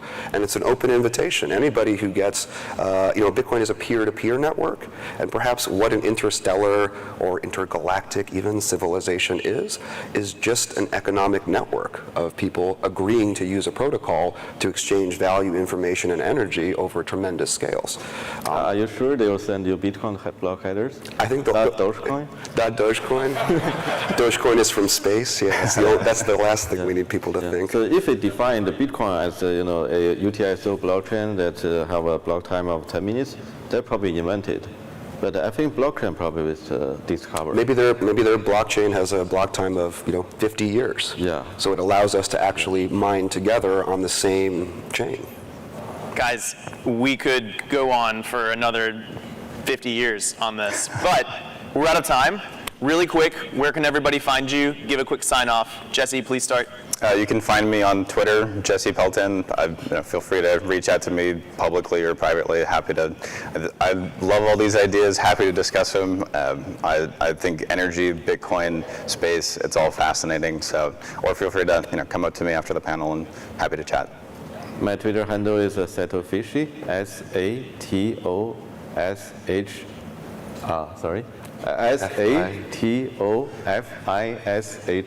Yes. Yes. I am just Drew Bansel on Twitter. You can find me tweeting there very occasionally these random things. I blog a lot on Unchained's blog. That's where I tend to publish my crazier ideas. And I'll be at the booth that Unchained has just in that booth area. So please come by and say hello. All right, and I'm Brand BTC on Twitter. I'm Brandon. I work for Bitcoin Magazine and BTC Inc. So give it up for this panel.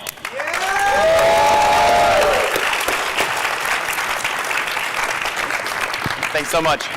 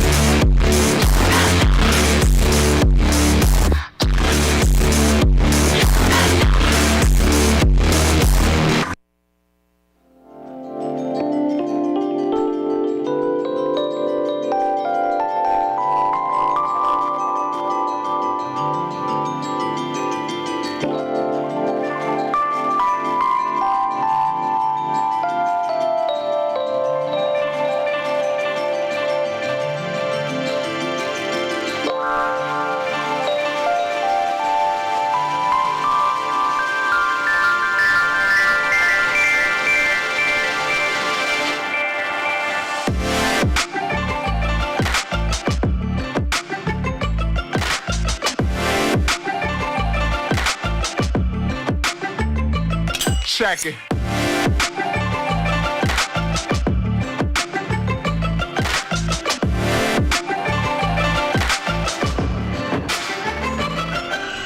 Yo.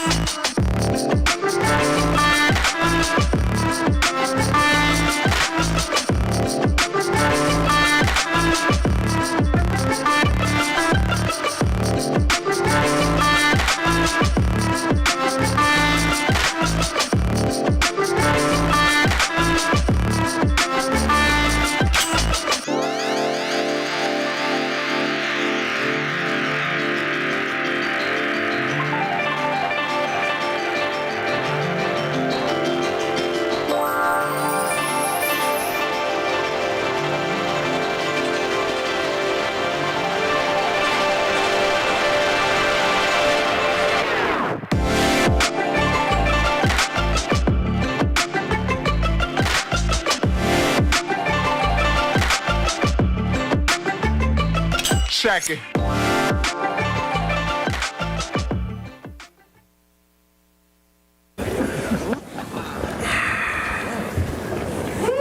All right, how we doing, guys? Woo! Terrific. So first of all, I'll start off with a disclaimer. If you're seeking technical analysis or you're looking for OPSEC, this is not the talk for you.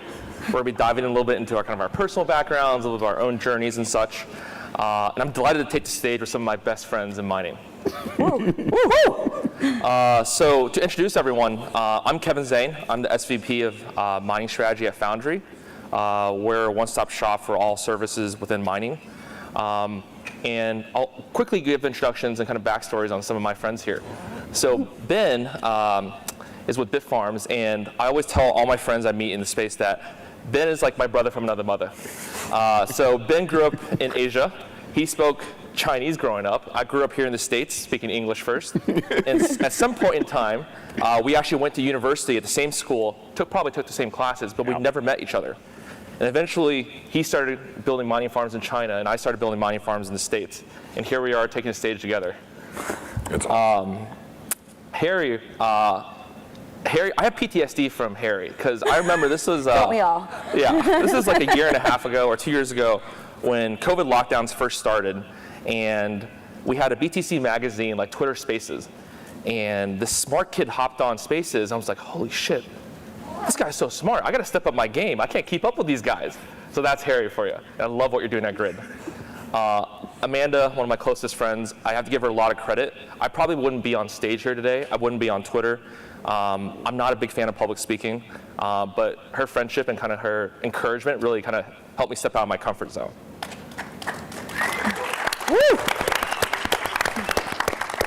So now I'll hand it over to Ben, and we'll kind of go down the line, give your titles, what you guys are currently up to, and tell us a little bit about what you do and offer in the space. Yeah, sure. So my name's Ben Gagnon. I'm the Chief Mining Officer of Bitfarms. We're a publicly traded Bitcoin mining company, traded on both NASDAQ and the TSX. We operate 9 different facilities in 3 different countries. We're powering about 1.5% of the Bitcoin network right now and rapidly scaling.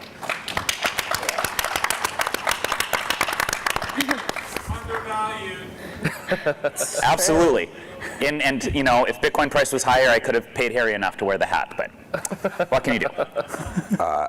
I'm Harry Sudak. I'm the VP of Strategy at Grid. We mine Bitcoin. I guess, you know, what do I do is I try to buy power, I buy miners, and I spend time with like the best people in the whole world on stage right now. So, you know, that's kind of the play. We're in our, I can't talk about the company much right now, but that's not new. And I have to just give the most credit to Amanda, because she is like the super connector of mining. If there is a person who you haven't met but should have met, she's like ahead of you and is preempting this, and like the friendships and benefit that she brings to our whole industry is like one of the best kept, most undervalued secrets. You guys are way too nice to me. Do you need money or something? No. No? Surprising. I'm Amanda. I'm head of mining at Galaxy Digital. I mine Bitcoin for Galaxy. We also offer financial services for miners across the world. I think it's a pretty unique situation to be in because we get to meet a lot of miners. And so we get to really have a layout of the network and understand what's going on. And, you know, in the process of that, it's really helpful to have friends to be able to say, like, am I crazy for certain things that people are bringing to you. So, you know, also very lucky to have these guys, you know, on my, like, speed dial on a daily basis. Awesome. So we got the boring stuff out of the way, what our companies do. Tell us a little bit about your own personal journeys. How did you discover Bitcoin, and how did you ultimately hone in and decide to stick around with the Bitcoin mining space? Sure. I found out about Bitcoin in college. I was studying business at the Kelley School. I had a friend who was mining Bitcoin on his dorm computer, his gaming PC, and it was using it for beer money. There was a forum that I was a part of where people were actively using it to trade files and software and that sort of thing. And so there was some use case even back in 2010. But really, I was a college kid and I was stupid, and I also wanted beer money. A year later, I could have been a millionaire, and that really changes your perspective. So when the price pulled back, I tried buying my first Bitcoin miners from Butterfly Labs. In 2013, they never sent them. Still waiting on those Butterfly Labs if you're in the room. 2014, bought my first Bitcoins on an ATM. 2015, I actually quit my job to start an Ethereum mining company in Taiwan. Grew that too quickly, had to move that into mainland China. I operated mainland China for 3 years. And then I started a hardware manufacturing business selling containerized Bitcoin equipment to oil and gas companies for flare gas mitigation back in Alberta in 2018. I think we were, surprisingly, there's 2 financing companies on stage, but I think we were the first company to offer 100% financing on Bitcoin mining equipment back in the early days of 2018. Not that anyone qualified, but we were there, we saw the need, and 2019 I joined Bitfarms. Fantastic company, we've been growing like a weed ever since, and yeah, I just love this space. I agree with all of that, but my first exposure to Bitcoin combines my high school principal, the FBI, and Scientologists. Oh, jeez. And it was like 2000, it was probably end of 09, beginning of 10. I didn't buy any because I was an idiot, but there was a guy in my high school who was like early anonymous hacker, and the FBI showed up at our high school because he was like DDoSing stuff with Anonymous, and then he was at some anonymous thing when they went after Scientology, and it like got really weird, and his first exposure to Bitcoin, and he told me about it, was that they were doing all this stuff with Bitcoin in like 09 and 10, and I was like, okay, well, so everybody who uses Bitcoin is going to jail. I was wrong. And then like got, the kind of classic, got touched multiple times by Bitcoin, heard about it again, and then heard about it again, and then, decided to try to make a living at it, and have had the great fortune to have just fallen into the Bitcoin industry and community and get to have all these relationships, but get to do so as a mining operator. And what I always kind of have been really grateful for is that being a Bitcoin miner means you get to just be the most uncompromisingly optimistic and long and bullish for what Bitcoin's going to mean for the world. I don't have to spend any time worrying about all this other stuff. All I think about is how do we run our operation better, and how do we be a better part of this overall, movement and community. That's the whole game. The first time I actually heard about it was not as early as you guys. I was probably like 2015. I was graduated college, didn't really want to get like a full-time job yet, was working at a restaurant, and the guy who was like my bar back, he bought some, and he was like, I bought this thing called Bitcoin, and I was like, I don't know what you're talking about. And then I had to grow up and moved and worked at Fidelity, and Fidelity was really an early adopter of Bitcoin. The CEO was very interested in it, and I give credit to Fidelity for doing that. They were very early on from a financial service perspective. So I ended up joining that team. I worked on education at Fidelity at first, in Bitcoin more broadly, and then started doing product, and mining was just something that fascinated me. No one was talking about it. Nobody cared about it, which is very different than now. But at that point, I was just like, this is incredible. It's the foundation of the network. Why is no one caring about how this works? So really dove in there, and then it's just been a rabbit hole, 4 or 5 years later. But Kev, I feel like we should hear your story too. Jeez, putting me on the spot. I am. So for me, growing up as a Chinese American, I've always been very passionate about international business and finance and economics. I was always building computers with my father as I was younger. And in college, it was my fraternity brothers. They were purchasing party paraphernalia on the Silk Road. And that's when I first heard about Bitcoin, right? I didn't think much about it. It's magic internet money, right? It's all scam. Nothing pumps up and just dumps immediately. And I didn't think much about it until much later on. It was actually until I visited one of my very close World of Warcraft guildmates. He was a childhood friend of Roger Vere's, so he got orange pilled very early. And he was building a mining farm that was struggling at the end of 2013. China had just banned Bitcoin for the very first time. He let go of essentially his entire team. So he reached out to me and said, Kevin, I know you're not liking your corporate finance job that much. Would you like to give Bitcoin mining a go? And I was like, sounds a little wild, but I could be ready for a change. You could convince me. So I flew out to California, I checked out his mining farm. That was kind of my aha moment, was I understood that proof of work is kind of the most valuable and efficient way to provide security for any type of network, especially for sound money, right? It was in front of me, I could feel the vibrations and I could hear the sound of these little money printers, money machines. It's providing security to the network. And from that time on, I haven't looked back since. I love that I get to work with China. It's a very global industry. There's a lot of co-opetition, right? Collaboration with our peers that we also compete with. And I've stuck around since. So I think it's a good segue too of what are some of your aha moments, right? What was kind of a defining moment of like, oh, this industry is the real deal. Like, we've actually made it. And while you guys kind of take a moment to think through that, I kind of have one prepared. I remember this was in 2014 or so when we knew California wasn't for us. It's very hot. They're not very friendly brick and mortar facilities. We were on LoopNet looking for large warehouses or defunct industrial sites we could build mining facilities at. And every landlord we spoke to, first of all, I was like 24, 25 running around. They're like, son, I know you need a lot of electricity, but you need a lot of warehouse space. You're not going to grow a marijuana grow here, all right? No, it's not for marijuana, guys. It's for Bitcoin mining. And the response is always, okay, you're not going to mine your Bitcoins to then go purchase marijuana with it. So we've come a long way since that. And I was very privileged to be a part of the Greenwich project. We've always talked about Bitcoin talk in the early days, like Bitcoin mining's ruthless in its drive for cost efficiency, right? So there's not going to be no more cost efficient, more cost competitive producer than people that actually generate the electricity.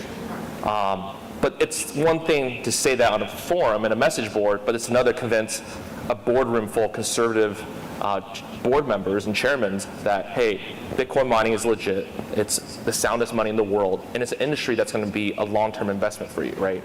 So I'm very, very privileged to have worked on that project, and I think that was a great signal to the entire market that traditional businesses can actually intertwine and find a lot of synergies with Bitcoin mining. Yeah, that's probably a better story than my aha moment. But my aha moment falls shortly after one of my biggest mistakes that I ever made in mining. I think we all get into Bitcoin specifically for the fundamental aspects of what it is, the immutability, the censorship resistance. When Ethereum started and I was mining on Ethereum, there was an incident called the DAO. Not sure how many of you remember that, but there was a big event there where a number of people were going to lose lots of their Ether locked up into this account, and they decided to fork. I found that very much inconsistent with the ideas of Bitcoin and crypto in general, and so I supported the Ethereum Classic fork. When that forked, Block 1, myself and my customers were about 4% of the Ethereum Classic network. And I missed out on so much Ethereum. And it was very clear to me that, Ethereum wasn't Bitcoin 2.0 at that point, right? That actually is what drove me into Bitcoin. Because before that, I said, here, look at Ethereum. This thing is going to be more fast. It's going to have more features. It's going to do all this, different stuff. It's still going to have the immutability aspects of it. But as soon as you have that one person in place, you really do lose all of that decentralization aspects, and you do lose the currency. And so, painfully paying for that mistake, I switched over into Bitcoin, realizing, holy shit, this is actually a lot more different than what I thought it was. It's truly game-breaking. I don't know that I have like one aha moment. I think that one of them was I remember waking up. Or it might have been I was either up late at night or up very early in the morning in March of 2020 when price was crashing, and feeling no fear, and just being excited and saying, I know exactly how to digest this. I'm not worried about our business. I'm not worried about Bitcoin. I'm not worried about myself. I'm not worried about the community. Like, we've got this, and that. Yes. Yeah. And like that was a moment where like you could have gone the other way. You could have been really scared, but the experiences leading up to that, that moment were, really just primed me to not be scared of that piece of volatility and that moment in time. And thankfully, I didn't have a reason to be scared today, but I don't know. So it's just the kind of increasing incremental, foundation that Bitcoin is bootstrapping into itself, that we are just lucky to be a part of and lucky to serve at the pleasure of the network. I've never been afraid. But I think that I also grew up in like 2017 timeframe when there was ICOs and people trying to always sell us their shitty product. And I think that like really made me gravitate more towards Bitcoin, and I've been Bitcoin only the whole time. Just because you saw people coming up with a solution to a problem that didn't exist. But Bitcoin is like the best money that can ever be created in the world. And so that always made me want to work on Bitcoin and mining specifically, just because without mining there is no Bitcoin. But no real aha moment that I could share publicly. Yeah. We're supposed to be breaking OPSEC and NDAs here, right? Yeah. Early disclaimer. Yeah. No, that's all fantastic stories. Now, what about success stories? Like, what are something that you're really proud of achieving in this space? And I can go first too if you guys want to second think about it. So once again, time to plug our company. I'm really proud of the fact that our pool is one of the biggest in the world. I've worked on a lot of different mining projects and mining pools. None have been that successful in the past, right? But to accomplish what we have as a team, it's phenomenal. And it wouldn't be possible without others on the stage. And even Amanda indirectly, right? Like, I think you giving me the confidence to go out and kind of work with all these miners, it meant a lot. It's very nice of you. For sure. Ben, how about yourself?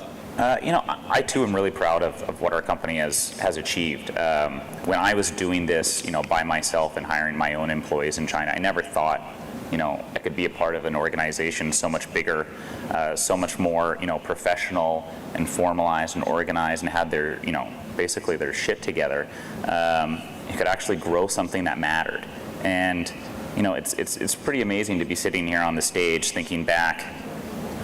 6 years ago, I was doing Ethereum meetups, trying to launch my business, and selling one contract was super exciting and game breaking. And now we have over 100 employees in our company. We've got 9 different sites. We're operating at 3 exahash. It's 33,000 plus machines. I could have never, ever imagined achieving something like that. And it's really just because of the team that we built over there at Bitfarms.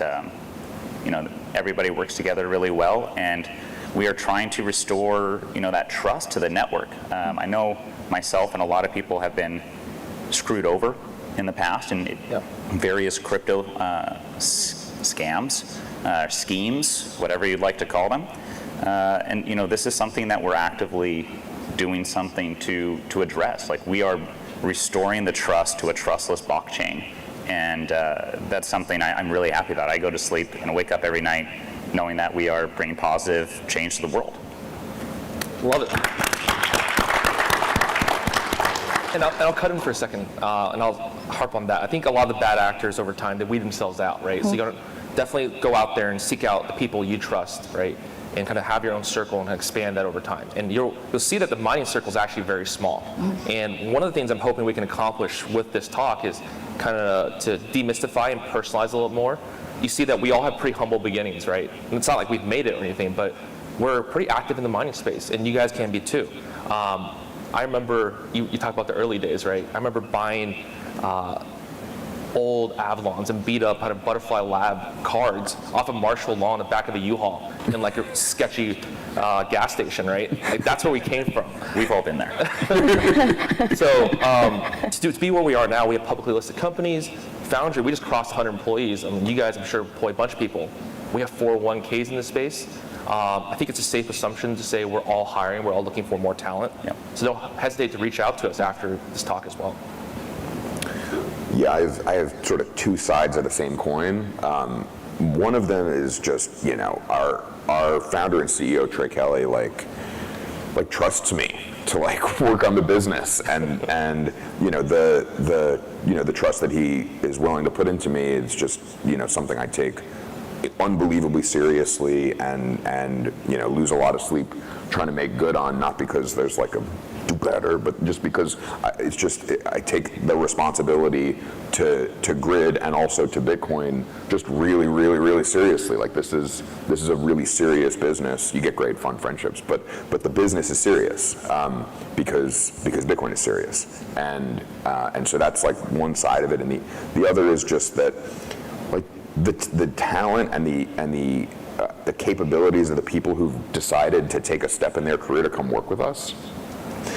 I can never repay, them taking that risk. And so I will try really hard, but expect to fall short. Yeah, so what I got from that was with great hash rate comes great responsibility, right? Thanks, Uncle Ben. So I left like the comfort of a large institution to join what at the time was basically a startup. When I started at Galaxy, there was only 65 people there, and just launching a new business line. And I remember I demanded to mine ourselves. Like we just wanted to do miner financial products, and I was like, not coming here unless we mine for ourselves. And that was like a funny conversation, because they're like, all right, whatever you want. Like, I guess, like, you want to mine? Like, sure, we'll let you mine. So that was cool, and like I've really tried to keep my head down and like really build out the business.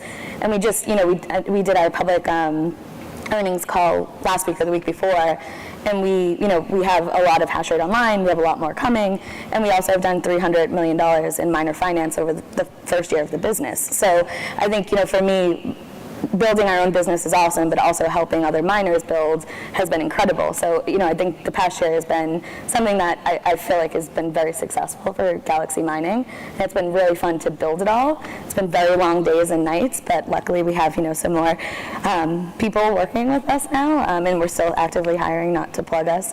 But yeah, it's been a really fun year, I think, the past year to build out a new company. Yeah, it's fantastic. This is such an exciting space to be in.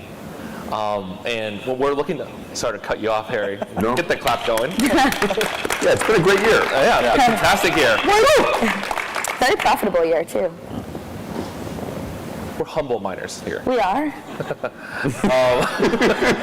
Have done very well for ourselves. So let's talk about some mistakes, right? What are some kind of mess ups or screw ups, some things we would like to take back, or advice we'd like to give others that are new to mining? So for me, I would say very much to the ethos of Bitcoin, don't trust, verify. Anything that sounds too good to be true often is, but you definitely need to go check it out, right? If someone's creating a new miner, if anyone announces this new ASIC, this new technology, has a facility, has access to hundreds, if not gigawatts of power, you need to go out there, you need to purchase a sample unit, get your hands on it, meet the team, meet the founders, make sure it's legit, right? We've all been burned many times. So you definitely want to make sure that you know who you're working with. So I think trust and the counterparty risk is going to be rampant in the industry, but especially one as hot as ours. So what about you guys? Have you guys been burned in the past any time, both literally and figuratively? Well, I mean, Butterfly Labs, I'm still waiting on those miners. They were going to be making several Bitcoins a day on my desk without making too much noise. I think really this industry is quite a powerful one. There's no barriers to entry other than just whether or not you want to do it and whether or not you want to invest something into it. And so what I'd recommend is that don't be afraid and just get started like right now. If you want to start mining, buy a miner, plug it in, right? There's a miner out there for every budget, right? Get started, learn something, and once you have some experience in this industry, it's so new and it's so nascent that you can leapfrog ahead. All of us sitting on the stage are fairly young people. If we were in any other industry with our positions, we'd all be 65 plus, right? But it's because we took those risks when we were younger, it's because we developed that experience that's now so valuable and in such high demand, that we're able to do such cool things now. Harry does have a mustache. I'm sorry? Harry does have a mustache, so he's made it. He's made grown it. up. Only grown-ups have mustaches. No? I thought only grown-ups had Bitfarm hats. True. This took me like 3 years. I totally agree. So I'll tell you,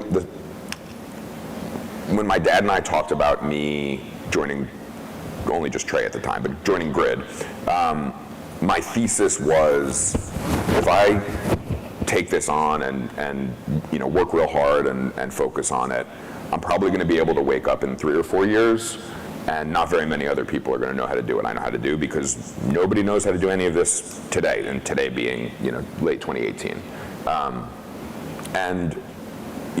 I think that was largely directionally right. I think there was a lot of people who are brilliant who are doing what we do, but it's small, right? Like, we know, the mining community is tiny, we know everybody, and so the lesson for me was just like to pick something that you care about and can kind of be all in on, the same way you feel about Bitcoin, and then just chip away at it, and work really hard and be a good actor and ask for help when you need it, and do sort of the basic kind of blocking and tackling within the industry. And if you stick around for 2 or 3 years, you've outlasted almost everybody else. Yeah. That's not a mistake. That was like a good thing. Yeah, that was a good thing. Mistakes. I guess that's a hard question. I feel like I'm just too few mistakes, Amanda? No, not at all. Too many mistakes to pick from. I guess I wish that I guess I wish I found out Bitcoin earlier. Like, that was probably a mistake to not listen to the IT guy at the bar. But I think that in general, it's been fun, and I think everything that we've done that hasn't been overly successful, you learn from, right? So if you structure something that doesn't make sense and something bad happens, right, you learn from it, and then you're able to do something better the next time. So I think mining is still in this very nascent part of the industry, that there's going to be a lot more mistakes that get made, and we've made a lot, all of us, and we'll probably continue to make mistakes, but not to be very kumbaya, because that's not really how I am, but I think making those mistakes and having trusted friends in the industry has really helped, because when you need someone to say hey, we're under an NDA, Harry, I need to understand, am I making this right decision? And you have people to bounce that off of that has been in those situations has been extremely helpful for me. Absolutely. And I think one of the things I'll give a secret away from when we're hiring, when we're looking for people and talent, especially if you have mining experience, accomplishments are great. Anyone can be mining and doing great when it's very profitable and economics are in your favor, but we'd love to hear about people's mistakes. How have they learned from them, right? We've all learned from our mistakes, right? I started building in California. I know I'm not going to go back there to build another mining farm, right? You need somewhere that's cool and dry. You don't want to go somewhere that's very humid next to Virginia Beach. Yeah, that was a mistake. With Amanda. I lost a lot of ASICs at that facility as well. So it's important to kind of go through some of these trial and errors. Now, what about where we'd like to see the industry in the future, whether it's a couple years from now or even 5 years from now, right? What would we like to have seen accomplished? Is it decentralization? Is it more retail miners? Is it new technologies? Where do we like to see Bitcoin mining going, or even if you have any theories of where it's headed? I want to see it just completely integrated into the grid and into the energy production system. This is an amazing technology that we have to maximize utility of these energy resources, and energy is everything. If you don't have energy, you can't do anything. If you have energy, everything is possible. And Bitcoin really is the embodiment of that spirit, right? And it's solving problems that we never thought were possible to even address. Things like monetizing the gap between excess electricity supply and electricity demand. Nobody ever thought it was possible or cost effective. And Bitcoin's really starting to solve those things. I think it's going to start incentivizing all sorts of new developments. I think it's going to free people. I think it's going to free companies. I think it's going to free nations. And that really only happens through that complete integration throughout the entire energy market. I think it's really going to be the great reset that everybody's talking about. I had an interesting conversation last night, which was about what is the most interesting year, excuse me, to be born to see the most interesting innovations. And I think there's really sort of two great candidates for me. The first one is like being born in the late 1830s. You would have seen the discovery of fossil fuels. You would have seen the railroad. You would have seen the airplane and the automobile. And you would have seen the invention of the joint stock purchase agreement. So that's a really exciting time to be alive. And then the other one is now, which is the invention of the internet, the invention of Bitcoin, and the complete reorganization of how energy is generated, transmitted, and delivered. And so the quality of life that we're going to get to see on the back of a Bitcoin integrated energy system is just going to be wildly positive for communities that do not have the ability to take a leapfrog step forward, where the access to Bitcoin denominated energy revenue is just the democratization of revenue. It's everywhere. A terahash hour, a kilowatt hour, an electron here and an electron there is all equally valuable. And so it brings a meritocratic approach to a market that otherwise doesn't get to have access. And what does competition do for individuals? It raises quality of life. That's pretty deep, Harry. Yeah, I'm into it. What were you saying about him being a smart guy? Yeah, we not share stages anymore because you always want to stand us up. I mean, I think one thing that is pretty cool based off of what you said is like when friends of ours that have children, like I don't want to dox anyone, just had a baby, and it's like their child enters into a world that Bitcoin has always existed. Like we're at that point now where like that exists, and so the next generation is always going to know that this great sound money that is for everyone exists in the world, right? And we're at the foundation of building that in mining. I don't remember the original question because Harry just took us down this very philosophical space. So What we'd like to see the industry, or kind of what what I want to see. Okay, I want to see people build at a reasonable pace. So don't ask for $300 million if you've never mined Bitcoin before. Start small, right? Learn the space. Take your time. This is a race, yes, but we're all here to learn from each other. I want to see the energy and mining continue to intersect, and I think we're starting to see that happen now.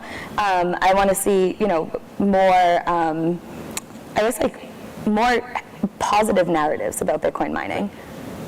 Of course, I think. Can I add one thing on this, Kevin?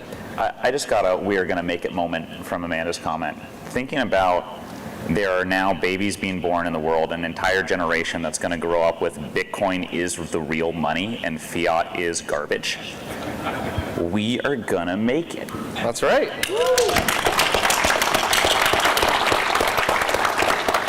I'm glad we got Ben to answer the first question finally. No, it's fantastic, and I think my hope is that moving forward, we aren't going to vilify the use of energy, right? Yes. I think the simplest concept out there is more energy consumption, better standard of living, better quality of life. And it actually, with Bitcoin mining, it's so cost competitive, it's going to drive towards the most efficient uses of energy as well, right? So there's so many synergies out there, and all the data is supporting it too. So sometimes it's educating policymakers, this and that. And oftentimes it's working together amongst some of our competitors. What are some of the kind of examples of co-opetition, right? Where you've worked with a competitor or worked with someone else that on the surface you guys might be rivals, but you guys have actually worked together to kind of move the space forward. One of the analogies I always share is we're all fighting over a share of a pie, sure, however much hash rate we have. But we're also very focused on growing the pie altogether, right? This industry is still very nascent, and we're just getting started. So what are kind of some examples of working together with competitors? Yeah, this is an industry where, based on this decentralized concept, we have to all win together, right? There's an incentive for us to all grow and prosper, and that will raise the value of the entire system, which will increase the value and the profitability of what I, as a company or as an individual, is doing. And so I think there's a lot of opportunity here to work with other miners to grow the space. I mean, we have financing with Galaxy and Amanda. We have financing with Foundry. We use Foundry as a mining pool. Both these companies are actively mining Bitcoin, but we can all grow together. financing from both these companies helps us grow, which is actually stealing away market share from them, right? But this is a way that we can actually all be better together by leveraging these resources, and I think that's a really important thing for pushing things forward. There's no monopoly in Bitcoin. I think there's a lot of examples of miners being good, cooperative actors together, but I think that the reason that we're able to do that is because we're competing honestly. So it's not like I'm trying to go out and steal a deal and sell something to someone and they're only going to buy one. No, I'm trying to generate the most profitable terahashes that I know how. So are you, and we're both going to do that over the long term, and the market is going to reward us accurately based on our proof of work. And so because of that foundational sort of truth layer, we're able to engage in collaboration honestly built upon that, because it's not a secret what I'm trying to accomplish, and it's not a secret what Ben's trying to accomplish, or Amanda, or Kevin. Like, we're all trying to do the same thing, and so let's create a collaborative positive sum outcome whenever those are available to us, because I'm not worried that they're doing one thing and saying something else. I know what they're doing. It's all good. Standards. Yeah. I think that one way that we always all come together is when you have someone that centralizes an attack. Like, say if you have like the worst shitcoin that has ever existed and you like have created it and you think that Bitcoin energy is bad, right? I think that's a world that like all miners kind of come together and we say like, no, this is ridiculous. And I think we've seen, that happen. Obviously, like founding member of Bitcoin Mining Council, we all kind of came together a year ago. I also think that, Foundry and Galaxy have been working really closely together on the regulation and legislation side. So as much as like we're all in competition for hashes, we're all together to like lift this industry up, and I think that is like what we all try to do as trying to be leaders in the space. Fantastic. Now, I think we're kind of running low on time, so any closing thoughts? Hodl. Harry? Just like there's no better medicine than other Bitcoiners. Yes. And so anytime I get the chance to spend time with a bunch of Bitcoiners who I really love, I'm just really happy. I'm just really grateful to be a part of this whole thing. Yeah, echo that. Hodl, spend time with good Bitcoiners. Wear Bitfarm hats. Wear Bitfarm's hats. Yeah. Yeah, I think the epiphany I had actually while sitting here with you guys is I haven't actually checked price this entire week. Just been hanging out with my friends, I know that the network's going to be stronger as we kind of enter and leave this week. Where this industry is headed, it's going to be incredible, guys. I think things do move at a very fast pace, as Amanda said, and we're kind of along for this amazing kind of rocket ship ride. That being said, hopefully this talk, like I said, has demystified it, personalized a little bit more. Approach us after this talk. Keep your wrenches at home, though. We're friendly, and hopefully you're friendly to us as well. Figure out a way that if you want to join our space, our groups are all hiring. If it's not our groups that have an open role for kind of what you bring to the table, I'm sure we can refer you to some of our friends' companies. We've all referred to each other's companies at some point in time. Absolutely. All right, awesome. So hopefully people have learned something. Woo! Thanks for having us. Ready? Oh, sorry, I'm supposed to be clapping. I don't know. Yeah. Oh, there's a timer. Hey. Oh, Jesus. How's it going? All right, fun time, Nice guys. to see you. Bitdeer is the world's leading crypto mining platform with 3 business domains: Cloud Hashrate, Miner Plus, and Data Center. We are excited to provide mining services to individuals, facilities, and institutions around the world. A simple, secure, and efficient mining solution is just one click away. Sign up now.